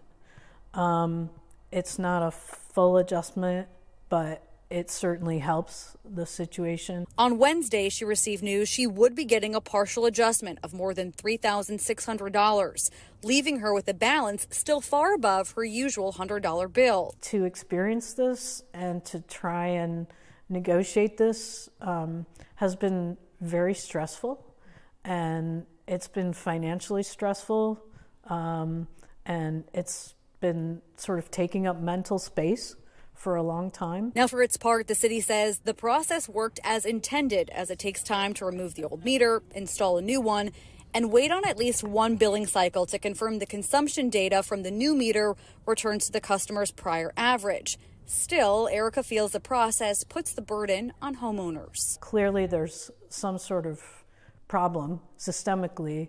I'm not sure what, but it would be nice if they would give residents the benefit of the doubt. Genevieve Curtis, Fox 13 News. The city says its new software system that will be installed next year should help with some of the issues customers have experienced with their water bill. An iconic hotel on St. Pete Beach is getting a brand new look and a new name. The Postcard Inn will become the Luce Hotel after the developer partnered with Marriott. And as Fox 13's Kylie Jones shows us, renovations to this once bustling property have been a long time coming. The once iconic hotel on St. Pete Beach has been eerily silent for more than a year. I used to live here, St. Pete Beach, Treasure Island actually, and used to come down here all the time when it was a swigwam. You know, it's the locals' place. It was always a great hangout. Even after he moved away, Craig Bush kept coming back to Postcard Inn on the beach. First built in 1957, PCI was one of the many beachfront properties destroyed by Hurricane Helene last year. We were under full renovation prior to the storm. We were planning on finishing the hotel January 2025. New management says the storm forced developers to pivot. Developers have now partnered with the Marriott, and the iconic property is now set to take on a new name, the Luce Hotel. We are not going wider. We're not going taller. We're taking the expansive space that we've already had, and we're just refining it. The general manager says the Luce will remain 2 stories with 200 rooms. The hotel announced plans for an indoor and outdoor dining space, 42 cabanas, and a 14,000 square foot event space. The famous beach bar will be reimagined as Baby Turtle Beach Club. Since the original renovations were announced, the height of the hotel has been a sticking point for residents. Plans for other high-rise hotels along the island have made waves. That 1970s Americana 2-story beachside hotel is really special to us. So we want, it was really important that we kept that spirit of the architecture. Although it's the end of an era for longtime visitors, they're hopeful for what's to come. I hope it's loose. I hope it's not corporate, you know, because it's a good place to have a good time. I hope it's still a lot of fun. That was Kylie Jones reporting. Management hopes the Luce will be open by the spring. Starting rates are expected to be announced at the beginning of the year. Longboat Key in Manatee County, the Seahorse Beach Resort has made a big comeback. Their work started the moment after Helene's storm surge passed. And as Fox 13's Kimberly Cuizon shows us, they've remained open and ready to welcome past and future visitors. It's a piece of old Florida in an ever-changing world that brings you back to serenity the moment you step onto their property. Most of our guests are repeat. Been coming here for 30 years, 20 years. But 2024 was the hardest year for the Seahorse Beach Resort, thanks to Hurricane Helene. I mean, I've been here 24 years. So imagine coming here and looking at all, everything that the hurricane did. And it was heartbreaking. The whole deck was ripped up. A lot of the sidewalks, concrete ripped up and relocated. And there was a lot of cleanup just to get all the debris and sand out of here. Instead of letting the storm take away everything, the owners and employees went right to work on Lombo Key. But little by little, we opened units back up as we got them done. Shoveling out sand and starting repairs. You got tired and everything, but at the end of the day, it was like, we did it. 1 year later, a lot has changed, but not the spirit or drive of those who've known and loved the Seahorse Beach Resort. Everybody feel the same way for the place, like, second home. And they're ready to welcome even more visitors for future generations to come. We're grateful to be here, and it's just wonderful, like how people, react to, how the place looks and, how they appreciate everything. From Lombo Key, Kimberly Quizon, Fox 13 News. As resort owners and employees built back, they built back stronger with upgrades that will help stand up against any future storms. All right, first was a new football stadium. Now a whole new neighborhood is coming to USF, and it will have just about everything. They're calling it the Fletcher District. Fox 13's Lloyd Sowers reports it now has final approval, and students are anxious to move in.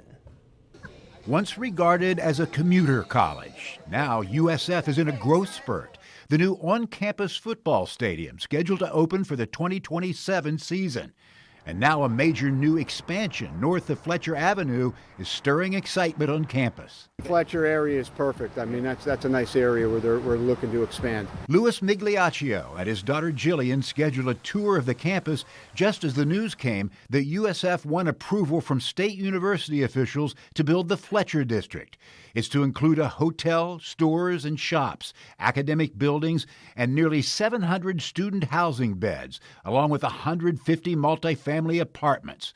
More options for students in a fast-growing university. Any other opportunities they have where they could live where it's safe, where you have shopping, where you have food, and people who are around you, other students to live, which is affordable, I'm all for. I think it's a great idea. The new Fletcher District will be built on USF's old golf course called the Claw. Some have raised environmental concerns about the nearby USF forests. Others worry the gentrification of the university area could drive out residents who can't afford it. But now, after approval from the State Board of Governors, construction on the first phase of the Fletcher District will start next spring, with completion scheduled for the fall of 2028, complete with a view of the new stadium. At USF in Tampa, Lloyd Sowers, Fox 13 News.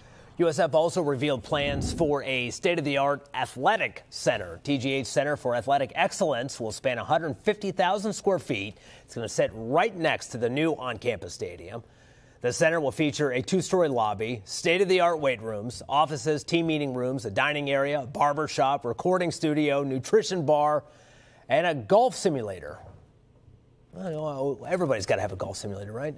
Center will be complete in fall of 2027, the same timeline as the football stadium. Albert Whitted Airport is looking towards the future by fixing hurricane damage. 3 buildings were demolished after they were damaged during last year's hurricane season. They lost 32 hangar units during the storm. And now there are several proposals in place to fix it. So the first option is an as-is layout. Costs nearly $6 million, but it can only accommodate smaller aircraft. Another option, nearly $7 million, with a Southwest hangar that has a few less individual units, but more options for larger fleets.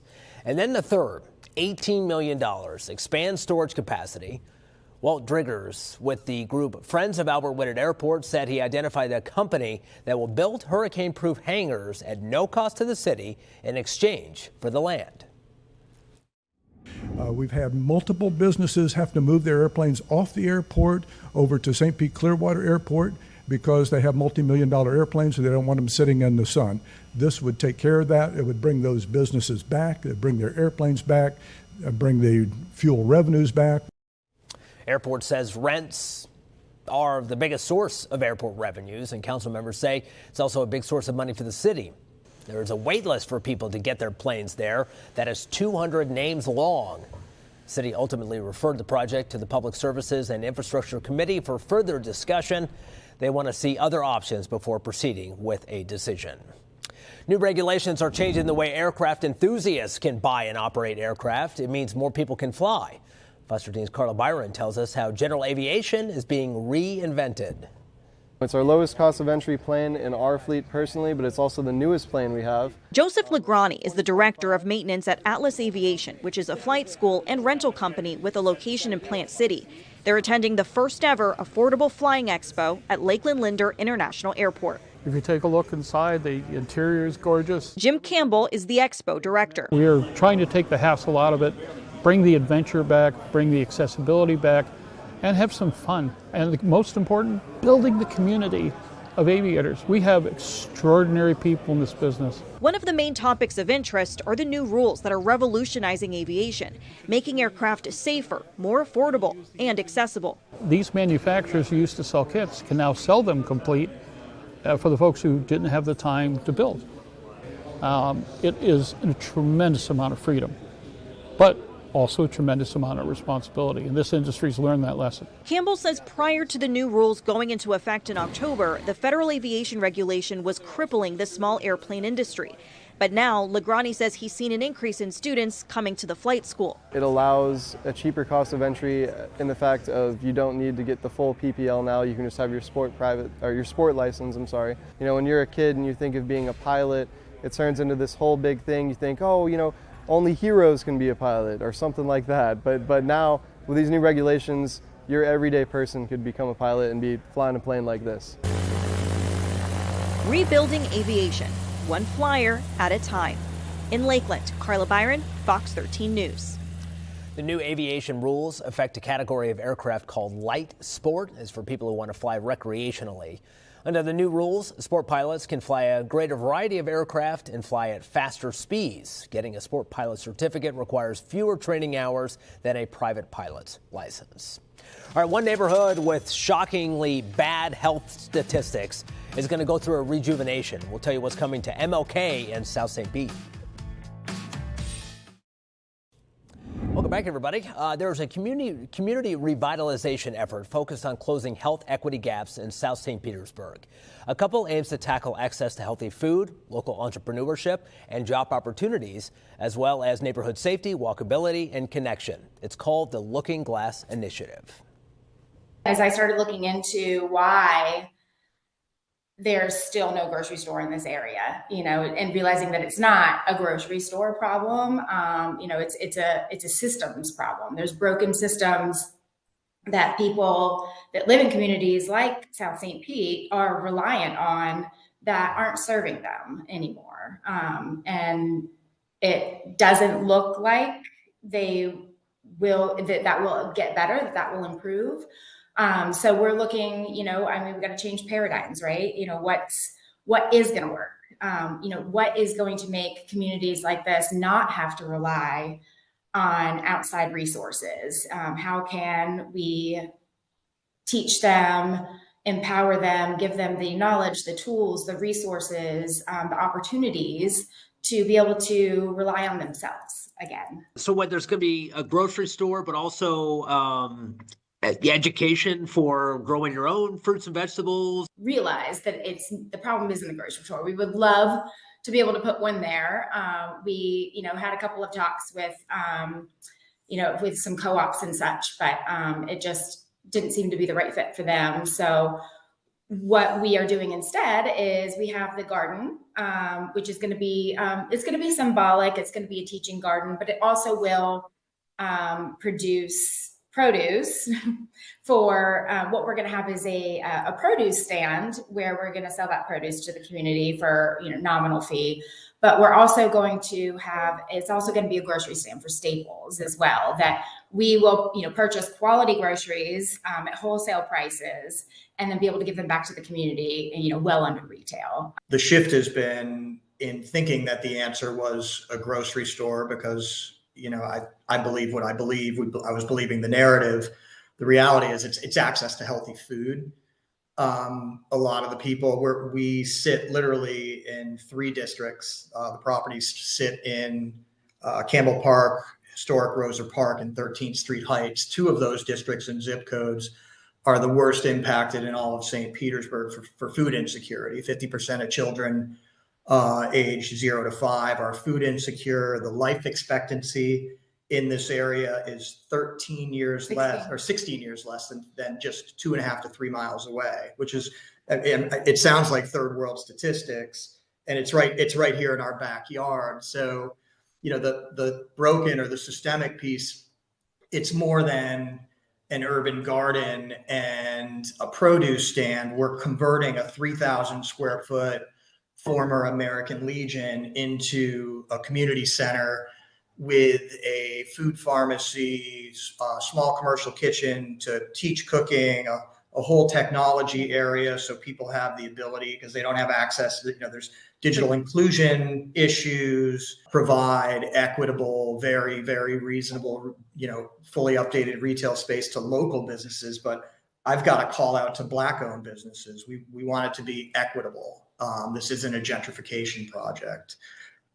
This is, and I love Julie's description, is, what we're doing is we're kind of building it up with scaffolding, but with the intent of pulling the scaffolding away. So it's the communities. The community is the expert in its own experience. So they will guide us. They will design the programming to let us know, like, what are the barriers? What hasn't worked and why in the past? And what do you need? So we'll meet today's needs, and because there are acute needs, and they do need to be met. But this isn't charity. We don't want this to be a giver and a receiver, and create more dependency. So there will be the garden and the produce stand.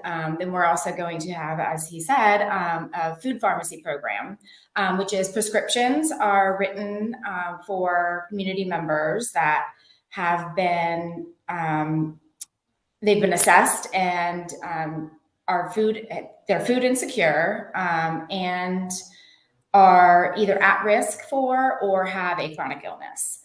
So a prescription gets written for food, for healthy food, and they'll come to the community center, which will hopefully be a place that people want to come. We want to make it, it'll be, approachable. It'll be, the resources and the classes and the workshops that'll be there are going to be, again, designed by the community and decided by them. So it will be valuable for them. For you guys to have this concept for the last 9 years, and now it's not just a belief, the ball is rolling, people are buying in, that's got to be a great feeling. It is. It is really exciting to see this happening. And we have had a lot of really great feedback on it. Welcome in, everybody, to Making Sense on the Fox Local app, the show where we try to make sense of the latest business, development, and technology news here in the Bay Area. I'm Walter Allen. Thanks for being with us. After months of pushing the city of St. Petersburg for answers regarding high water bills, we're starting to see the results. Fox 13's Genevieve Curtis helped a woman with a $4,000 water bill, and she has the city's reaction. I about had a heart attack. I mean, literally just panic. How can this be? How could I possibly pay this? It was panic for Erica Schrauger. After working out of town for 2 months, she returned to a very unpleasant piece of mail, this $4,000 water bill. She says the city did come out and change her meter, but left the bill up to her. So for the last 2 months, she's been negotiating, calling the city, and even going down in person. In that time, she says, she's accrued late fees in the hundreds of dollars and dealt with this stressful situation for months. She reached out to city council members and us. Since you've been involved, I have received a bill adjustment. It's not a full adjustment, but it certainly helps the situation. On Wednesday, she received news she would be getting a partial adjustment of more than $3,600, leaving her with a balance still far above her usual $100 bill. To experience this and to try and negotiate this has been very stressful, and it's been financially stressful, and it's been sort of taking up mental space for a long time. Now, for its part, the city says the process worked as intended, as it takes time to remove the old meter, install a new one, and wait on at least one billing cycle to confirm the consumption data from the new meter returns to the customer's prior average. Still, Erica feels the process puts the burden on homeowners. Clearly, there's some sort of problem systemically. I'm not sure what, but it would be nice if they would give residents the benefit of the doubt. Genevieve Curtis, Fox 13 News. The city says its new software system that will be installed next year should help with some of the issues customers have experienced with their water bill. An iconic hotel on St. Pete Beach is getting a brand new look and a new name. The Postcard Inn will become the Luce Hotel after the developer partnered with Marriott. And as Fox 13's Kylie Jones shows us, renovations to this once bustling property have been a long time coming. The once iconic hotel on St. Pete Beach has been eerily silent for more than a year. I used to live here, St. Pete Beach, Treasure Island actually, and used to come down here all the time when it was a swigwam. It's the locals' place. It was always a great hangout. Even after he moved away, Craig Bush kept coming back to Postcard Inn on the beach. First built in 1957, PCI was one of the many beachfront properties destroyed by Hurricane Helene last year. We were under full renovation prior to the storm. We were planning on finishing the hotel January 2025. New management says the storm forced developers to pivot. Developers have now partnered with the Marriott, and the iconic property is now set to take on a new name, the Luce Hotel. We are not going wider. We're not going taller. We're taking the expansive space that we've already had, and we're just refining it. The general manager says the Luce will remain 2 stories with 200 rooms. The hotel announced plans for an indoor and outdoor dining space, 42 cabanas, and a 14,000 square foot event space. The famous beach bar will be reimagined as Baby Turtle Beach Club. Since the original renovations were announced, the height of the hotel has been a sticking point for residents. Plans for other high-rise hotels along the island have made waves. That 1970s Americana 2-story beachside hotel is really special to us. So we want, it was really important that we kept that spirit of the architecture. Although it's the end of an era for longtime visitors, they're hopeful for what's to come. I hope it's loose. I hope it's not corporate, because it's a good place to have a good time. I hope it's still a lot of fun. That was Kylie Jones reporting. Management hopes the Luce will be open by the spring. Starting rates are expected to be announced at the beginning of the year. Longboat Key in Manatee County, the Seahorse Beach Resort has made a big comeback. Their work started the moment after Helene's storm surge passed. And as Fox 13's Kimberly Cuizon shows us, they've remained open and ready to welcome past and future visitors. It's a piece of old Florida in an ever-changing world that brings you back to serenity the moment you step onto their property. Most of our guests are repeat. Been coming here for 30 years, 20 years. But 2024 was the hardest year for the Seahorse Beach Resort, thanks to Hurricane Helene. I mean, I've been here 24 years. So imagine coming here and looking at all, everything that the hurricane did, and it was heartbreaking. The whole deck was ripped up, a lot of the sidewalks, concrete ripped up and relocated. And there was a lot of cleanup just to get all the debris and sand out of here. Instead of letting the storm take away everything, the owners and employees went right to work on Longboat Key. But little by little, we opened units back up as we got them done. Shoveling out sand and starting repairs. You got tired and everything, but at the end of the day, it was like, we did it. 1 year later, a lot has changed, but not the spirit or drive of those who've known and loved the Seahorse Beach Resort. Everybody feel the same way for the place, like, second home. And they're ready to welcome even more visitors for future generations to come. We're grateful to be here, and it's just wonderful, like how people, react to, how the place looks and, how they appreciate everything. From Longboat Key, Kimberly Cuizon, Fox 13 News. As resort owners and employees built back, they built back stronger with upgrades that will help stand up against any future storms. All right, first was a new football stadium. Now a whole new neighborhood is coming to USF, and it will have just about everything. They're calling it the Fletcher District. Fox 13's Lloyd Sowers reports it now has final approval, and students are anxious to move in. Once regarded as a commuter college, now USF is in a growth spurt. The new on-campus football stadium scheduled to open for the 2027 season. And now a major new expansion north of Fletcher Avenue is stirring.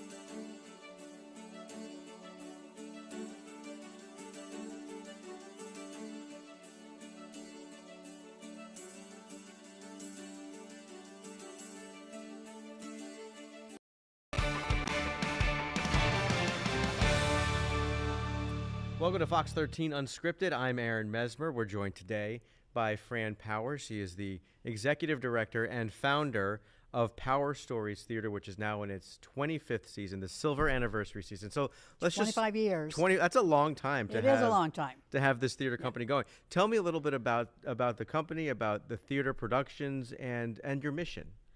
So we are a professional theater company. Didn't start out that way, kind of evolved, but we're in our 25th year. Our entire company is about staging true stories of women and girls to open minds and hearts. So we have a very focused mission, true stories, and we focus on women and girls. We do theatrical productions, we do Girls Stories Leadership Theater, we do festivals, everything around that mission. And in those 25 years, you've had well over 100 productions. The current one right now is Cadillac Crew. You're kind of in the middle of that show run. 3 more shows. So get to the show if you haven't yet. But we'll get to that one. We'll kind of explain what that is in a little bit. Tell me about what has stood out to you over the last 25 years, about what you have done, how your theater company has evolved, and what it is now. Well, it started out with my idea of helping women understand their value. When I was in my 40s, I kept coming across women who felt their lives were over. Like, okay, I've been married, I had my kids, now what's going on? So it drove me crazy because I think there's so much more worth there. So as I rode my bike across the country in 1998 from the state of Washington to Washington, D.C., this idea came to me to start a theater for women. And the first idea was just to do a couple shows every year, kind of start out slow, but it grew because the community really embraced it, and I started doing it full time. And so now we are a full production company where we do, 3 shows, a festival, etc. So let's back up a little bit to that bike ride that you're taking across the country. How many miles is that? Oh my gosh, it took me 6.5 weeks, so that's 1,300. Sure. Yeah, I forget the mileage now. I used to know it. I probably should have looked before we sat down, but but it took us 6.5 weeks to do it. About 80 miles a day every day, with 1 day off a week. So, and some days it was 100 miles a day. What was the moment in that trip where you said, I want to do this is what my calling is? It was as I was crossing the Wyoming border. It was really stressful up until that point. I felt like I was really struggling. There were a lot of people on the bike ride. I was a woman in my 40s. A lot of the guys were in their 20s. So I felt like I was behind the pack a lot. But on this particular morning, as I crossed the in Montana, Wyoming border, something kind of shifted in me. I got a lightness to me. I started looking up and seeing the beauty of my surroundings, and I just felt this joy. And I started singing this Christmas song. Was it December at the time, or no? It just wasn't. in the middle of the? It wasn't. I mean, not that it has to be December. Yeah, to sing we were. Christmas It was songs. July. Okay. But I started singing "The Little Drummer Boy." Come, they told me, and there's a line in there that says, "I have a gift to bring," and it just kind of opened my heart. I stopped on my bike, unclipped, and I threw my hands in the air, and I realized I am supposed to start a theater. And it was crystal clear, divine intervention that I was supposed to start this theater. And between then and the rest of the time, when I got into Washington, D.C., I was kind of developing in my mind what I was going to do, because you have a lot of hours on the seat of a bicycle. Yeah, 6 weeks, exactly. 6+ weeks. But there's still a lot that goes into building this company from the ground up, between it becoming an idea and then your first show, which I believe was in 2000, right? So it was. So 2 years go by. Yes. What was that development process like, and to try to get this off the ground? So I sat on my couch a lot, writing and setting goals, kind of planning it. A year went by and I thought, you can't just write about it. You have to take action. You have to do something. So I sent out a press release to the stations and said, I'm starting a theater. Women, if you're interested in doing this first production, join me. I had opened a little studio in West Tampa at one of the cigar factories. And I said, join me. We're going to do a production. And so that's really what started it. I had 30, 40 women show up saying, I have a story to tell. They wanted to be a part of the production. And so we just began. I didn't know where it was going to go. I didn't know how it was going to end. but when you have a dream like that, you got to take a step. You have to take action. So we did, and it just kept growing and growing and growing. And then 25 years later, are there memories you have along the way that, or productions that you have along the way that jump out to you, and you're like, oh, that was a great one? And, you know, millions of conversations, all true stories. Decision Height comes to mind as a story of the Vietnam women. That was extremely crucial. The nurses that served in Vietnam. That was very important. We did another show called Conspiracy of Silence. This is of the Magdalen laundries, which is a situation that happened in Ireland. My husband and I took a trip to Ireland, and this guy asked me if I heard about the Magdalen laundries, and I said no. And he said, you have to do a play about this. So I came back to Tampa and did this. This was an abusive situation of women in Ireland. And so there's all kinds of shows like that we're doing. We do fun shows too. They're not all super serious. One of the things that I find fascinating also in looking at the story of this theater is that it's not just shows that have already been written. You're also you're having women come on there with their own stories, who are coming up with their own stories and writing their own plays, right? That was the first rendition of Power Stories, and we still do that. We would take 5 or 6 women, they would tell stories, and then I would create a play around those stories with music, and then we would perform locally, and then in some cases we toured.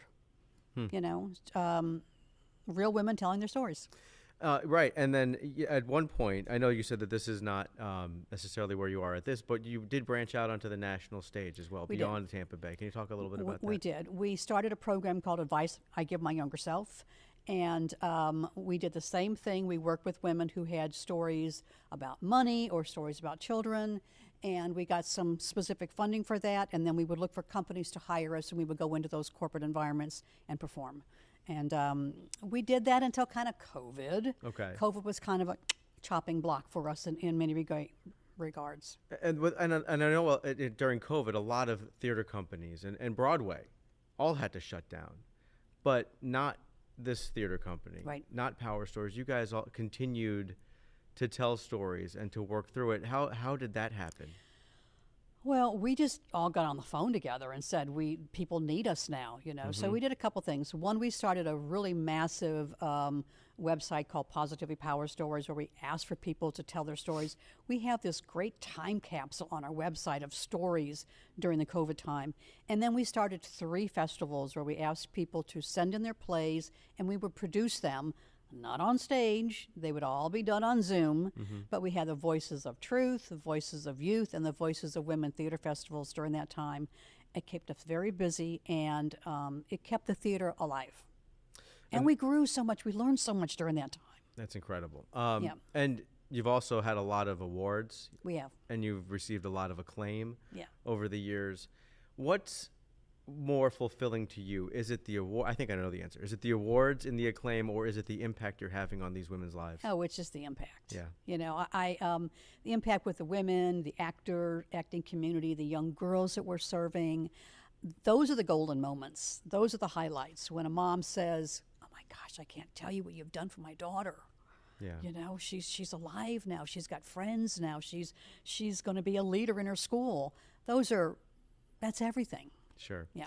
And like we said at the beginning here, right now you're in the middle of a run of Cadillac Crew. We're going to talk more in depth about what that show is about, but this is a special connection between you and another theater company, right? Right. So Studio at 620 is a St. Petersburg theater company, and our artistic director, Claranda Spain, and their executive artistic director, Eric Sutherland, are friends. Everybody knows the arts are getting hit right now. We're losing funding. The state did not give us funding this year. So we have to be creative. We have to take a look at our revenue and expenses and work together.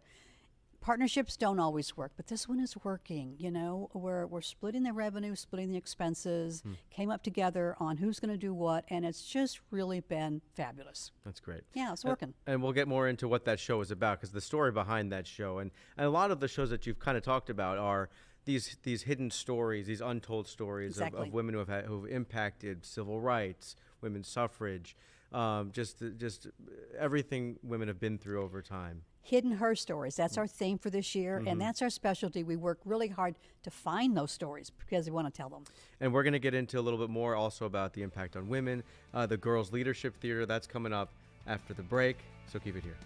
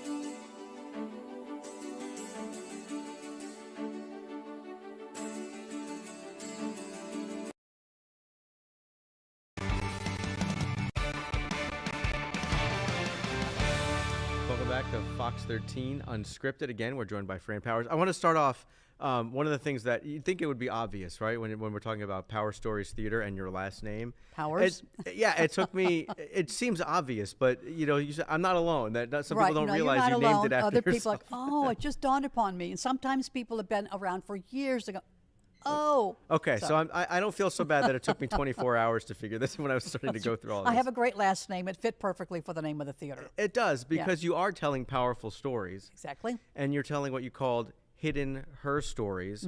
And that plays right into this Girls Leadership Theater. What is that? Girls Stories Leadership Theater is a program for young girls, primarily middle school girls. We think that middle school age time is really rough for young girls.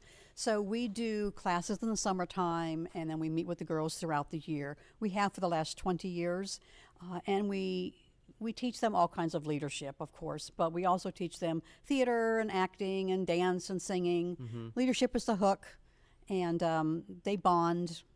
It's a fabulous program. We won some awards for that program. Sure. And is this what we're looking at here? Is this some video from the Girls Leadership, the Girls Leadership Theater? This is Steel Magnolias. This is a show that we did. Okay. This is Steel Magnolias. This is a show that we did. Famous show. Exactly. We did this one of the first shows that we did after COVID. Okay, where we got to perform live on stage. That must have been exciting. It was. Coming off of 2 years, 2.5 years. It was, where and you're pins and locked down. needles, because you never know when someone's going to get COVID. And if somebody in True. the cast gets COVID, then you have to. It was a mess, but Sure. we got it done, as did all the theaters around the nation. Right. So Girls Leadership Theater, let's go back to that. You've won a lot of awards. I want to make sure that I get some of them in here. But one of the awards was presented to you by First Lady Michelle Obama. What was that like? That must have been so exciting. Well, we never thought we would get the award. I had a board member who said, you should try to get this award. And I'm thinking, oh my gosh, we're brand new. We can't, we're not going to get the award. But because it's a board member asking me to do it, I did it, and we did get the award. It was phenomenal. It was really career changing for Power Stories Theater to get that recognition. And that award was the National Arts and Humanities Youth Program Award. Exactly. How competitive is it? That seems like you're probably people applying across the country. Extremely competitive. Sure. There were hundreds of organizations only vying for 10 spots. Wow. And we found out later that in the evaluation process, that there were people like pounding their fists on the table, fighting for their favorite ones and whatnot. So somebody there in Washington, D.C. was really fighting for this program for Girls Stories Leadership Theater. And we're thrilled that we won. We got to bring one young girl to the White House. Wow. Just one out of all the girls. So, and myself went and received the award. That it must have been thrilling, especially for Natalie, the young girl. Yeah. I want to kind of circle back again to the experience during COVID, and the reason I want to do that, not just to harp on it, but and the challenges that it must have presented, but also this is when you developed the Voices of Women Theater Festival. Exactly. Take me through that and how you're able to come up with, again, something that affects so many people and brings people together, I imagine, virtually. Exactly. Because it's a time when no one could come together. We knew people were sitting at home. Right. Needing things to do. So we put this call out, women, we want your plays. Write them, we're going to evaluate them, we're going to read them. So we had all kinds of playwrights that were writing plays for us. And then we got a lot of actors in our community saying, we want you to read the play. So that gave them something exciting to do. So we're keeping people busy, but also doing very meaningful work. And then eventually we would select, I guess we selected then about 8 or 9 plays that we would do. And then we gave them the choice. You could do it on Zoom, or if you wanted to, you could film it outdoors. And in some cases, they actually rented theaters that allowed them to use their theater with all the COVID precautions still in place. And we did the festivals. Last September, you also launched the Speaking for Our Lives. Right. So what is that? It's Speaking for Our Lives. Well, that's a direct result of what happened politically in our country. Okay. So women just really felt like they weren't being heard. There were a lot of things happening with women. The artistic director and I were at lunch, and we were writing on this napkin, what can we do? And we decided we need to give women opportunities just to speak. They don't have to speak about anything in particular, but we want to gather them. We wanted women to get comfortable speaking at the microphone, standing up, and talking. So these aren't Broadway, theater shows, No. Broadway theater shows, No. or otherwise. This is just the opportunity to come up and speak your voice. Everyday women, Mm-hmm. all walks of life, all ages, just come up and get on the microphone, speak. Because speaking is still a big fear for people. Sure. And we wanted women to get comfortable with it. So they came to the mic and they told their stories and we just talked and they grew in confidence in being able to use their voice. Did you find that some of these folks had some stories that you didn't expect, that just really stood out to you and were inspiring and could have been shows in their own right?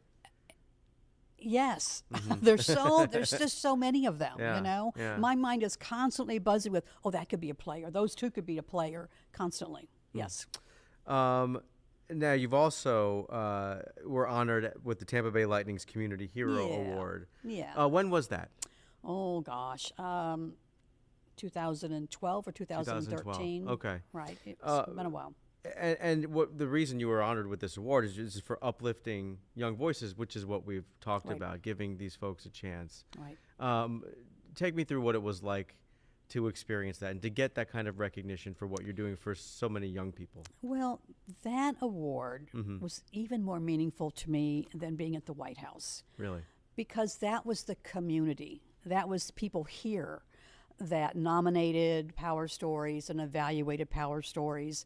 It was just very special to get that recognition for what we're doing in the community. It wasn't just for young girls, but it was we received the recognition for uplifting all voices. And so it was just and the Lightning, they just do it up so well. You They know, do. the minute you pull into the parking garage, the parking attendant knows who you are. You know, you walk in the door, everybody knows you're a community hero. So they do a phenomenal job with that. They still do. I was at a Lightning game a couple nights ago, and they still have the Community Hero Award, and it's Oh, wow. you get Yeah. $50,000. You know, What is that? That means a lot to small theater Oh, productions, I'm absolutely, sure. absolutely. You get to choose. I was the community hero, so you get to choose who you want to give it to. Sure. It has to be given to a nonprofit. Mhm. Of course, we chose to give all of it to Power Stories Theater, but we had to prove to them Mhm. that we were ready to spend the money reasonably and reliably, et cetera, et cetera.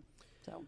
As you've done over 100 productions in the last 25 Right. years, are there ones where you yourself were surprised by the impact these untold stories of women, the impact these women had on the country or on the world, and you yourself didn't even realize it and had never heard of it? And if you have any examples. Well, let's talk about the one that we're doing right now. Sure, yeah, that's a great one. Cadillac- That's what I was thinking, yeah. Cadillac Crew. Mm-hmm. It's most inspiring to me when people walk out of the theater and they say, I did not know that story. Well, we didn't know those stories either. We look for them, we hunt for them.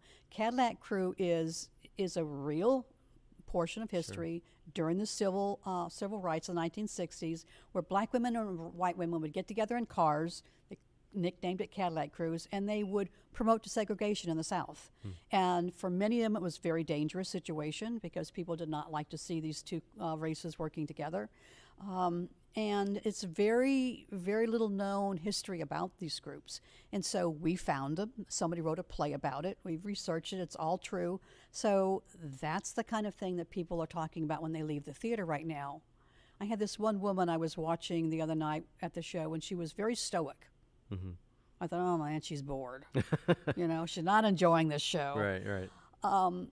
But after the show was over, she was leaning against the wall, still kind of looking stoic, but she kind of tapped me on the shoulder, and we had the most delightful conversation. She said, I'm going to do more research about this. Thank you for bringing this story to our community. I'm learning about it.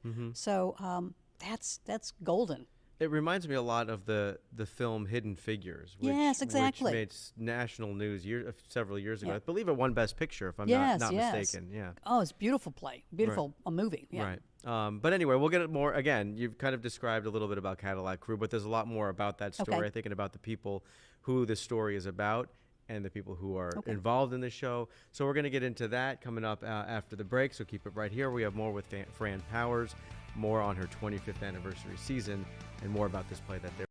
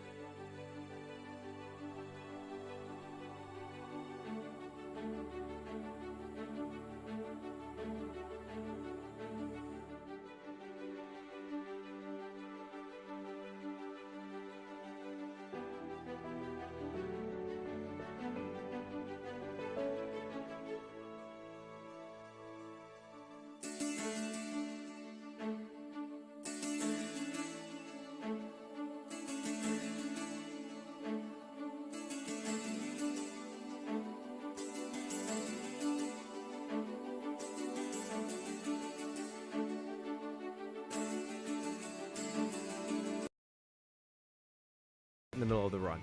Thank you. Yeah.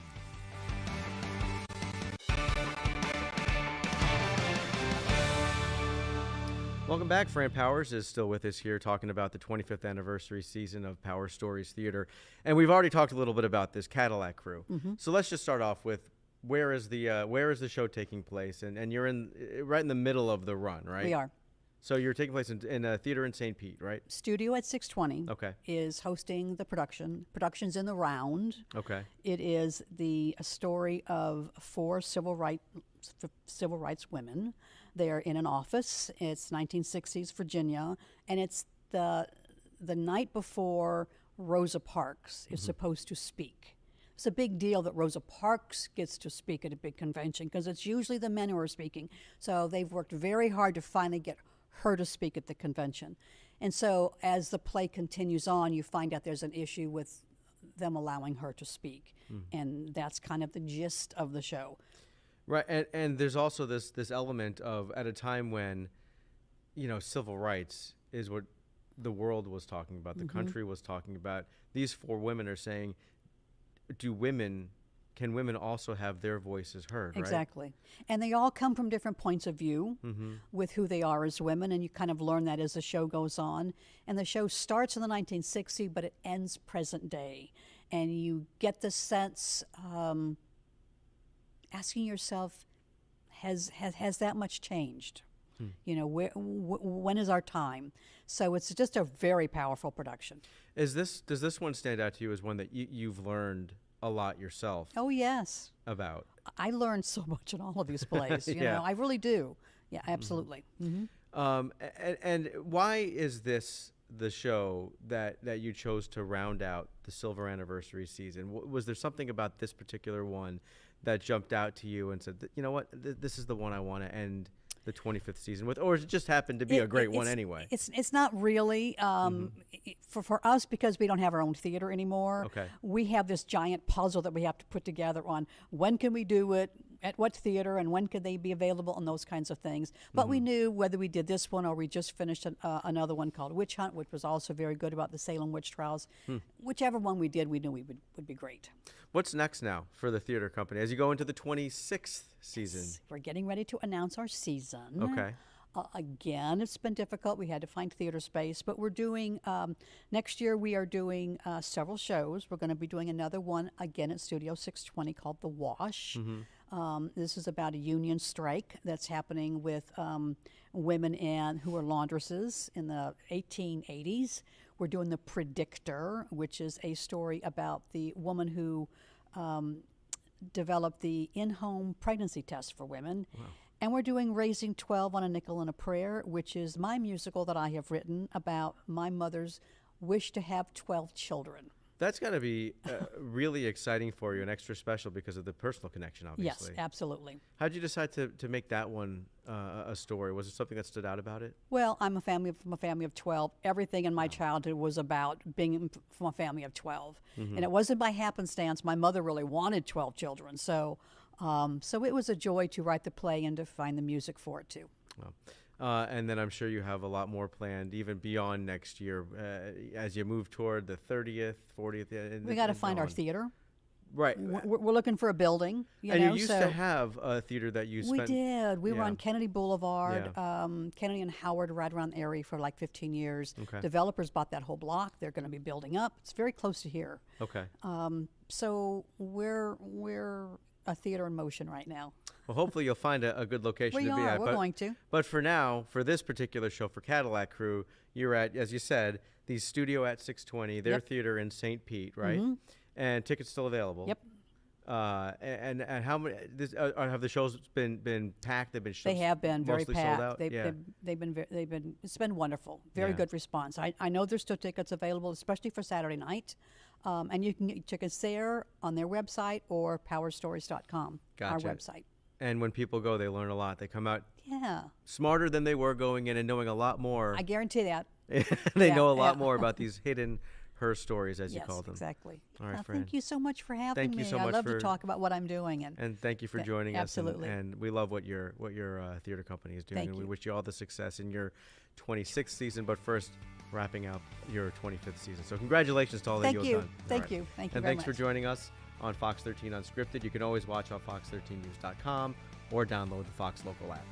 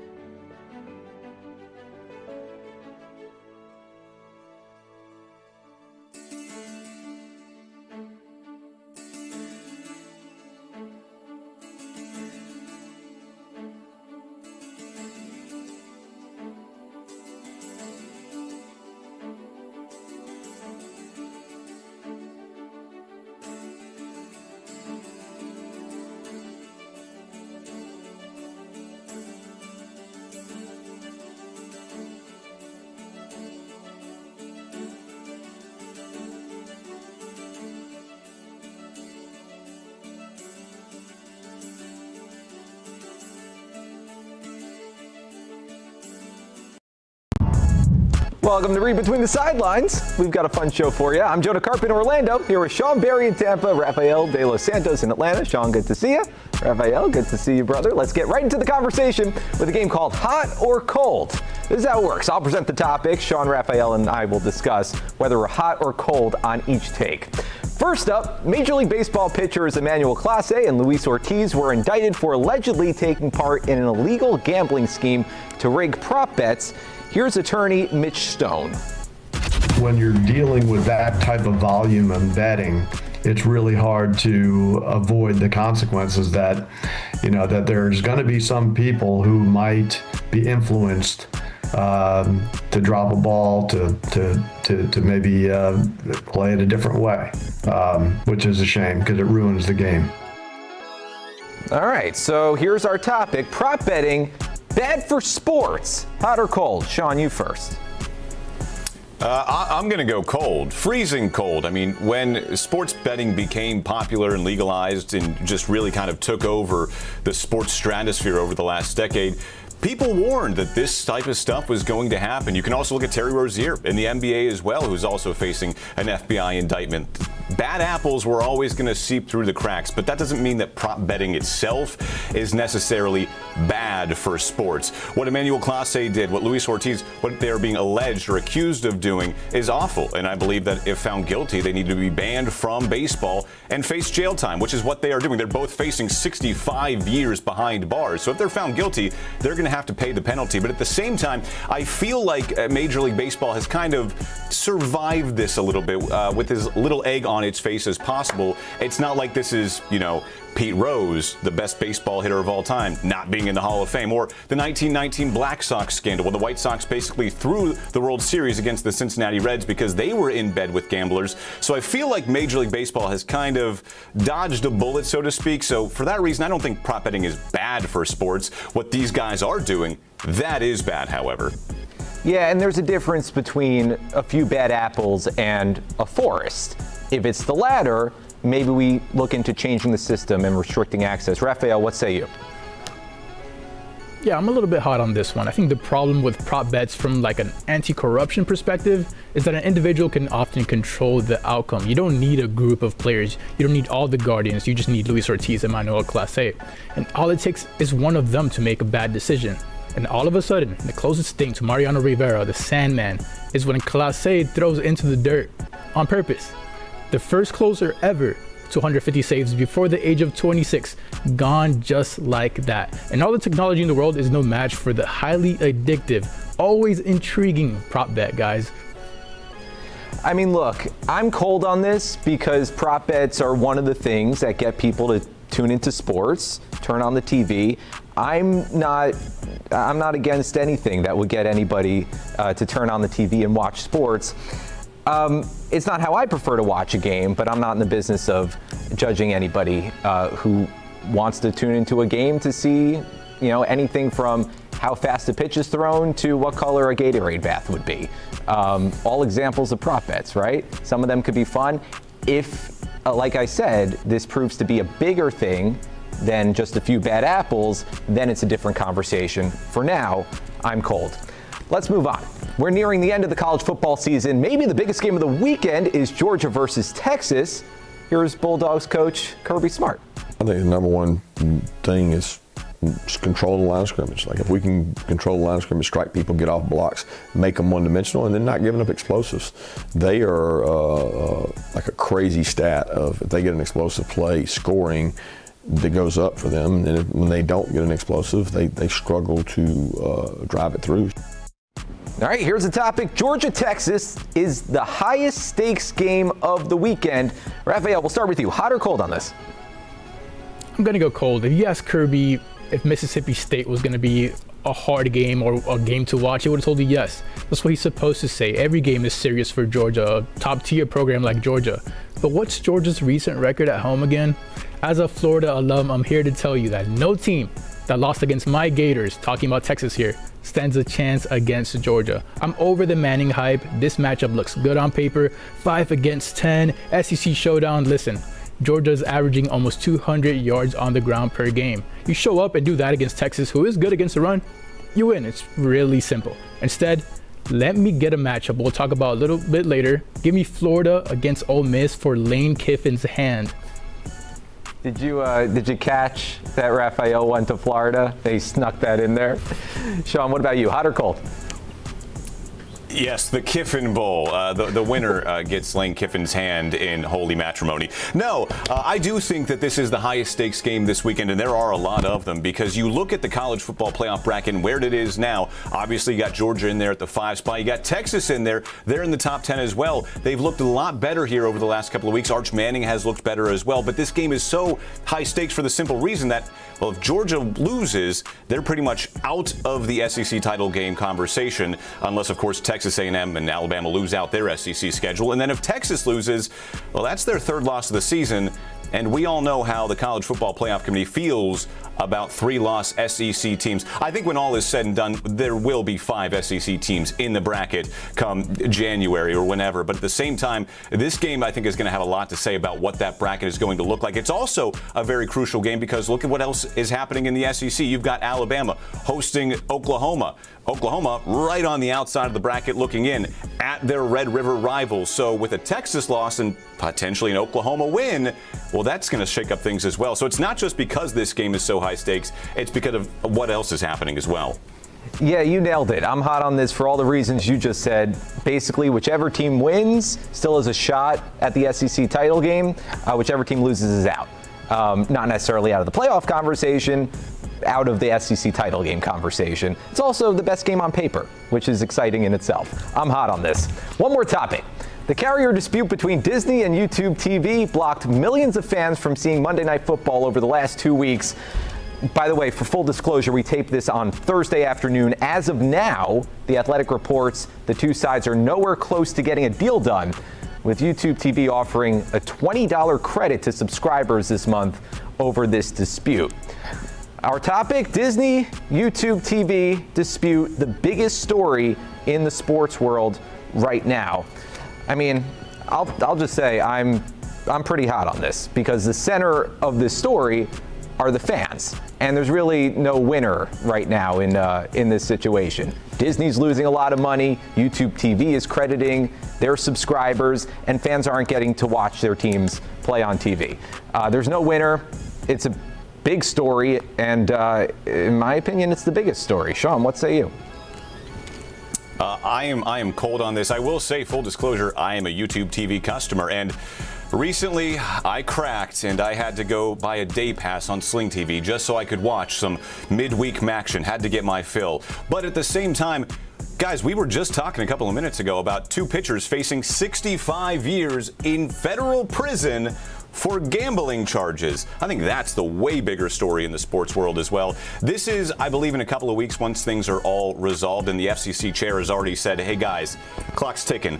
Let's get going here. 10 million subscribers want to watch ESPN from now on and ABC. So I think this will get resolved relatively soon. And I feel like once it does, we're going to look back on this and go, remember those 2.5, 3 weeks we didn't have ESPN? That was weird. Yeah, that's a fair point, too. It will get resolved. I just think, with everyone that it's affecting right now, it can't not be one of the bigger stories, if not the biggest story. Raphael, what do you think? Yeah, I'm a little bit cold on this one as well. I think the average consumer kind of has accepted already that their favorite sports just live in multiple platforms. They have to pay for them individually. For us as media professionals, though, relative to the average consumer, I'm talking about us, like sports media nerds. This is big to us. For fans, it's disruptive, yes. In terms of competition, in terms of athletes, it's pretty indirect. You want the biggest story in sports, take away prop bets and watch the world burn. Raphael's out here for blood today. I can't wait to see him fired up when we start talking about Lane Kiffin potentially going to his Florida Gators. Looking forward to that. We're just getting started on Read Between the Sidelines. Next up, we'll be answering some of your burning questions. Stick around.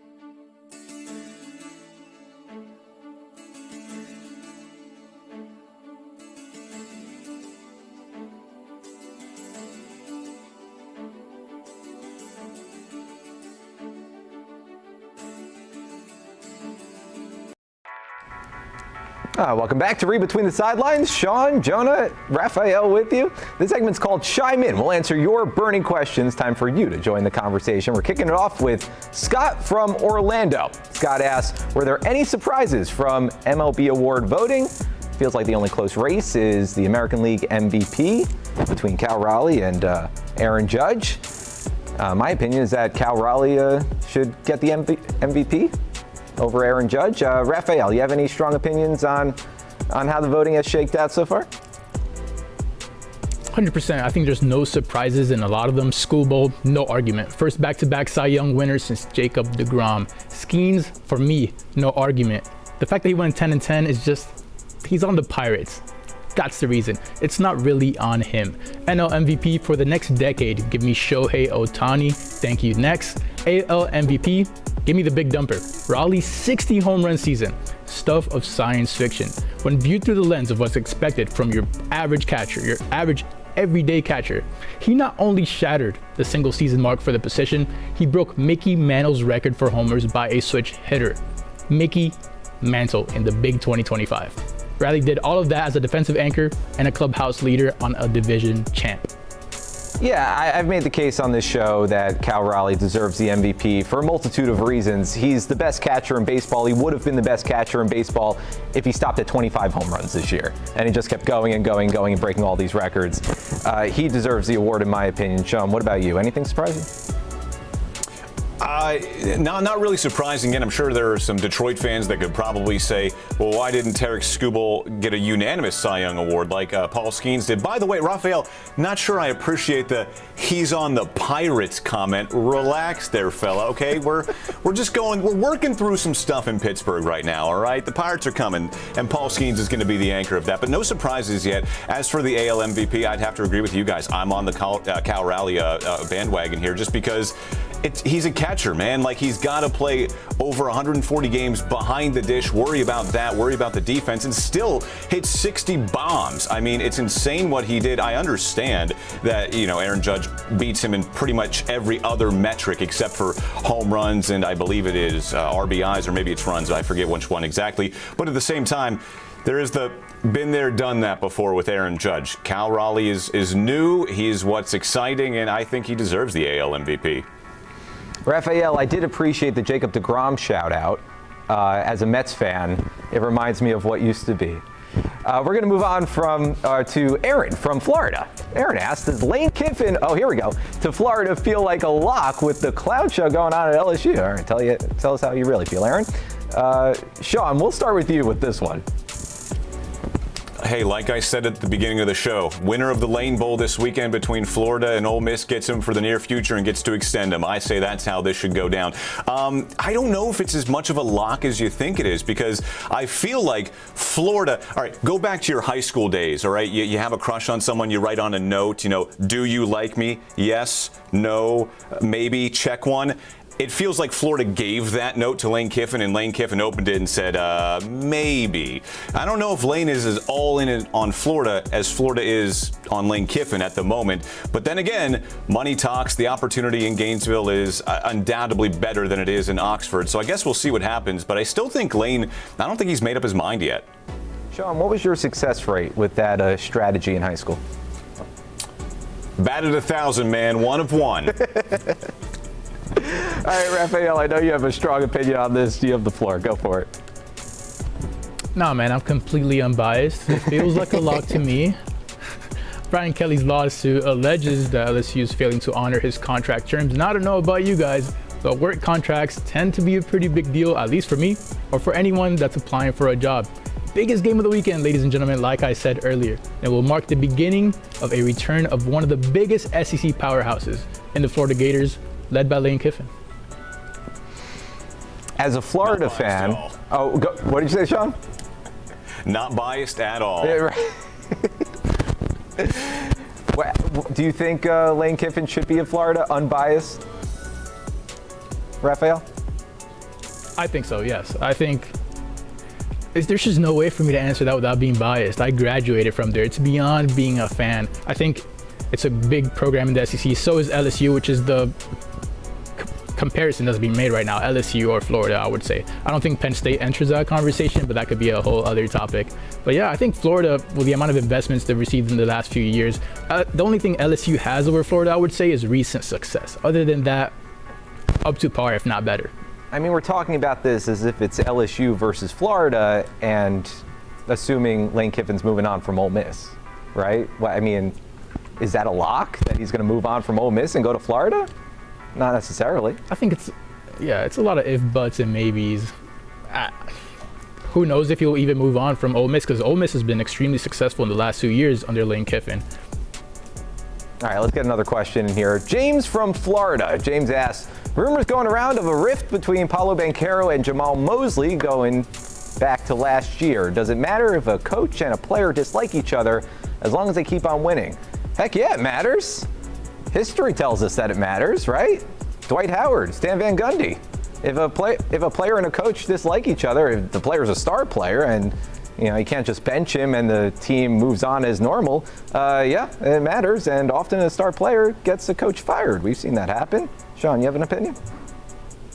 Well, it was the great Vince Lombardi that said, if winning doesn't matter, right, or something like that. If winning doesn't matter, why do they keep score? I honestly don't think it matters at the end of the day, as long as they are able to get past those differences and work in a professional environment. And like the question stated, if the team continues to win. Yeah, you had a great point there. Dwight Howard, Stan Van Gundy don't have to look too far into the past to see that, if there's some friction there, it's not going to necessarily work out. But there are examples where coaches, players, or players don't get along, and it still leads to success. Everyone likes to point out Kobe and Shaq in LA. You can go back to the 70s with Billy Martin and Reggie Jackson in New York with the Yankees. In the 70s as well, one of the greatest dynasties of the NFL, the Pittsburgh Steelers. Terry Bradshaw and Chuck Noll did not like one another.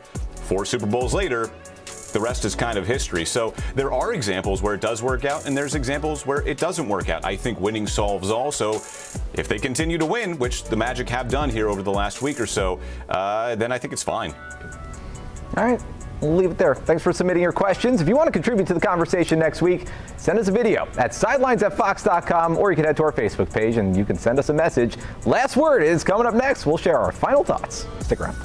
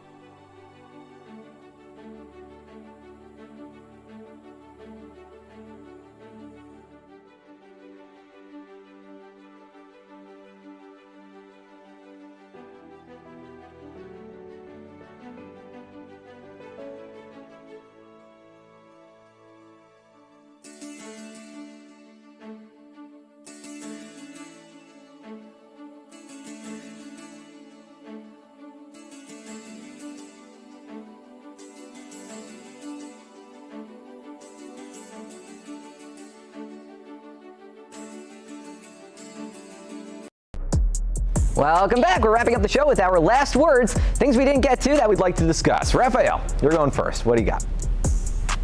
Boys, I'm going off on a poetic rant about my man, Drake Baldwin. For a lot of sports fans in Atlanta, baseball is religion. In the years that have followed since that 2021 World Series win for Atlanta, the Braves have been stuck in dark days. But much like in the Bible, where God created Eve from Adam's rib, from Sean Murphy's fractured rib emerged a savior. The Braves' #1 prospect, the chosen one, 21 first place votes from the Baseball Writers Association of America, 183 points overall.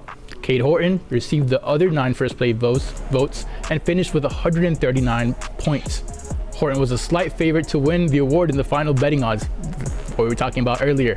Baldwin hit .274 with 19 home runs, leading NL rookies with 80 RBIs in 124 games.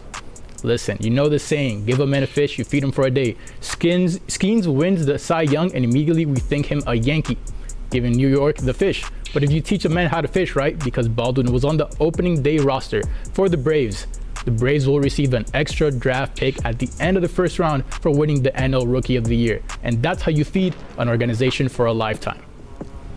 Rafael de los Santos, the modern day Walt Whitman, waxing poetic about the NL Rookie of the Year.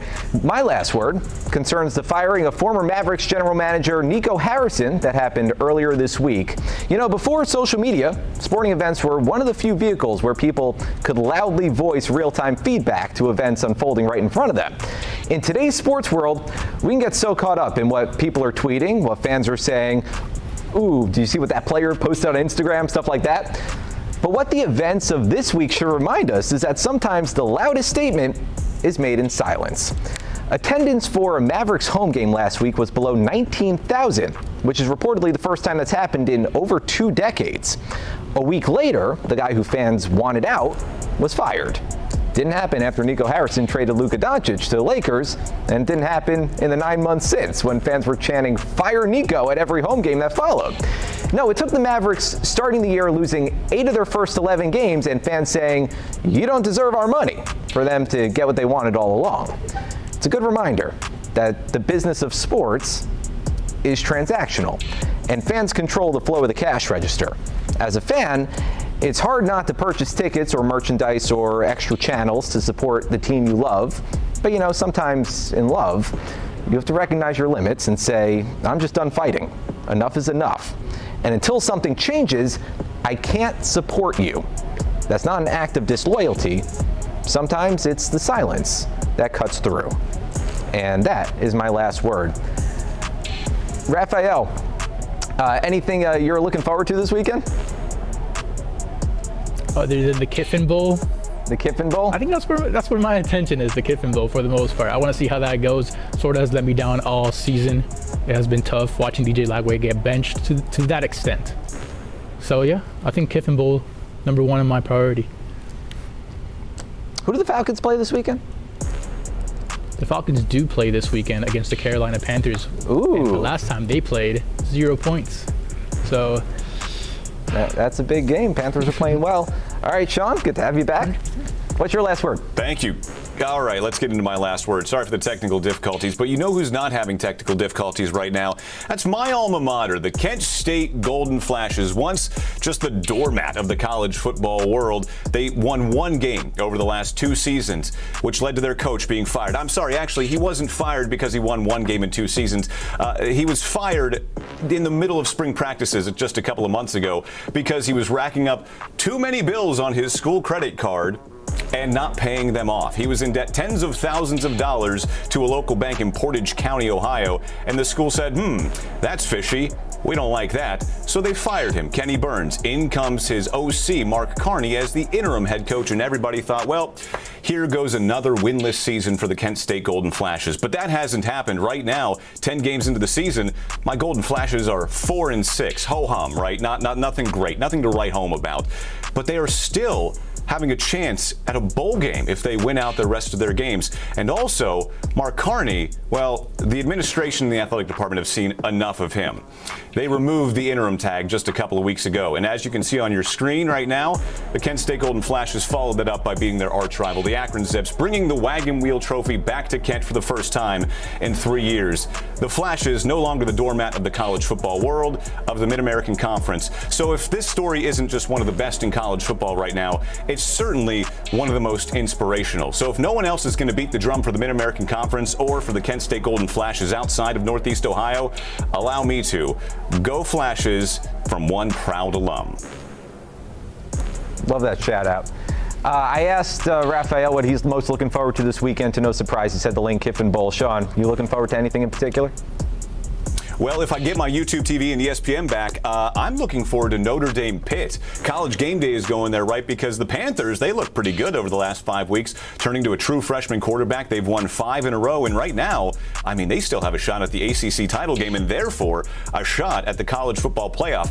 Who would have thought after losses to WVU and Louisville that the Pitt Panthers could be the ACC representative? But here we are. Obviously, Notre Dame not in the ACC, but a win over a top 10 team for Pitt, that would be pretty big.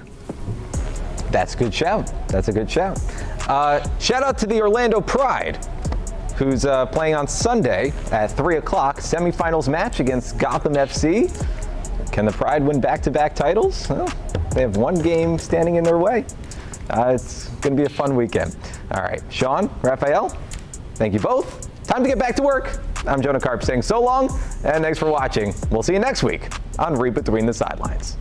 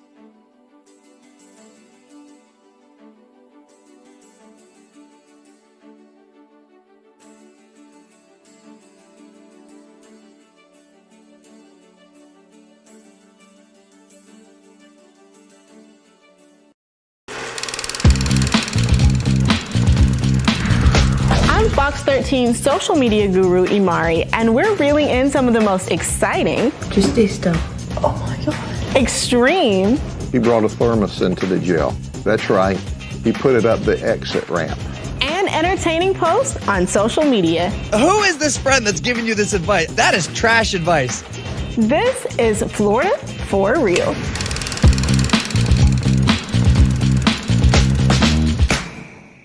Social media moves fast, so we're here to break it all down for you. And back with me to sort through the chaos is Scott Savlin, voice of weekday mornings on Magic 94.9. Watching these videos brings so much joy, but also we talk about it because all of a sudden you're in the rabbit hole and you can't get out. So we got to talk about all the things that we've seen over the week. Exactly.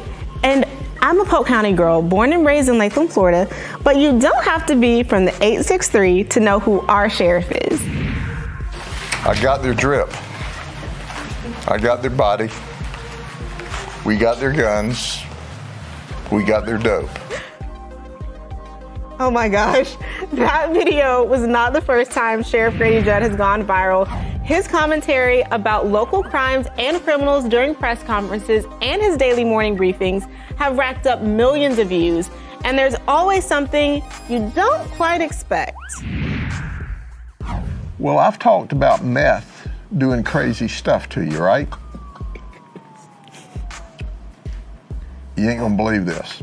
So we put everybody through a body scanner to make sure that they're not trying to bring guns and knives and drugs into the jail. Well, you might have thought Walter was bringing drugs into the jail. Tell him, Sheriff. What's happening? He brought a thermos into the jail. That's right. He put it up the exit ramp. You know what I mean? Sheriff! A thermos. Oh. About this size. No way. Visual representation. Oh, drink from it, Sheriff. No, it wasn't this one. Okay. Sheriff's comments get me every time. Yeah. But, oh my goodness. The fact that people on the internet have just had the greatest time doing this, it just makes the internet so gold with all of his comments. Exactly. And you know, I had to reach out to my fellow Lakeland native to see how he feels about being a viral sheriff. And I may have also asked him if he knew what 6'7" meant. Thank you so much for joining us, Sheriff. More than just Polk County residents know who you are. You're arguably one of the most viral sheriffs in the country, I would say. And it's probably because of all of your moments at your press conferences and your morning briefings. And one moment that I really wanted to talk to you about was I got their drip when you walked out and you had on a gold chain after a drug bust. What led up to that? Who decided to have you put on that chain? Well, actually, I had done that probably 3 or 4 years before. We took off a big drug group, and they had this big, heavy chain. And I asked them, put that around my neck. And I used it then, and I thought, hey, this chain is bigger than that chain. This thing costs like $50,000. Wow. So I put it around my neck, and I held it out and told the drug dealers, I got your drip. And my goodness, it went viral. Yeah. And what is your reaction to going viral? Because you went viral a billion times by now.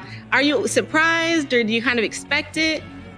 Well, you know, I've been asked that many times, and it's kind of like there's Grady Judd, the sheriff that was raised on South Cumbie Road in Lakeland here.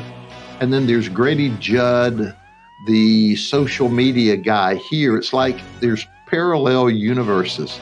We're doing between 15 and 20 million views a week. Did you hear what I said? And Elon Musk picked me up, probably about 3 or 4 weeks ago. And when he did that, that added like 25 million more views. So that week we did about 45 million views. And I still can't believe it because I'm just me. What you see is what you get. And it's an honor to be the sheriff and to serve people.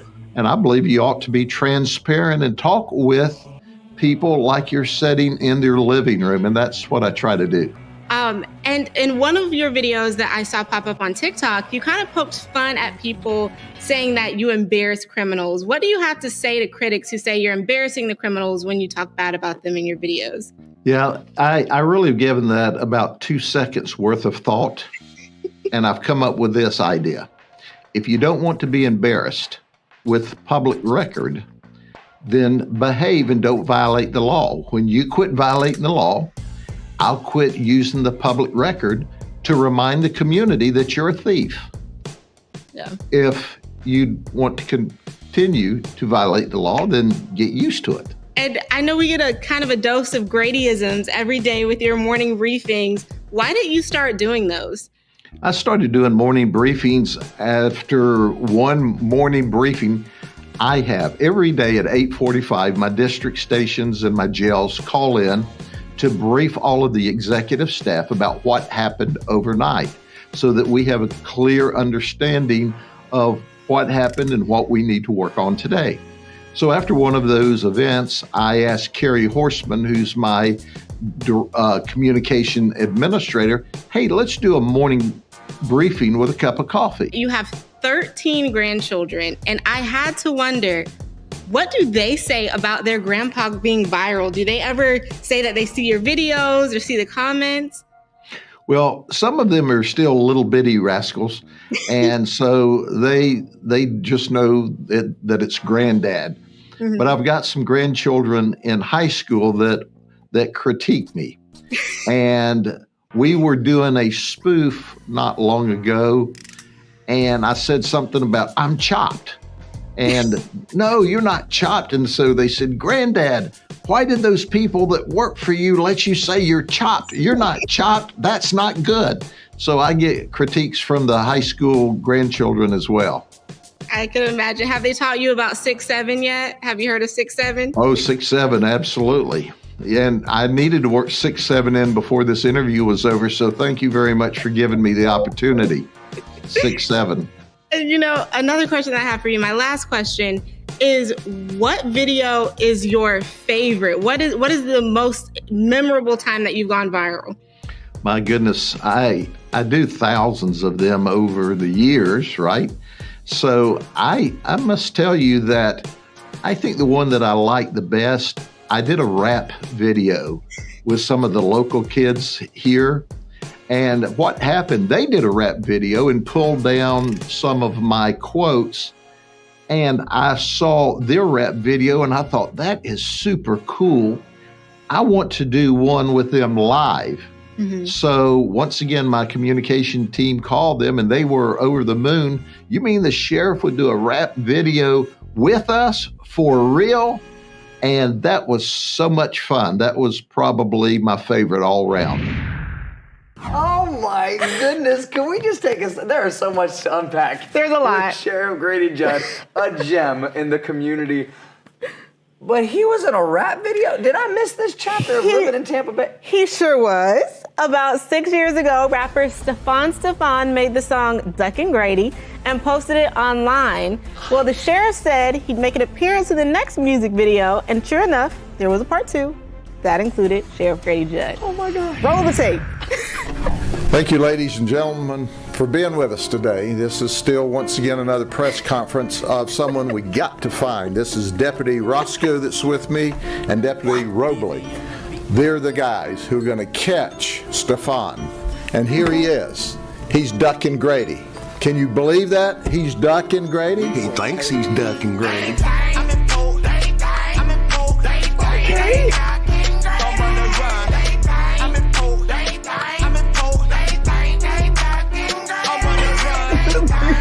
All the dance moves and everything. Oh my gosh. I want to be in the next one. Sign us up for the next music video. Needs to see Sheriff Grady Judd in a rap music video. That is gold. Very Polk County. But you know, I bet Grady Judd wouldn't let this fly in our county. When we return, move over Florida man, we meet the Florida woman who's accused of taking a TikTok trend too far. Police say 32-year-old Brooke Chenault called them and said the AI-generated man broke into her home.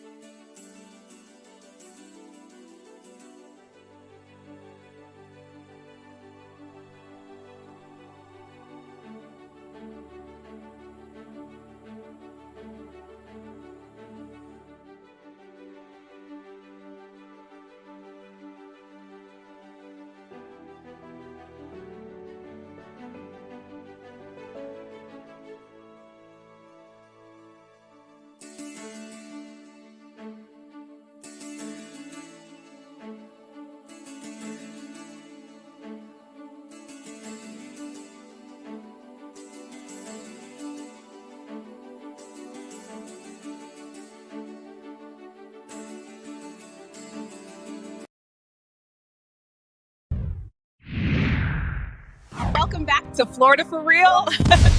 This segment is all about AI, and thank goodness neither of us are AI. We promise.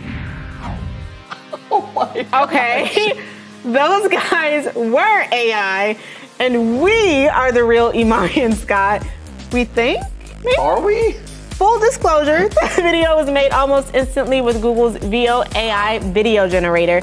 And it's not the only service where a simple text prompt can magic up video out of thin air. Like these I made with Sora.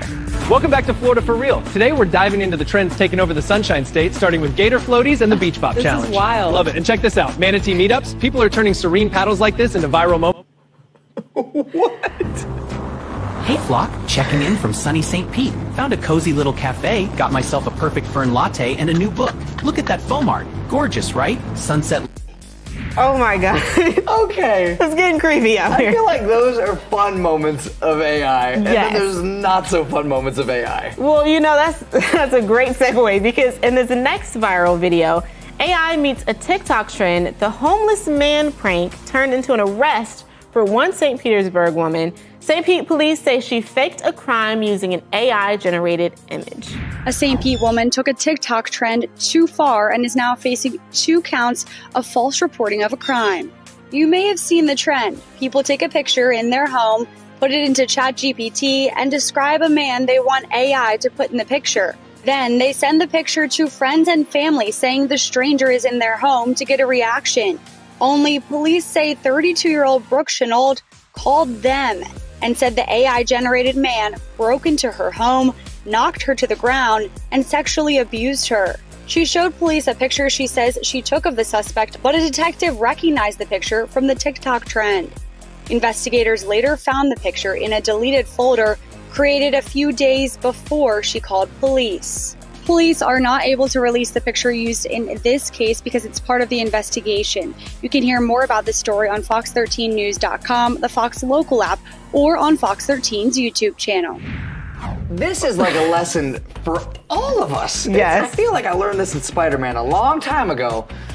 With great AI power comes great responsibility. And we just have to be careful with what we're using AI for. I love the Marvel reference. Thank you. But you know, we had to bring in Kaylee Tracy, who is a reporter that was covering this insane story. Welcome to Florida for Real, Kaylee.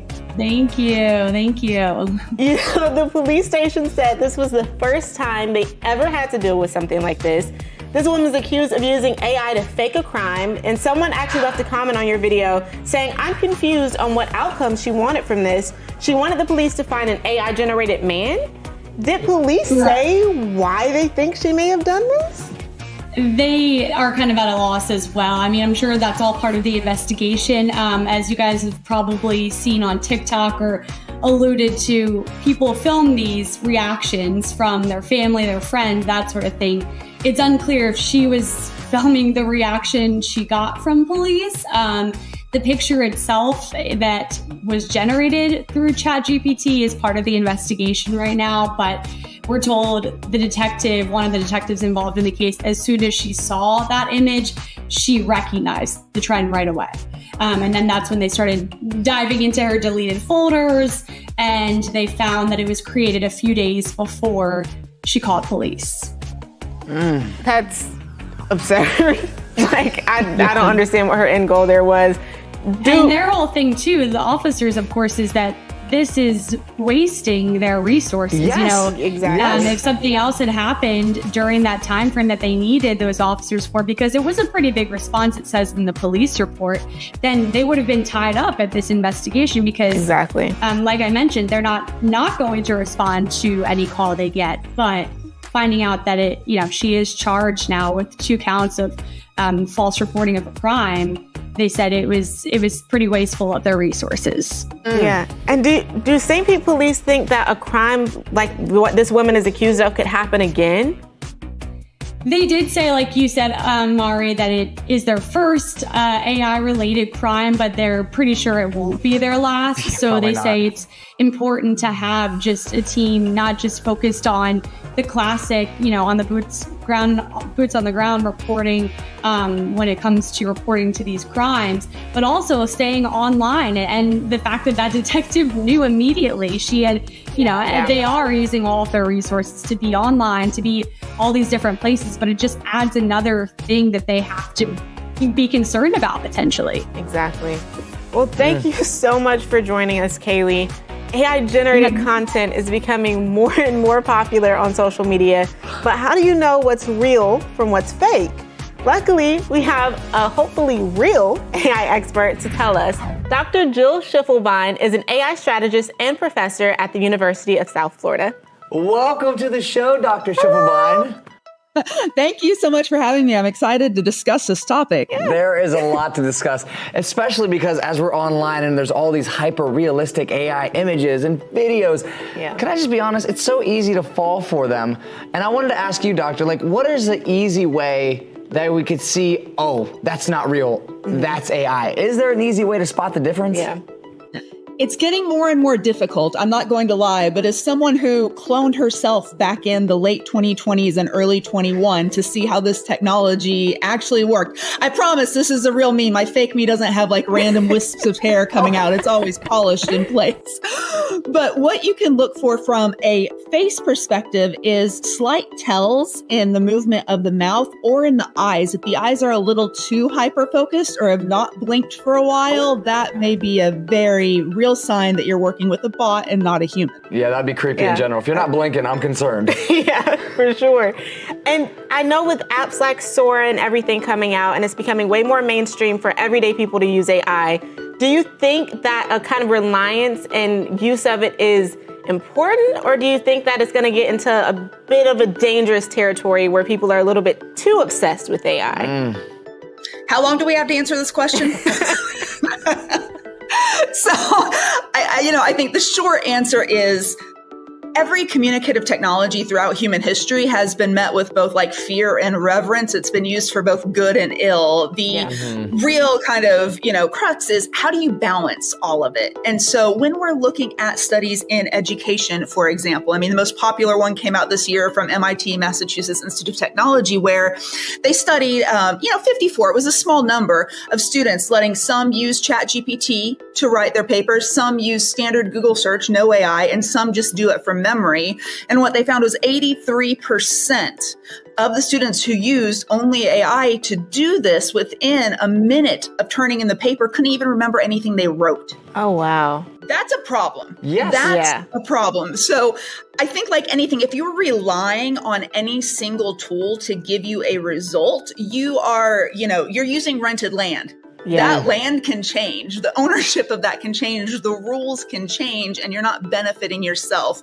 But if you're using it enough to educate yourself as to what is possible and maybe how it can be used for good in your workplace, in your home, then you're at least not being kind of naive or left in the dark about what does now exist. But thank you so much, Dr. Schiffelbein. We're going to take a short break, and we promise the videos you'll see when we come back won't be AI, like the unexpected neighbor one woman saw from the window of her Panhandle rental.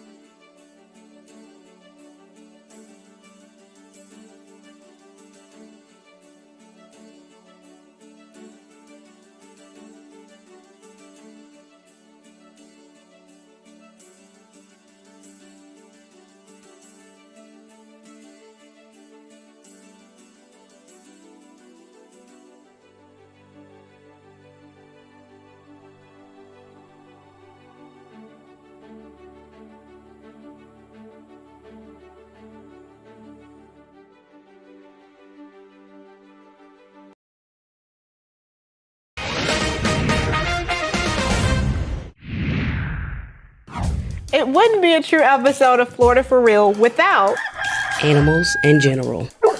Of course. My favorite. Have you ever seen a bear enjoy a beach day? Well, there are days where I don't trim my chest, and I would consider myself maybe the bear on the beach. But if you ever see a bear surfing, then you probably at the wrong beach. Okay. They don't belong there, right? Sure. Too much? Too much? Well, that's exactly, not you, for this, but a Texas woman saw wandering outside a home she was renting in Santa Rosa Beach in the Florida Panhandle. April Fitzgerald says she was visiting from Houston and had no idea that bears were common in Florida. Here's the thing about a bear. If you got food, they're gonna find you. We're going to take one more break before we scroll through Scott's socials and find out just why divorce rates are going up. The reason? Dumb dads. The last thing you should want to do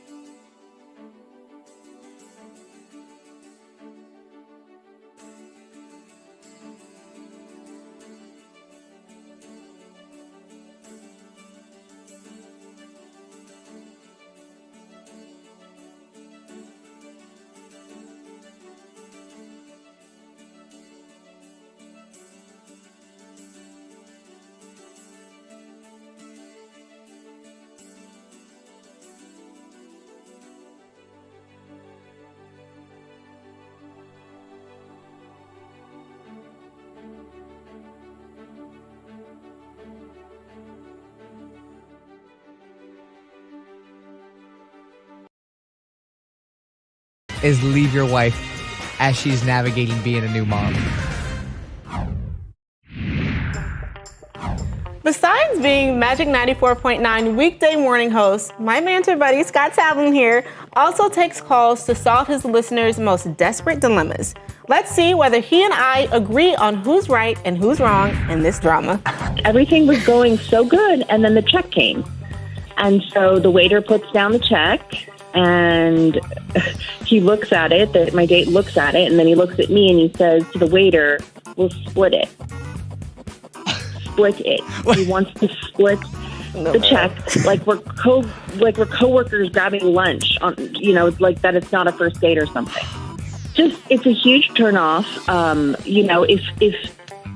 If he was feeling the way that I was feeling, like if I was the guy and he was me, and I really wanted to see the girl again, I would pay for the date, because that would show her that I'm interested and that she's just not some, this isn't, I don't know. It's just a huge turnoff, honestly. Well, Scott, what was your take? Okay, let me go ahead and let me speak from my heart here. Oh, Lord.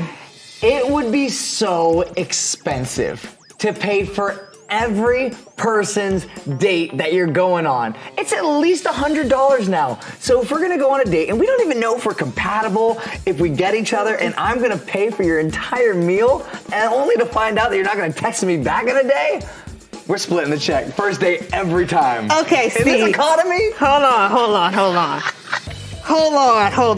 Because I feel like if you're dating, you're on the apps, you need to be able to afford to be dating and on the apps. Okay, that's the first thing. Mari, have you gone to dinner recently? I have. It is so and my pricey. man paid for it. But I also will say that I'm the type of girl that it doesn't have to be an expensive date every time. We can go to Chili's and have an amazing time. We could go to Chick-fil-A, and have an amazing time. But I will only say that in the early stages of dating, I feel like, especially a first date, the man has to pick up that tab. Now, after you're in a relationship, sometimes I'll get my man an ice cream cone or some food. I'll pay for the steak. I will pay for some of our food just because I can pay for something. Well, I guess the premise is, if you're going to be dating, go ask your boss for a promotion, because you're going to be paying too. Yeah, maybe. Even when folks are in committed relationships and right through to having kids, it seems like some people still can't get it right. I just became a dad last week. My son is 7 days old. He's tiny. He's perfect. But here's the thing, though. I just won a free cruise through my work. It's a 7-day Caribbean cruise, balcony suite, all inclusive. It's one of those once in a lifetime perks that they only give out to one employee a year. So here's where I'm stuck. My wife obviously can't go. She's recovering, she's breastfeeding, she's barely sleeping, and I know she needs help at home.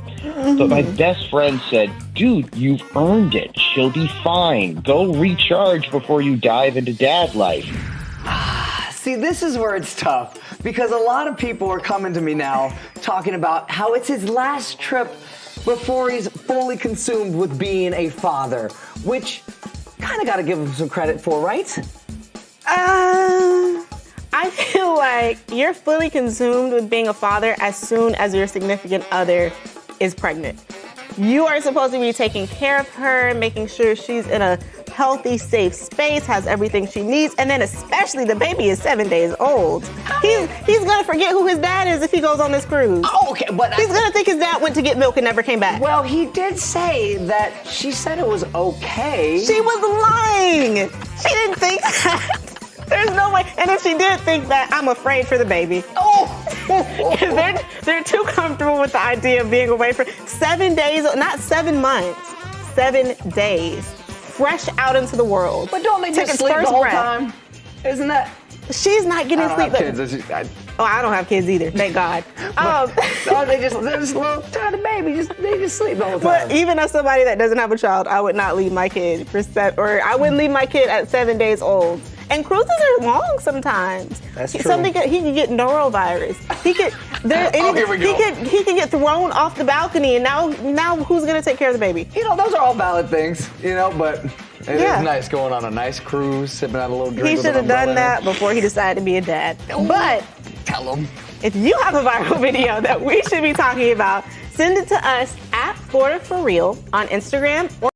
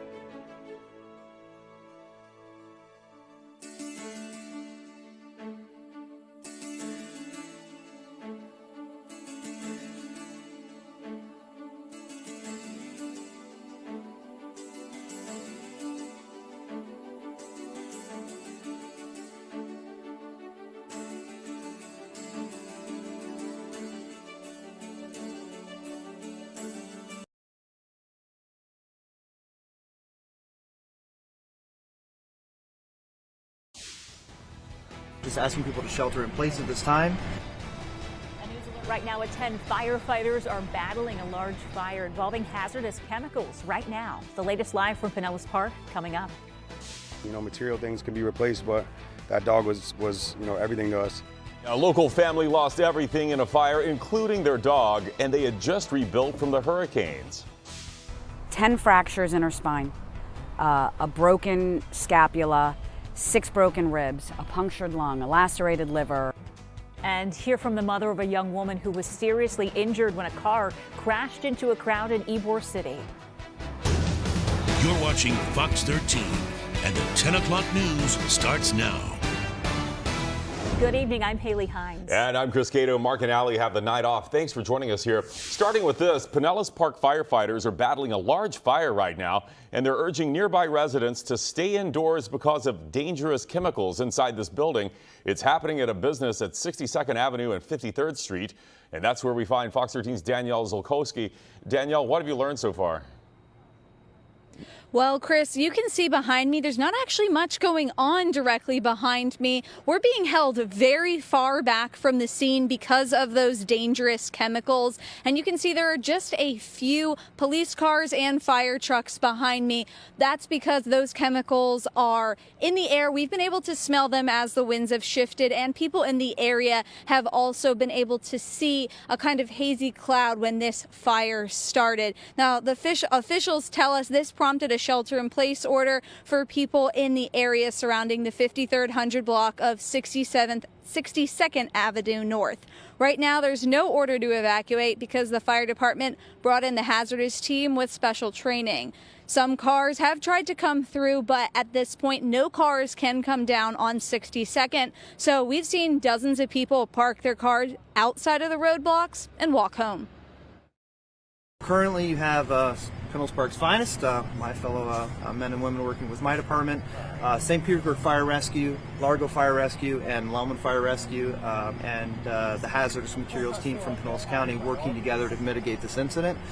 They all know each other very well, they train together, and they're well equipped to kind of mitigate this sort of thing.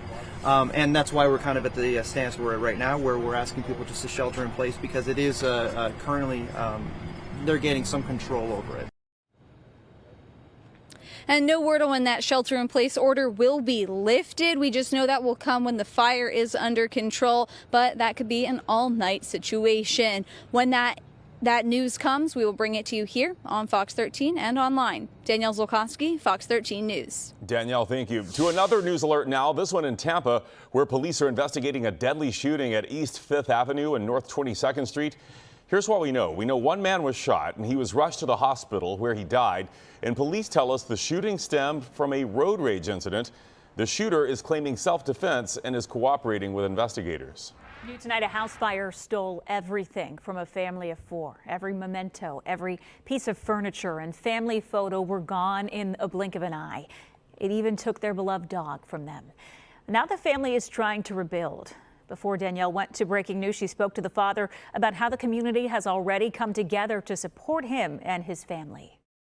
A family is starting from the ground up after their home was destroyed by a fire. Everything I ever owned was inside this house, family heirlooms, things that I can't replace, my grandfather's motorcycle, things that, are sentimental to me, sentimental to my girlfriend, my kids. Kevin Franklin says most of the things inside were replaceable, but his dog was not. Material things can be replaced, but that dog was everything to us. So unfortunately, she passed away. They said like smoke inhalation. Just 13 months ago, Franklin went through another tragedy. His home flooded during Hurricanes Helene and Milton. Everybody here flooded pretty bad. We all went through it. So just one thing after another, but I'm just keeping my head up, staying strong. The father and husband says it all started with his electric. The fire department said it was definitely something with the electric that caused the fire. Now he's doing what he can to rebuild for his family. He has 2- and 6-year-old daughters. They need clothes, shoes, and toys to try and bring some normalcy back to their lives. You know that people love you and you have a community that really looks out here in Tampa. Shout out to everybody who's really helped and donated and just been there for us. It means a lot. They're staying in an Airbnb while they figure out next steps. He owns Franklin Boxing Gym and says the community has rallied around him there. Everybody at Franklin Boxing has been absolutely amazing.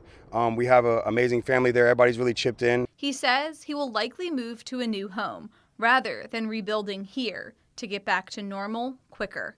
Danielle Zulkowski, Fox 13 News. Developing in Carrollwood tonight, investigators say a man took his own life as U.S. Marshals were closing in on him. This is what the scene looked like along Oceanside Court this evening. The Marshals, Hillsborough County deputies, and Tampa police were all on scene. Deputies tell us U.S. Marshals were trying to serve an arrest warrant at a home there when the man inside died of what they're calling a self-inflicted wound. No other details have been released. Meanwhile, Hillsborough County deputies and U.S. Marshals arrested a man accused of shooting his mother's neighbor back in September. They say John Tavis Williams shot the victim on September 11th at a home on Beddington Court, and he had been on the run until today. He faces several charges now, including attempted murder. He was also wanted in Tampa for a firearm offense in October. Williams is a convicted felon. He was previously convicted of second-degree murder.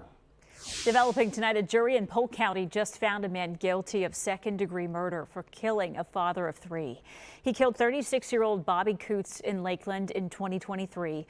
Witnesses reported hearing a gunshot, then seeing Owens try to drag the body to his truck. They held Owens until deputies arrived. Prosecutors say the evidence proves he murdered Coots. The defense argued no one actually witnessed the shooting itself and that Owens and Coots are the only 2 people who know what really happened inside the home that day. The jury ultimately believed the prosecutors. A Northport man originally from Ukraine will now spend the rest of his life in prison for murdering his adoptive parents. Sarasota County prosecutors portrayed Dima Tower as a heartless killer. They say Jennifer and Robbie Tower rescued him from a rough life in Ukraine when he was 15 years old. But in August 2023, Tower stabbed them more than 140 times at their home. During his own testimony, the defendant indicated his relationship with his adoptive parents was strained, but he also appeared to admit he'd been planning the murders. That's something prosecutors urged jurors to remember as they deliberated. That this was premeditated. What about the fact that when he lost the first knife, he went back into the kitchen and got himself another knife so that he could, as he said, finish what he started? The defense, meanwhile, didn't debate Tower's guilt. Instead, asked jurors to consider a lesser manslaughter conviction. But in the end, jurors agreed with the state. The first-degree murder convictions carry a mandatory life sentence without the chance of parole. Well, some of the surviving victims of that deadly crash outside an Ybor City bar last weekend are still in the hospital trying to recover. Police say a 22-year-old driver fled from police and crashed into a crowd that had gathered outside of Bradley's on 7th Avenue. A 24-year-old woman seen here is still in the hospital. Her friends have started a fundraiser to help her get through her grueling recovery. And today, her mother spoke with Fox 13's Kylie Jones about the horror her daughter lived through and how she's doing now. Be grateful to God for the time you have. Kimberly Moss thought that time with her 24-year-old daughter had been ripped away from her last weekend. Riley is a beautiful 24-year-old girl, just graduated college, and she also went back to school and got her certificate in sonography. She is bubbly. She's always really has a smile on her face. Riley Hancock went out in Ybor last Friday night with 2 of her close friends, Connor and Brandon. They're more like brothers and sisters. Moss says the trio was outside Bradley's on 7th Avenue when they suddenly were caught in mayhem. Tampa police say a 22-year-old driver plowed into the crowd on the sidewalk near 7th and 15th Street.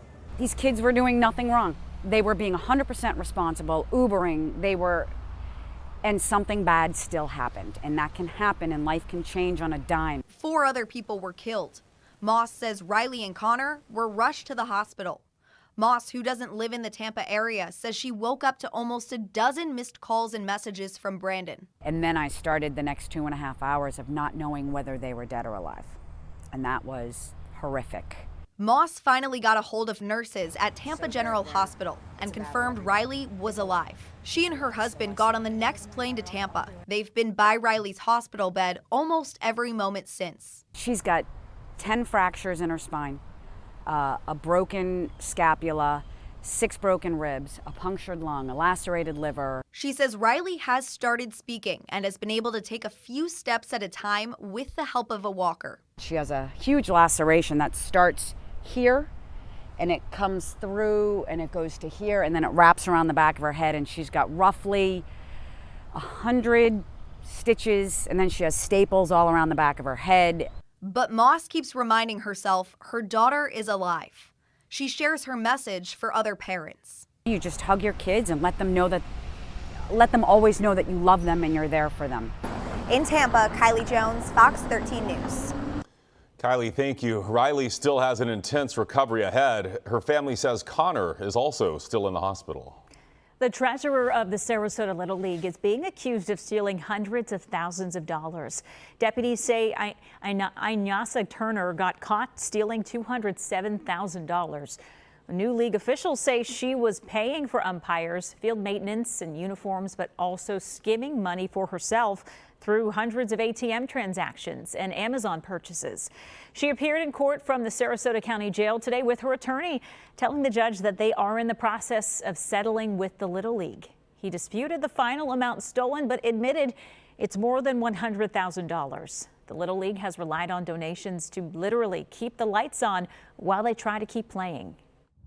We're blindsided by it because it's when you deal with somebody that often and you interact with so many families that way, you think that you're going to be an honest and kind person, and the reality is that's not the case at all. They'll be hosting a fundraiser this weekend to try and make up for some of what was lost. The Little League now has multiple people watching over their accounts.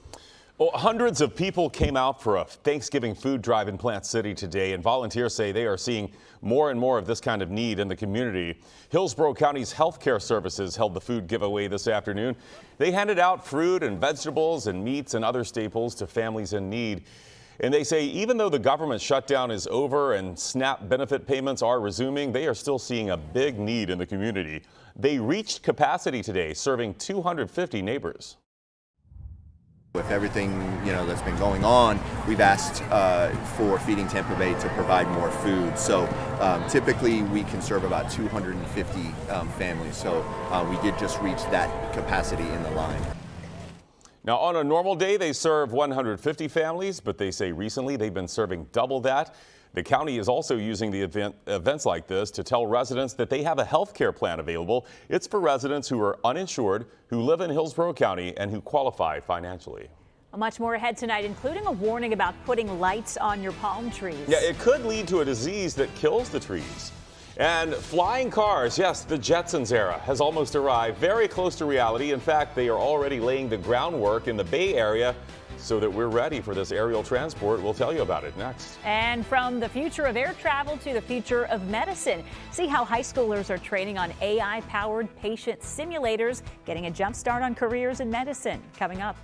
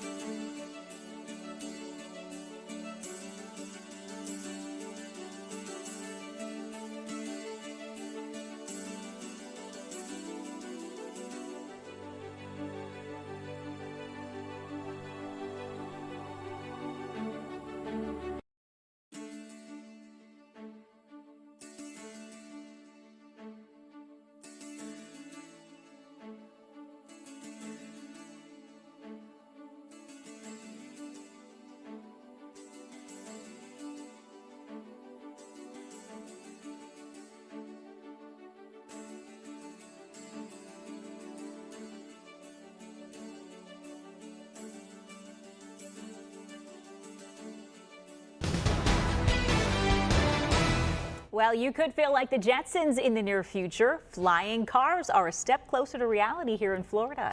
I was hoping you were going with housekeeping robots, but research is underway now in Polk County to bring highways to the skies. Suntracks in Auburndale is where the vertical takeoff and landing aircraft will be researched and developed. During a presentation today to county commissioners, FDOT said a vertiport has already been built at this facility and another one is on the way, along with a 20,000 square foot hangar and a 3,000 foot runway. Now, phase 1 of the aerial highway network will focus on the I-4 corridor before spreading out to different networks throughout the state. So we can all talk about our woes of being on I-4, and that first area that they're really targeting is exactly the I-4 corridor, along with a little piece up from Tallahassee over to the airbase, in essence, up there. So we are the main corridor that they're going to be developing first. Well, their next goal is to establish a commercial area network that will provide a profitable route for the industry so that Florida can remain a hub for economic growth. The goal is to have these commercial vehicles take flight by late 2026. Again, commercial vehicles. We'll get the private ones later on, perhaps. 'Tis the season to wrap those lights and wrap those trees in Christmas lights, I should say. But be careful if you're using nails or other things to affix those decorations to your palms. Researchers at the University of Florida are studying trunk rot, which can enter a palm through wounds. UF plant pathologists studied nearly 30 palm species to analyze their risk for the disease, which can cause palms to suddenly buckle and fall over. They took the leaves of different kinds of palms, put the fungus on them in the lab, and then watched to see if it resulted in disease. In our testing, we have shown that if there is no wound, no matter how much pathogen you add, there is no disease. So if it only causes disease if there is an open wound. They found Bismarck and Robollenii palms were resistant, but Buccaneer, foxtail, and some varieties of coconut palms were susceptible to this kind of trunk rot. And I've said that my first year I moved here to Florida, I did not know, and I nailed Christmas trees to a beautiful royal palm. You started the trunk rot. She's admitting this right here. It was fine, though. It was a lesson learned. I had no idea there were so many types of palm trees. No. A Buccaneer tree. A Buccaneer tree, yeah. That's fitting. Yeah. Go Bucks. Go Watch Bucks, out for, sure. watch out for Haley and her hammer. That was a one-time thing. It's dangerous. Good weekend coming up. Yeah. Looks good. I mean, this is the time of year you come into work and you sit in front of the maps and you go, okay, so we're locked in until probably Thanksgiving. Okay. Everyday sunshine. Look, good stuff. Look outside tonight, very pleasant, 64 degrees. The temperature trend is up. The nice thing is, a lot of you messaged me earlier today. I mean, sitting outside, it's still cool just because the air is dry. And a lot of you, despite the air temperature in the mid-60s, have the fire pit going. I can say that because my inbox is filled with videos of folks in front of the fire pit. I always appreciate the social media cooperation. 64 degrees. 64 degrees looking down Kennedy out towards the bay with a light wind. And downtown looks good tonight. Crystal clear skies. Very nice way to kick off the weekend after a sun-filled day and a high of 81. Really, the weather action around the country is out west. This is live. Santa Monica. And if you look down, you can see that some of the roads on the boulevard are wet. There's going to be some flash flooding in the SoCal, in the LA basin, all the way down to San Diego with a plume of moisture coming in across the Pacific. We would like some of that rain, but not coming our way. Lows this morning, 40s and 50s, and today we zoomed up in some places between 30 and 35 degrees. That's a huge temperature rise, and you really felt it this afternoon in the sun. The moderating trend continues in the southeast. It's just a nice, quiet night from Atlanta to Mobile to Tampa Bay, where Tampa's 64 and Plant City is 57. Sun City Center is 61. We slide north, Brooksville 51, Land O'Lakes 58, 64 Sarasota, and then inland 50s and low 60s. Weather map is quiet. High pressure off the mid-Atlantic states. There's some rain and snow up in the Dakotas, and then there's that big plume of moisture producing some heavy rain. It's just a wet night today or tonight in LA, and that rain goes all the way really down towards San Diego. Right now it's 72 in Dallas, 65 in Little Rock, and that warming trend is heading our way. Overnight, we'll stay clear and cool. Lows in the 50s to near 60. Tomorrow, we're back to sunshine, and I think a day just like we had today. The forecasting question the next several nights will be the potential of ground fog. This radiational cooling cools us off, but eventually the dew point starts coming up, and that radiational cooling can support some fog, ground fog late at night. Get an early tea time tomorrow morning, a little fog on the fairway. Lots of sunshine on Saturday, lots of sunshine on Sunday, highs both days near 80. The next 5 days of rainfall. Here's a real interesting graphic. Nothing, nothing, nothing, nothing, nothing. Nice, nice, nice, nice, nice. That's pretty much it through at least the middle of next week, and the temperature trend is fairly close to average with highs 70s and low 80s and nighttime lows 50s and 60s, turning a bit more humid next week, which will likely support at least some low clouds and fog at night. Let's wrap it up. Coming up for tonight, clear patchy fog 60, sunshine on Saturday, highs up near 80, sunshine on Sunday, highs up near 80. 7-day forecast doesn't have none of those little percentages on there, just sunny symbols through Friday of next week. Back to you. All right, we like those sunny symbols. Thank you, Paul. Well, a high school in Long Island is taking real-world learning to a whole new level. Students are using robots to simulate real-life emergencies. Fox's Jody Goldberg got a first-hand look at how the medical mannequins work. I'm going to check your pulse and make sure everything's normal. I'm so sick. It looks like a doctor's office, but it's actually a classroom here at Baldwin High School. And for these 10th graders, the future of medicine is starting now. We try to make it as immersive and realistic as possible. AI-powered patient simulators that blink, breathe, and even speak. I feel tightness in my chest. Are teaching students how to be hands-on and handle high-stress situations. Responsive. We have pulse, pupil responsiveness, simulates a full circulatory system. We can actually administer medication. They can even check glucose levels. His blood sugar level is too high. And listen for different heartbeats. It's a steady beat. It's hard to simulate what a normal heart versus an abnormal heart sounds like, but with the software that we have coupled with these models, we can. 9, 10. Students who take the class leave with their CPR and first aid certification. The different lobes of the lungs. And by senior year, they're earning college anatomy and physiology credits. It is an extremely rigorous course in which they leave with 8 college credits from LIU. This is about as real as it gets. How does it prepare students for the real world? We're taking content and we're taking techniques, we're melding together in the classroom to create the future of instruction. Sophomore Shamayo Kibo hopes to be a radiologist. It makes me more into medical field and makes me want to do it more. And Yugo Obasi, a cardiologist. I like this a lot. One of my favorite classes. From the classroom to hopefully a career. In Baldwin, Long Island, Jody Goldberg, Fox News. Wow. Amazing. Love to see the passion in their eyes, too. Still ahead, a bit of good news, finally, for air travelers. Yeah, we should see cancellations and delays start to improve. We'll tell you why. Plus, a historic ship is docked in San Diego tonight. Even though it's over 100 years old, its mission is all about the future. We'll explain. Plus, this. The Maduro regime is a narco-terrorist regime indicted in the Southern District of the United States for narco-terrorism. The U.S. is ramping up its military presence in the Caribbean as tensions rise over the use of force against alleged drug boats. We'll have the latest developments next.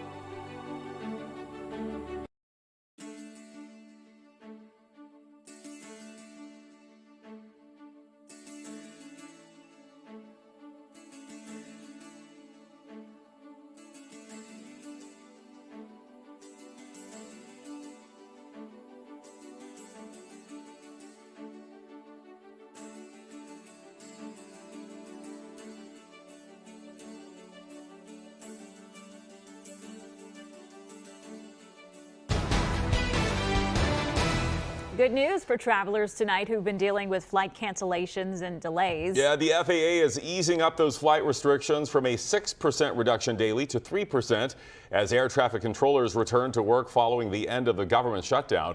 Also, the doors were back open today at the Smithsonian National Museum of American History and the Air and Space Museum, following the end of the longest government shutdown in U.S. history. Across the country, too, furloughed workers are also back at the office. Many of them haven't been paid since October 1st. They will reportedly start getting back paid next week, and some even got a bonus. Every single one of these individuals served with exemplary service. That was Homeland Security Secretary Kristi Noem handing out $10,000 checks to 24 TSA agents in Houston. Noem says this recognizes employees who went above and beyond while working without pay during the shutdown. Developing tonight, the U.S. announced intensified military training in the Caribbean, including exercises in Puerto Rico and Panama, and an increased naval presence near Venezuela. Fox's Jennifer Griffin reports on what it means. Venezuelan leader Nicolas Maduro has urged President Trump not to get into a, quote, Afghanistan-style forever war. Raise your hand if you want Venezuela to become a Yankee colony.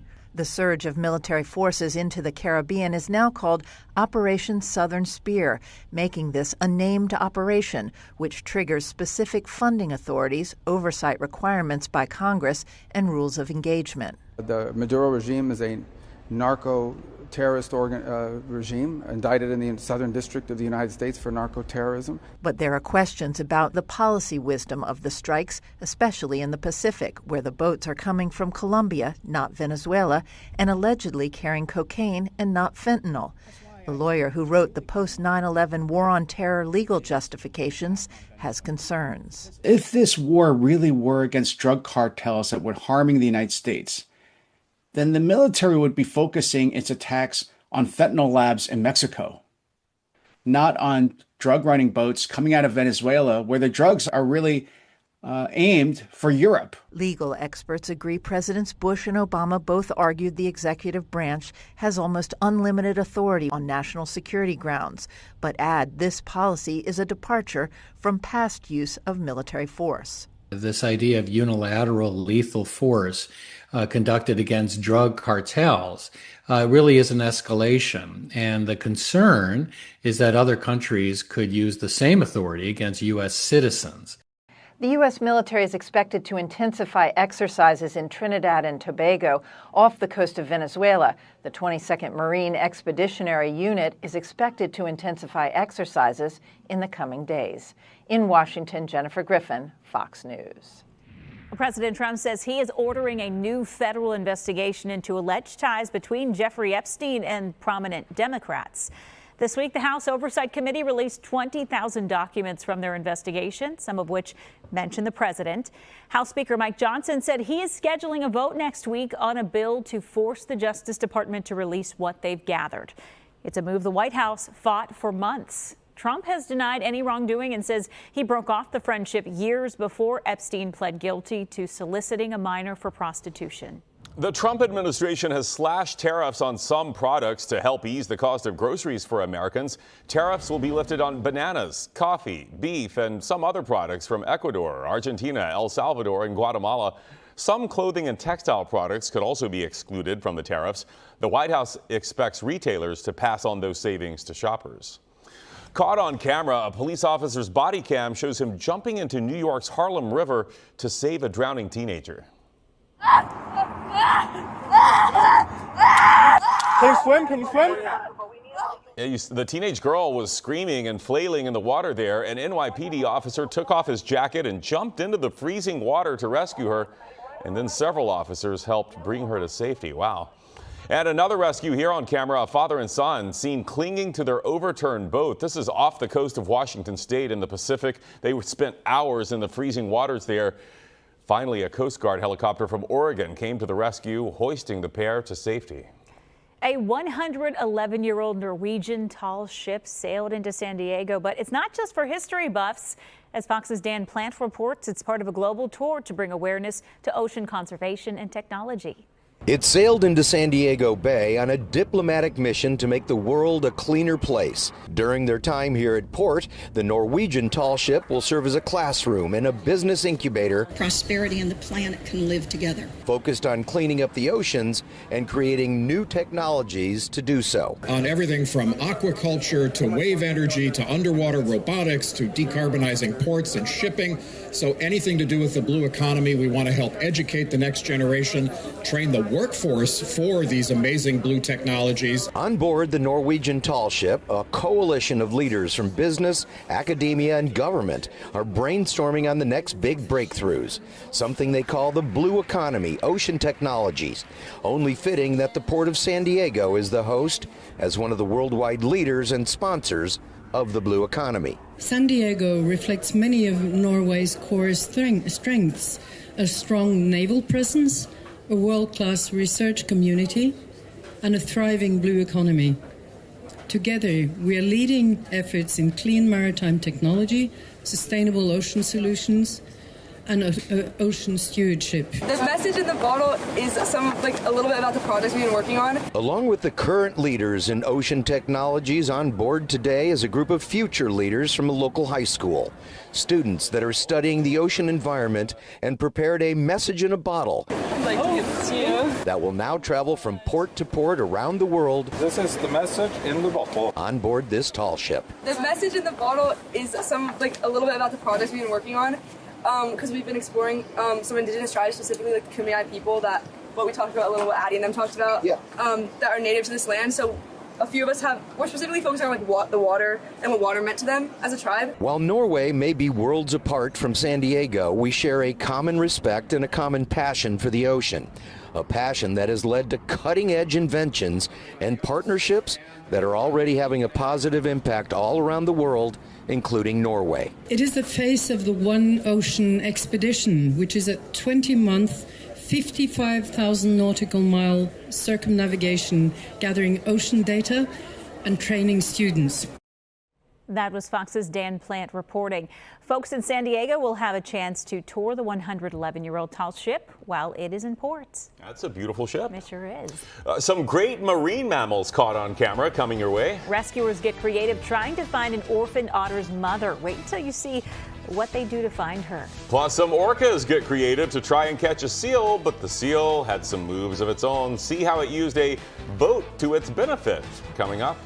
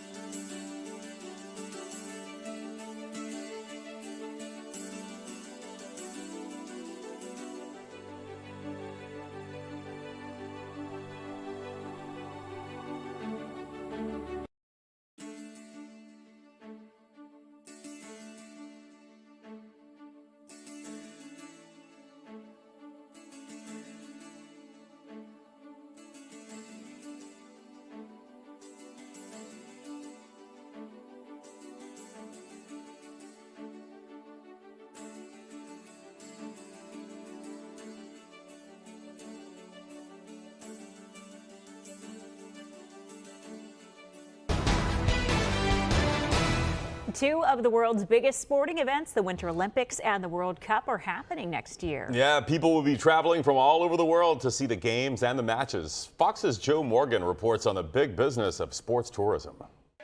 Sports tourism is expected to grow from more than $700 billion this year to more than $2 trillion in 2032. That's according to Fortune Business Insights. Next year, two events will have people from around the world hitting the road. The World Cup here in North America and the Winter Olympics in Milan and Cortina d'Ampezzo. People are traveling more now post-COVID than ever.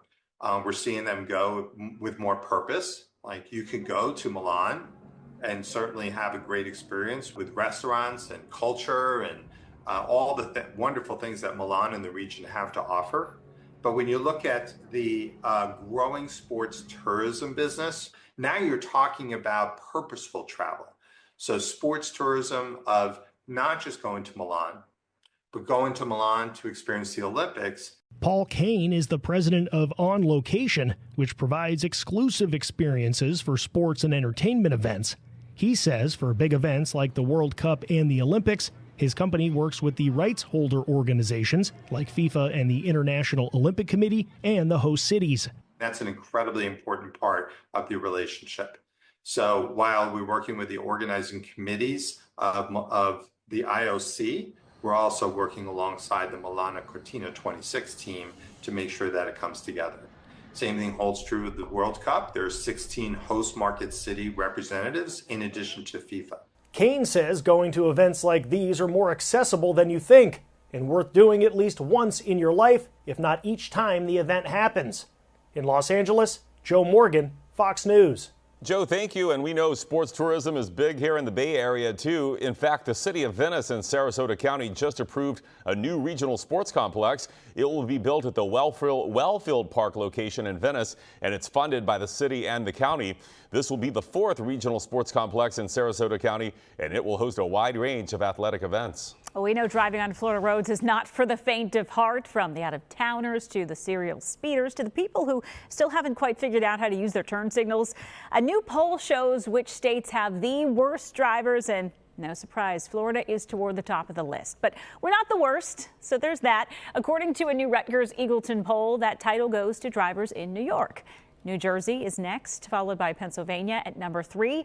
Florida drivers are fourth worst in the nation, and Massachusetts rounds out the top 5, though I still think Florida's drivers are probably higher on that list. Oh. It is a near-death experience. Sorry. It's the tourists.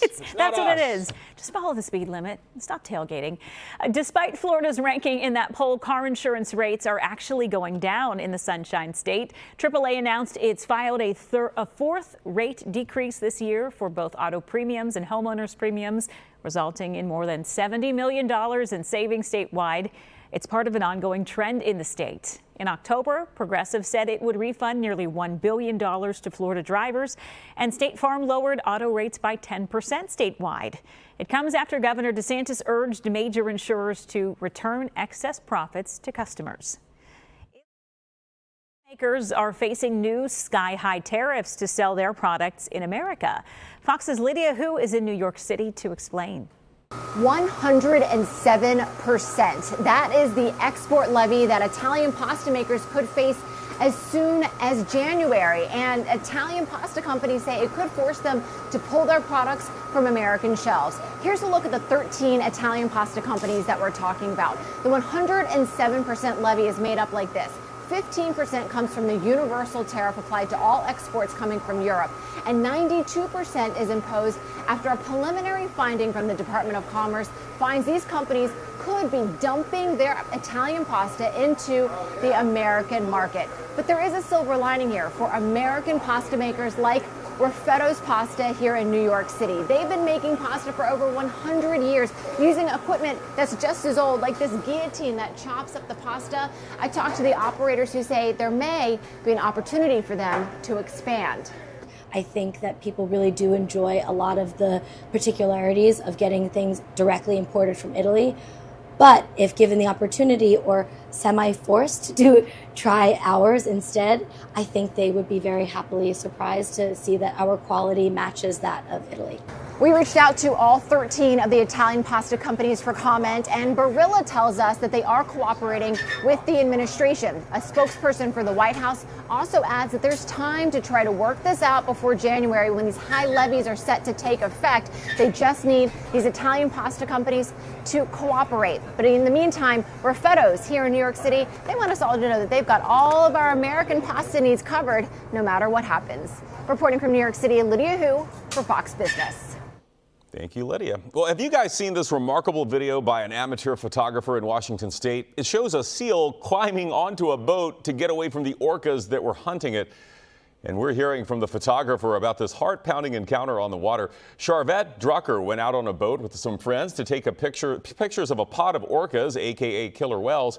As they got closer, they realized the orcas were on a hunt. Then they realized they were in the middle of the hunt when the harbor seal that the whales were chasing climbed aboard their boat for safety. You'll see it coming up, but the orcas were right behind it. Oh my God. Oh, you poor thing. I am shaking right now. He is on board. He is not trying to get off. He is on our boat. You're good. Just stay, buddy.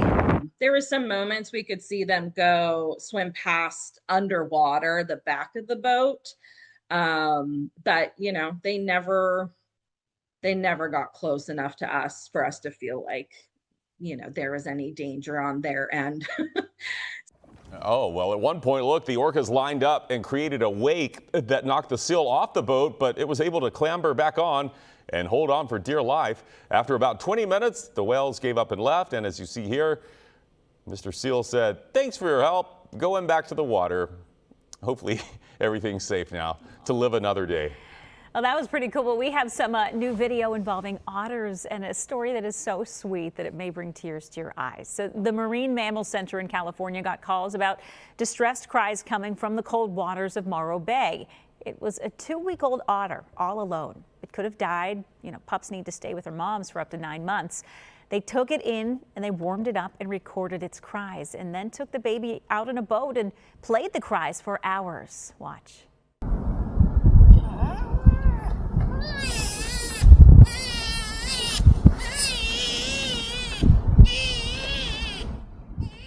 Sounds like a human baby, right? They waited until an otter started getting close and following them. When they were sure it was the mom, they lowered the baby into the water. It's the dark one at the bottom of the screen. And Mama Otter quickly swims over. She checks out the baby. Yep, it's hers, and puts her arms around it, cradles it, and swims away with it safe and sound. It was one of those magical moments in nature. I definitely cried a bit. Our volunteer supervisor, who's like our most experienced volunteer of the day, was like patting me on the back as I just cried. We did it. We found it. This is a really rare opportunity. We have to see that again. What has to be a happy mama wrapping herself around her baby and swimming away with it, thanks to all the good humans out there who are taking care of our animal friends. It was like an incredible block of video right there from the otter. It's incredible stuff. Yeah, I think so. Top story. In fact, eliminate me. Just so more otter video. 64 degrees. Nice night. Clear skies. A lot of folks out and about this evening. A little jacket, a little sweater, maybe. It's cool but pleasant. Downtown looks good tonight. 64 degrees. Water Street's all lit up with the old Christmas lights and whatnot. LA, this is live in LAX, where all the wet weather is out in the Golden State, out in California, where flash flood warnings are up. It would be awfully nice if there was a way to get some of that rain into our state. Not going to happen anytime soon. We managed 81 today, so after a 4-day stretch of below average highs, we're back above, a little red on the day today. No rainfall, and unfortunately, no rain in sight. Highs elsewhere today. This is the 81 in Tampa, 80 in Brooksville. Lakeland hit 77 today, 80 in Sarasota. Around Tampa Bay, those are highs. 64 in Clearwater now, 51 in Brooksville. Crystal River down to 48. Land O'Lakes 57. Venice at 60. Northport is typically a cool spot. They're down to 54 degrees. And then inland 50s and low 60s. I don't see any weather trouble this weekend. The only potential, I guess, weather situation, if you will be some patchy fog that'll develop at night. This is the time of year now where fog becomes an issue, and with dew points coming up and skies staying clear, what we call that radiation fog, we'll be watching for that the next couple of nights. Besides that, it's lots of sunshine. Quiet across the state, there's nothing going on. I mean, you can see clear skies, high pressure up over the Tar Heel state. There's some rain and snow up in the Dakotas, and there's some more rain moving through LA. That's the live shot I showed you from LAX. That rain extends all the way down into Mexico. Clear and cool tonight, 40s, 50s, in town about 60. Lots of sunshine on your Saturday with highs across the board. Low to mid 80s. There will be a bit of a sea breeze tomorrow, and that will knock down temperatures a bit along the coastline. That happened today with the west wind, dropped our temperature from 81 to 77 in Tampa, just like that. 80-ish both days, lots of sunshine, and lows at night right around 60. The next 5 days of rainfall, this is a problem. We have nothing coming up. We're just nice and dry. I mean, this is good to be outside, but in the back of our minds, you're going to be every day that goes by with sunshine. I mean, it's fantastic for, just to do stuff. But the problem is the drought situation gets worse every single day with no rain. Highs 70s and low 80s. Lows in the 60s. There's no significant cold air in sight. So that 2 or 3 day cold surge, that was in, that was out, and there's really nothing on the way. Here's your weekend forecast. We'll kick it off with tonight, clear and 60. Tomorrow, lots of sunshine, highs up near 80. We'll stay near 80 on Sunday, and then as we move through next week, the rain chances stay small as high temperatures stay right around 80. Hey, Sean. Thank you, Paul. The USF men's basketball team, guys, back in action for a very special game this Sunday in Georgia as the Bulls continues to honor their late head coach Amir Abdur-Rahim. But new head coach Brian Hodgson is all too familiar with Coach Amir's mantra, love wins. And Hodgson didn't have to think twice to spread that love when he took over the program. I'll show you what I mean up next in sports.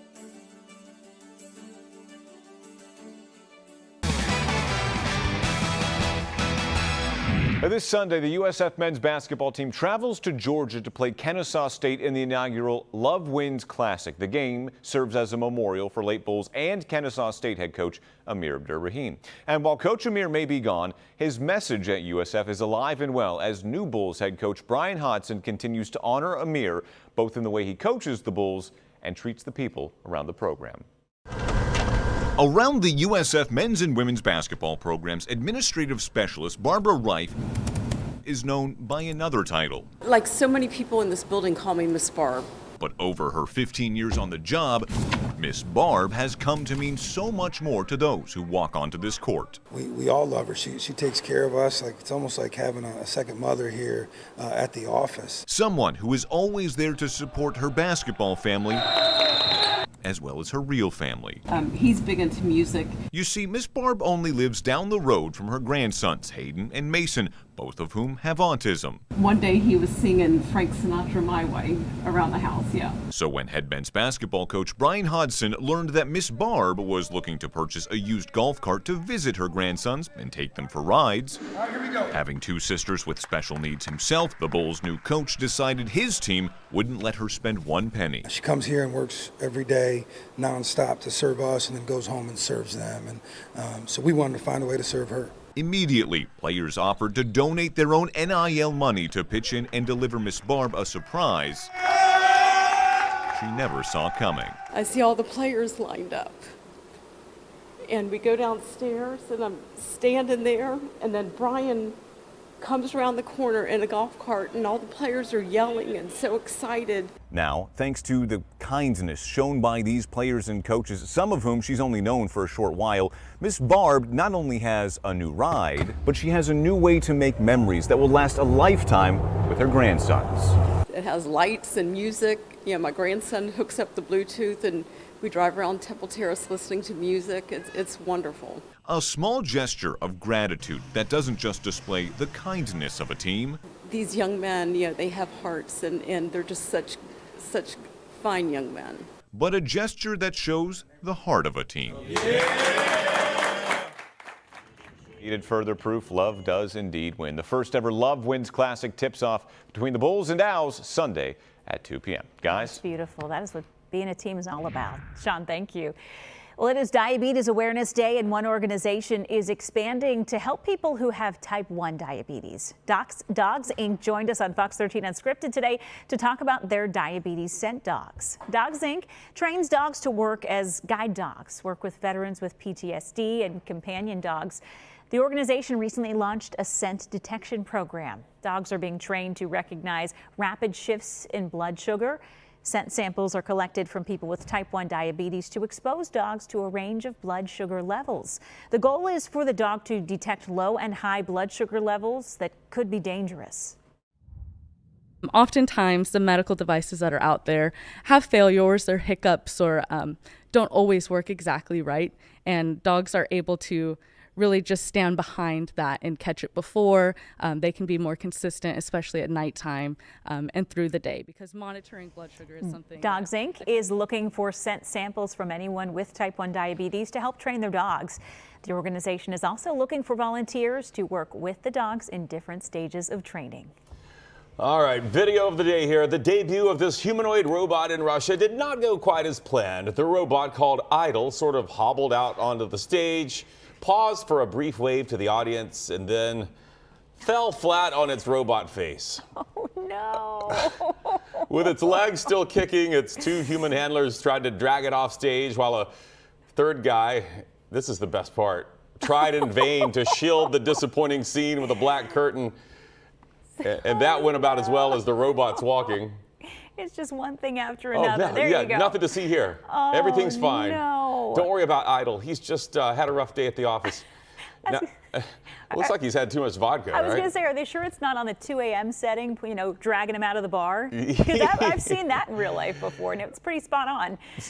So the creator of this thing said that the fall could have been, get this, the result of bad lighting or a malfunction. I'm going to go with malfunction. I'm going to say so, too. You know, humans have a hard time in bad lighting, too, and Sometimes we malfunction. I get the bad lighting thing. I don't, but we don't always fall on our faces. Not always fall on our faces. Just like the series of events. Like, hold on, I'm going to cover it up. This makes me feel a little better about the whole AI robots taking over situation. Yeah, we're still good for now. They still need our help to drag them off stage. Have a good night.